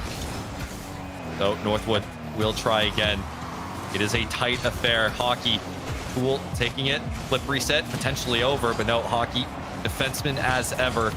The best defensive players we've seen in CRL, continues that prowess. Angel send it over to the offensive half. Second touch, maybe one more. Tool will go up for the shot, but no. Hockey, solid catch, and then into the 50 as well. Doesn't really have anywhere to go with it, so Angel just going to wait for him to peter out. then take a hefty clear. In fact, actually too far away. It's only going to go to Zanil. Going to dodge that first demo, not the second 50. Where's the defense? Bang. It's only Matter off the post and nearly giving me a heart attack. I gasped. I was like, there's no way he misses this shot straight to the face. When you're dealing with Northwood, you can't make a mistake. And thankfully, he didn't. WVU will take the lead. 38 seconds remaining. Can they tie up this series? Comes down mostly, in my mind, to the offense, not really as much the defense. We all know they can defend, but the best way to keep the ball out of your half is to continue what you've been doing well. Put the ball forward, collect 50s, steal boosts, and keep demoing Northwood. Speaking of, Northwood had nowhere to go with that one. Cream just sends it to the far side.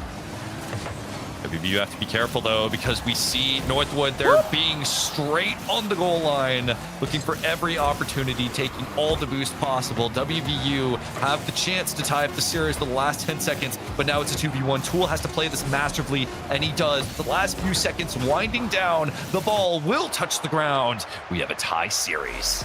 Ooh, Seb, I like what we're starting to see here. I got a little worried after game 3, I'm going to be honest, but it is never too far away. Identical shots and near identical saves coming through from both of these squads. It's truly showing that this is either team's game to win or to lose. That was probably the closest I've seen to truly both teams just trying to play the safest while also still understanding that aggression is 100% necessary to get any success offensively. Yeah, and again, when we're comparing it to previous games, this is the first game that we saw where WVU legitimately is contending in the offensive half with Northwood to equal measure. The shot count is identical, which is the first time that we've seen it. And I think it's really showing in the gameplay, though I think the style of offense is very different. Northwood is in your face, shot after shot after shot, going for those goal line attacks, whereas WVU, they're a bit more measured. They're waiting for the defensive touches, and then they're playing immediately off it,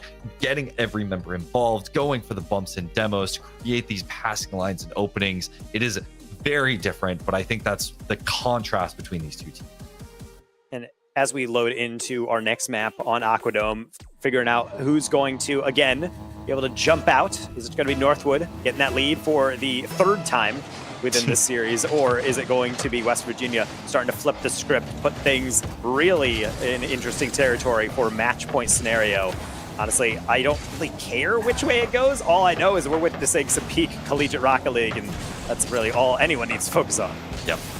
We do have a decent amount of series left ahead of us. Remember, this is a best of 7, so whoever makes it to that 4th win will take $5,000 home, which is a lot. That is a hefty prize money. And again, this is winner take all. So if you're second, great practice, I guess. Creams, double 50, double commit as well on the WVU side. The aggression coming out, trying to rush this offensive approach here for WVU. Yeah, rush indeed. Tool, nothing in the tank, just decides to throw that one middle. Didn't even have a pass, just wanted to go to throw it back at Northwood, preferably over them. So they have to over-adjust on their reads. And now Hockey has to make sure he is not caught out here, but Tool gets a 50.5. Angel, wide open shot. He fakes it slowly, and the changeup completely destroys Anil's mind. Yep, and Northwood, with them being on the back foot like this, no boost at all. I mean, that was a full tank Zanil. He had time to prepare, but it was just too close to that goal line. Now, dealing with the consequences, WVU liking their first lead in a long while, it feels like now. Angel gonna send this over to Matter. Hockey will take control, though.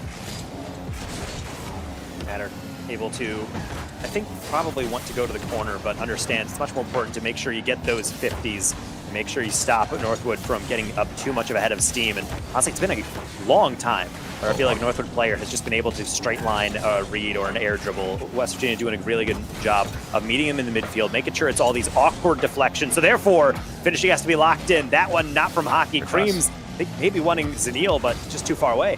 Yep. It's a good thing that WVU, it really feels like they've learned, because they're covering these infield passes straight at the goal line. Well, mostly. Creams able to tie this one up, but every single angle is dangerous here for Northwood. That's a tough one from Angel as that ball is bouncing. They're waiting to see, is that going to deflect a little bit high? Is it going to go back middle? Oh, it is going to go back middle. And then right as his camera pivots over to the middle, not only is there a player there, it's the very player who 50th in the first place. Still so much to play for here as WVU will deal with the tie game. Go back to Northwood, just racking up that shot total. Wanting to take it to West Virginia. Time after time, now matter. Taking possession. Flip reset potential. Angel just goes for the shot. Doesn't find the mark. It will bounce off the post. That's the exact right position that he needed to be in. Wait for the deflection. Pause to see what the defense is giving you, then just slot it in the open space. Problem is he went too far close to the post. Maybe next time he will not be so unlucky with that bounce. But he's going to need a little bit more help than that as he just threw it kind of away. Creams might be able to chase this one. Tool taking his time on the challenge, which then leads to Zanil popping it high, but Tool makes up for it and then some. How about downfield? Matt is trying to find him. Another deflection heavy. Zanil chasing this one. Angel, you got to get up, and he's not that fast. Yeah, this is all on hockey, though. The awareness, though, to cut Tool off immediately, getting that much sauce on a clear. Zanil already being that first man in position. Northwood taking advantage. 2-1 for Northwood. Into another kickoff. 2-minute drill for West Virginia. They've been here before. They're not super concerned. All they know is that they just need one good opportunity. Preferably from Tool and Matter as well. No shots from them. All offensive registered statistics coming from Angel alone. He's just been the talisman. Oh my goodness, Northwood almost pulling up a crazy angle on the skim.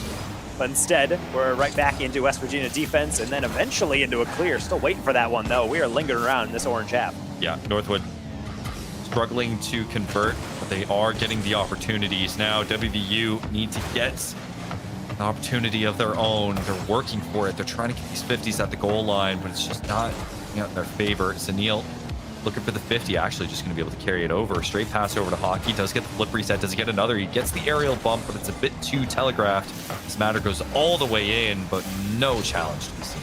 A little too desperate there for Matter. You're not going to get to that, especially when the free jump came in, which is why he bailed immediately. But in general, this is where the desperation starts to click in and where nerves start to really make your controller sweaty. You're starting to shake a little bit because you're not 100% sure if you can make those reads. Nobody anticipating that miss or that one either.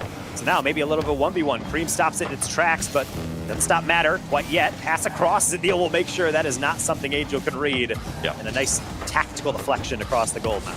Angel calls off, and Tool will be able to cut for it, as Creams, unfortunately, no boost, was able to keep possession in the orange half. Creams going to go straight over Angel's head. No problem at all. Northwood in game-winning potential here. 43 seconds remaining. WVU, that is a critical mistake to make. And this has happened a couple times now from West Virginia. When you start to play at this pace, you want to change it up a little bit. You don't always want to challenge every single read immediately. But if there are those windows where you're taking an extra half second, your opponents are always going to take advantage of that. And Northwood is not just any opponent. They are arguably the opponent to be playing in a collegiate grand final. So that with that 2 goals, I think that might just wrap us up unless West Virginia can get something at least beyond the 10-second mark. You don't want to have to rely on a goal and then a kickoff.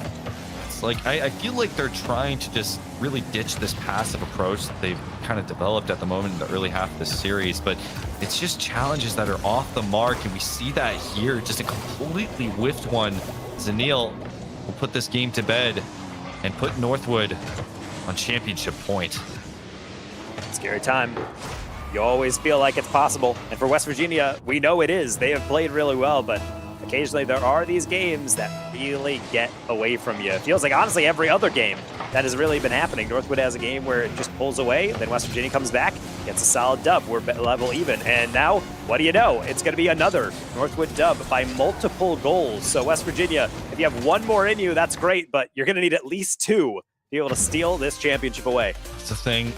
Slim margins has been the theme of this series. You need to be able to collect, as we reconnected the servers here. But with WVU behind, it is very much in the pressure is very much on them to be able to recollect themselves in the series. They've been able to do it time after time, just as Northwood looks like they're about to run away with the series. They've been able to lock down, get their head in the game, be able to find the solution that they need to. But in this case, I mean, is it too far gone? It is very much up to them. And being able to see whether or not it's too far gone, I think, is something that no competitive player truly has to or really ever will believe in, because you know that you have the capacity. You have been proving it within the series. I do agree that there's just these moments where West Virginia is playing fine and it's looking good. And then there's just that brief moment where I'm like, I'm not entirely sure what the idea was there. And I feel like maybe it's just because they want to experiment. They want to try to throw Northwood something a little bit out of the wheelhouse. But I don't think that's really the message to be sending, especially when you're not in a position where if you backfire, it's not the worst thing in the world. But sometimes you will just get full sent out of a lot of these challenges, and it will not be a fun time if that ball goes in and you just gave the best team in Collegiate a freebie. The potential championship point here for Northwood if they can wrap this series up with this game. WVU on their last legs, their last chance for $5,000. It all comes down to this for them. Be a heavy deflection off of the goal there by Creams as Anil to take back over and doesn't get that pinch forward. Oh, what a That's bump. fine. Hockey able to take advantage of the bump. Northwood easy as you like here on Neo Tokyo. Straight off the kickoff, really. At no point did they let up. Angel, just a misread on the challenge. It was a bit of a 50. He had to reaggress, but I don't know if he needed to go so deep. I think he could have waited just a little bit longer for his teammates because Hockey was a little bit further back. WVU will have to work from behind in this game.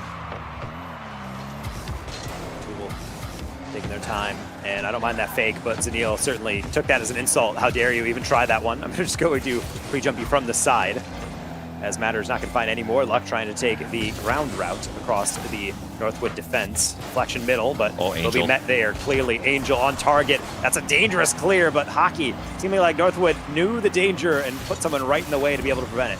Whoa, good awareness though from WVU. Going for the squishy save almost unnecessarily, but they had another player there for the coverage. Now the double commit and transition gives it back over to Northwood for possession. They try for the pass shot. Zanil keeps the possession, goes for another one off the corner. Devil comes through from Matter, which will alleviate it, forcing a 2v1. Tool tries to get it, but it can't. Matter going for another double, and that will not be in quite yet, but there is a follow through immediately. Zanil, a rare miss when you have that much time. Maybe Creams can make up for it. Flip reset, double tap, back post, Matter back flips, and Hockey is too late.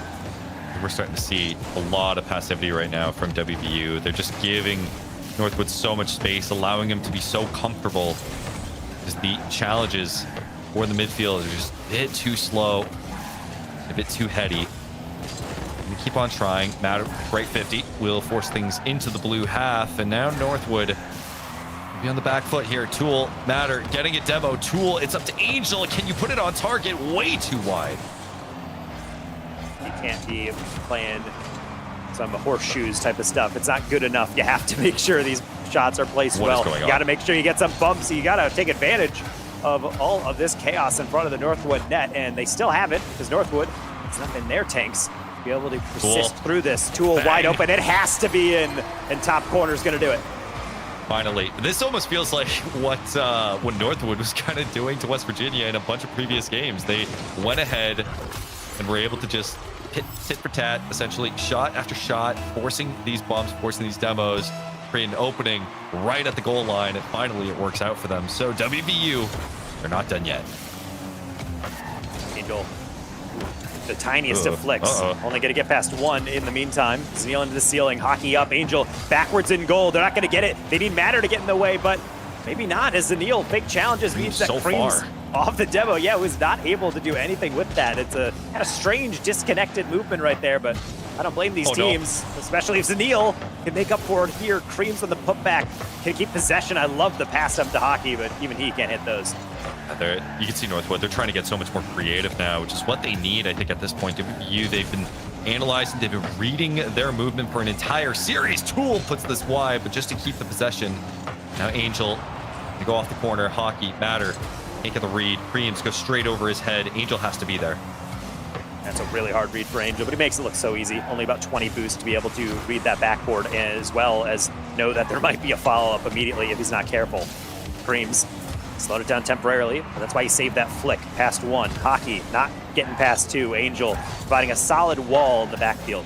Nice. All right. Hockey goes up. Good 50 though for WPU. That's a whiff though. Creams and Zanil both going for it. Creams gonna play for it. Angel, you gotta be careful with these 50s because the moment that you give 50 like that at the goal line, Northwood will convert and take advantage. Creams, second touch potential. Tool gets a great touch. That only works because two players are on the backboard. One player sends it to force them to throw it forward. That's exactly what Creams does, and then the second player cleans up. It's all methodical from West Virginia, and it's also all necessary when you're playing against a team as automatic as Northwood. Creams not going to the backboard. He's trying to play it low. Angel says no matter. Not only getting the clear, but getting the catch to facilitate it. And over Creams as well, plus the demo. This is a great possession here for WVU. Just as I say that, though, Zanil, perfect 50, flick over one, over Angel's head. Hockey is there, but can't get it around. Matter will collect. This is by all on WVU now. They can't score here. It will go to overtime. Northwood have the chance to wrap it up within this last 30. That's double commit Matter needs to beat them, and that's a crucial challenge. Very much in silver gold territory. It has to be a winner at this point. Otherwise, we're going to overtime. Hockey, he doesn't like that. He's trying to go for it himself. Tool with the half rotation, no boost though. Matter, the only one with any resources, can't catch it on the flick. That's why Tool keeping hope alive. Hockey gonna crush it as we go back into the midfield. And both these teams hoping they can take one more shot at it. Matter not gonna be able to do that much. I don't think Cream's gonna take too much risk. He's just gonna throw it down. OT, everything on the line for very different reasons on both sides. Third overtime in this series, and all of it could be for naught. Angel almost locked that one in.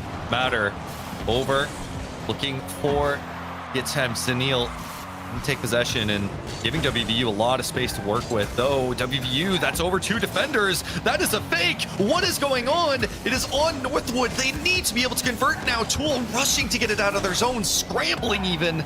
But Zanil calm things down. Wait, that's tough read for Hockey. Tool's gonna get it! West Virginia bringing it to game 7. There's one moment of hesitation, and that is all the Mountaineers need. The moment that a mistake was made, Hockey, bad positioning, and WVU forced this to game 7, all at the last second. That is the clutch factor. Northwood, WVU, the game 7 we wanted.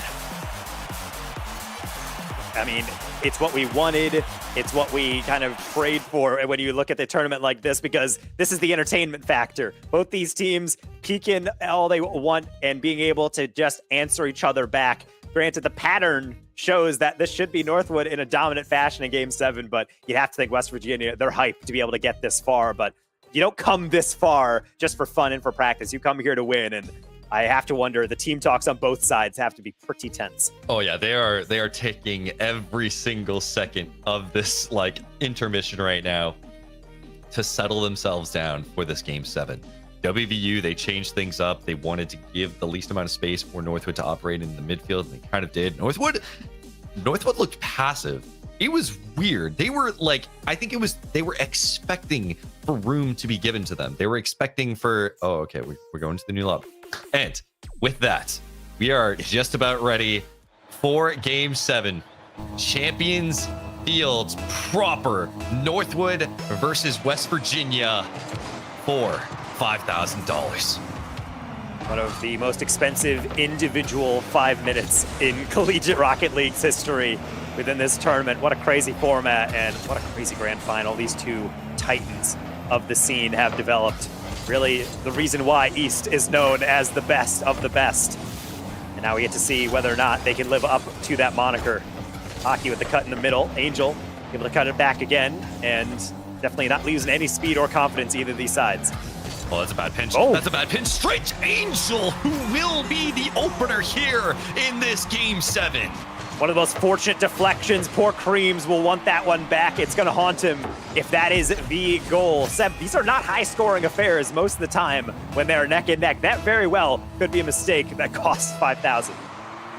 Taco, I got to let you know that I legitimately, doing Collegiate for almost 3-4 years now, I cannot remember the last time that Northwood has lost a grand finals besides the one loss to Columbia College during nationals a couple years ago now. This may be The one risky series that Northwood have really played in the grand finals in years. Could get even worse Oh, though, no. because it's right, a deflection! Pinball in front! West Virginia has 2 within a minute!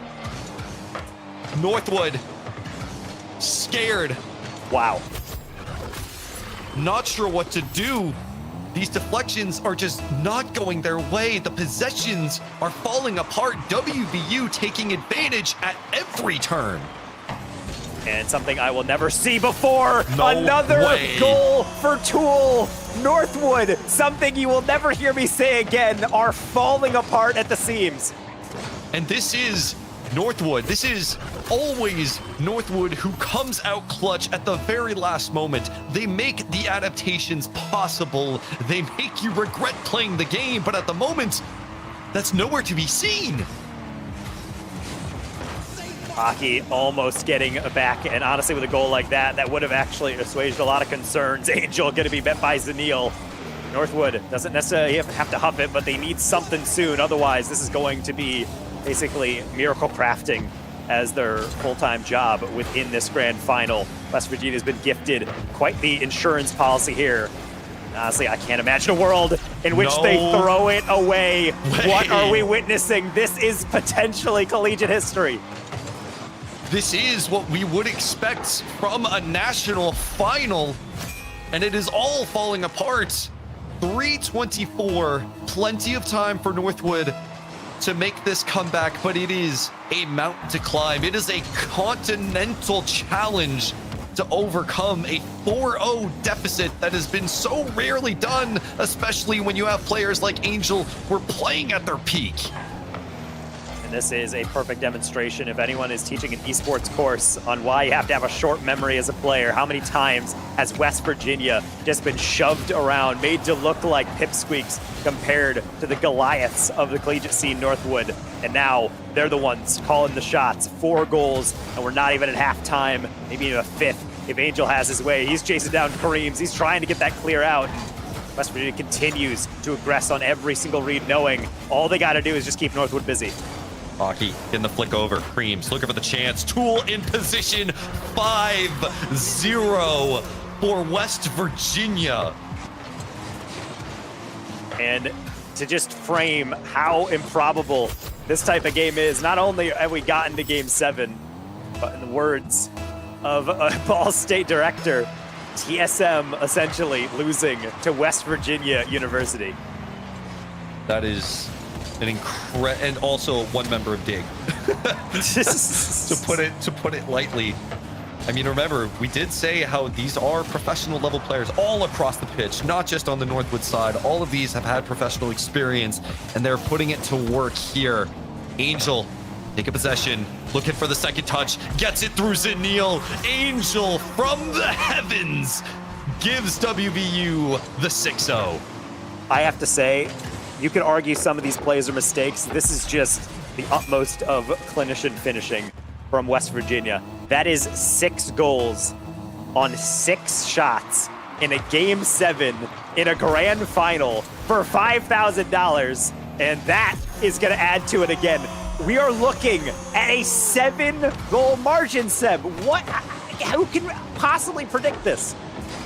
I've never seen Northwood like this. In the history of collegiate esports, I have never seen Northwood in a Game 7 get blown out by this. None of Northwood have over 100 points 2 minutes into the game. This is a collapse of monumental proportions for $5,000. Honestly, this is mind-blowing for several reasons. Just for the history's sake, it's one thing. We've seen plenty of teams get to Game 7. I don't think I will ever see a team as treasured as Northwood, as talented as this team, completely look lost. This is unprecedented for a roster of this magnitude, and if you're looking for a revenge arc, this is very much that ignition, on the par with basically CRL's version of Brazil getting 7-1 in their own stadium. Like, I've never seen West Virginia play like this, and my gosh, are they just strutting their way to the finish line? Minute remaining for what could be a historic achievement, and that will be not even then. You can't buy a goal from WVU. I mean, at this point, I think the comms are just them laughing. They're enjoying everything. Weirdly enough, chat, that save right there is the only shot West Virginia has missed in this game. Oh my goodness. Where are we at? I mean, there is something to be said about, and that will be the... Whoa!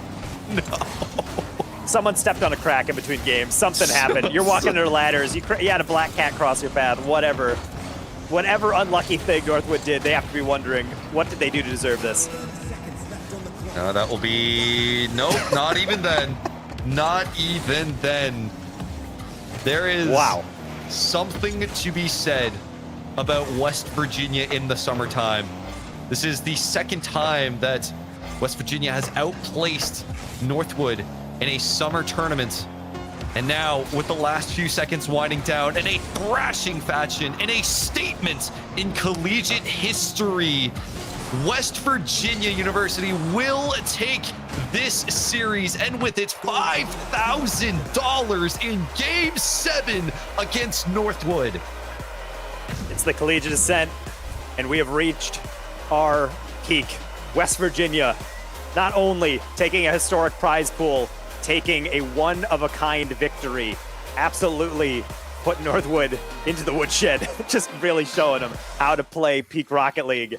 And I have to say, if you're talking about punishing, that is exactly it. Every single loose touch, every single slight error has been completely put into the back of the net. And I don't think I will ever see a Rocket League series, a grand final quite like this ever again. Because it was so much just tit for tat, back and forth. There was one dominant game from Northwood, but every single game, WVU had to fight for every single possession, every single goal. It never really felt like they could blow out Northwood because Northwood's just too good.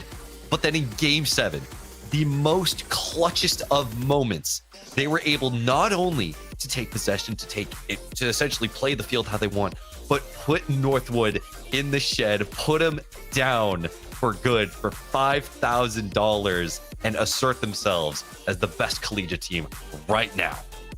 A lot of historic rosters within CRL, within the professional realm, they often cite highly disappointing moments within their careers as really the galvanizing force to propel them forward, make them even better. If you're scared of Northwood, just imagine how peeved they are after a series like this. But it's not about Northwood right now. It's all about West Virginia. Congrats them again, the Collegiate Ascent champions. And what a performance. I just need to get off the mic for a second, and I would love to hear from our friend Lawler as his reactions on this series. How am I supposed to react to that with words, my guy? Like, what just happened? I mean, you're talking, again, this narrative we have pushed throughout the entire day about Northwood being the big bad, whatever type of,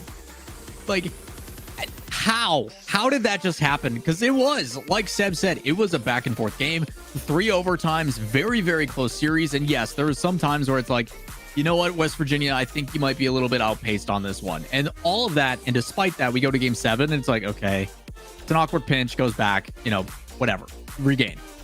And then there's a little bit more pinball in front of the net. And I'm like, okay. And then it just kept happening, where usually in circumstances like this, I've been covering Rocket League for almost 10 years. And for me to see a team of that caliber just kind of fall over and take it is what it felt like, was insane. To see that, despite all of that, a roster that normally when there's okay, first and second place, you just accept, you're like, you know what, it's a 4-goal lead, we still get second place. There's still only $5,000 on the line or nothing. So don't tell me you're not trying. And for it to be that big of a contrast is unheard of. Unbelievable stuff. We can keep talking about this all day. We've got other stuff to get to. Let's take a look at the bracket and kind of show you guys what went down today for the Collegiate Ascension. That was a worldy of an end. I'm sure people are going to talk about that. You even see people in chat mentioning it. They have a rematch tomorrow. Yeah. Yep. Yep. What? Yeah.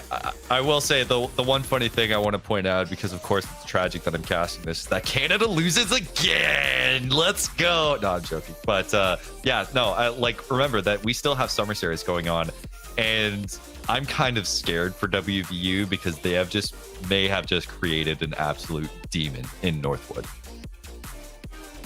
I'm actually legitimately terrified for whatever Pee-wee team has to play Northwood next. That team's going to be used as a who's punching their bag, first I round, swear. you know? Like, Yeah, like that is terrifying. So the fact that there's already a rematch is kind of hilarious, and I'm going to be watching that one. It might be only a best of 5, but I mean, that is still something that is so crazy to even think about, that you have to shake all that off, all that disappointment, coming so far, playing across 2 days, and then just say, well, I guess we can try to make up for it in a league play match. 1 of 15 we're going to play. It's wonderful to be able to see this result for West Virginia, but I do have to wonder how Northwood's feeling. It must be such an unusual feeling to lose in a grand final as a Northwood squad.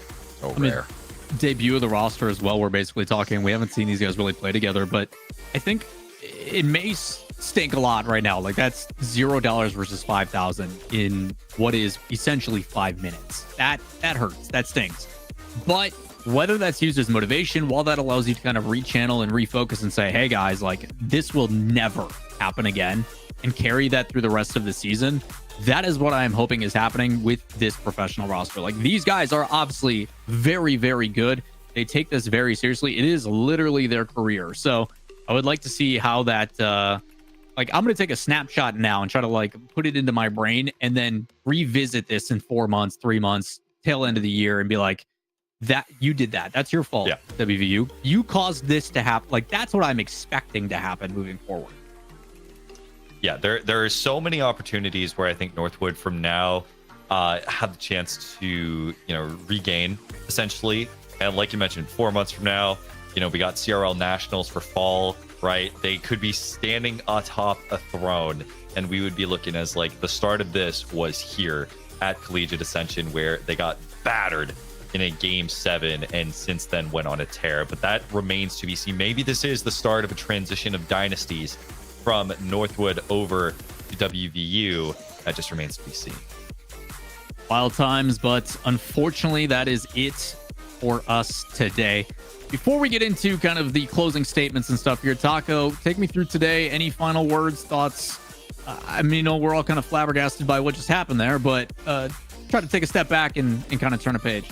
Well, ultimately, this is just another thing that many people spectate through Collegiate, and people who are ball knowers or just general fans of Collegiate Rocket League know that Collegiate is hyper entertaining, because at times it can be a little bit chaotic compared to pro play. But the one thing you can never argue is that it is never not entertaining. It is so all over the place. Any team can be any other team. You need to show up. And even in a realm in which we've gone through an era where people are complaining that why are we allowing pro players to play in Collegiate? And that's a whole other debate. But we are at a realm also where a team of pro players can still sometimes lose to a team of aspiring pros, or a team of kids who just happen to live in their state and attend the local university. It's really a wonderful time. This is really the renaissance of Collegiate Rocket League. So the beginning of where it's becoming much more legitimized. More schools are jumping in. Tournaments like this, I hope they return. I hope people support these, talk about these tournaments, because this is something that we could be seeing a lot more often. And with that said, it'll just help feed into the growth of collegiate sports, which is, of course, one of my favorite things to cast. Hey, very, very well said. But again, we couldn't do this without the sponsor for today. If you guys aren't familiar with Ascent, keep in mind they put students first by providing student loans for college and consumer loans for boot camps. It's recognized as one of the best award winners for student loans by NerdWallet and Forbes. If you guys would like to find out more details, exclamation point sign in the chat, a chance to get a $400 gift card to Amazon, and a bunch more.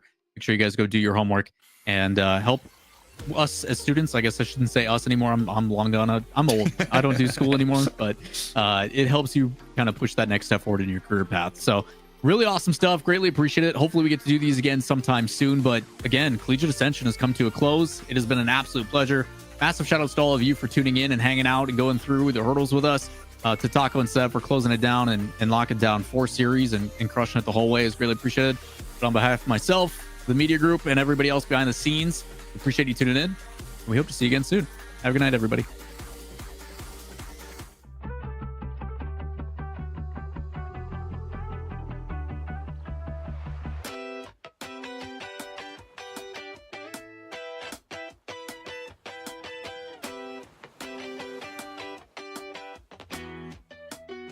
And what you did to me made me double take it right on my teeth. Had me burning in the 3rd degree. Made me rip off the heart on my sleeve. I don't know if I can stand another night with you near my fucked my mind, I can clean my sanity. You're my enemy.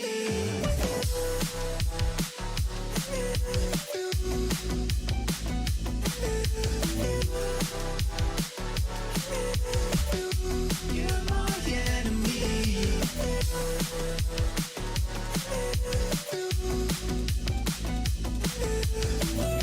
You fucked my mind, I can clean my sanity. You're my enemy. I feel like my life is passing me by. 40 years and 7, that's a true crime. Money's at the top of the house in real time. Follow me into water where we will find love. Made me double take it right on my teeth. Had me burning in the 3rd degree. Made me rip off the heart on my sleeve. I don't know if I can stand another night with you near my side. I can feel us tearing apart from the way you fucked my mind. I can clean my sanity. You're my enemy.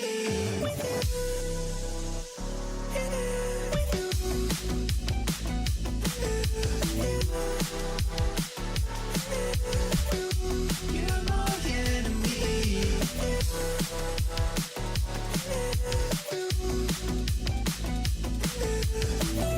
You fucked my mind, I can clean my sanity. You're my enemy. And you were gone. I said I'm getting out. Fuck this town, I'm gone. I'm always on the run. It didn't go to plan. If it's the wrong move, you can shoot me where I fucking stand. Another night with you near my side. I can feel us tearing apart from the way you fucked my mind. I can clean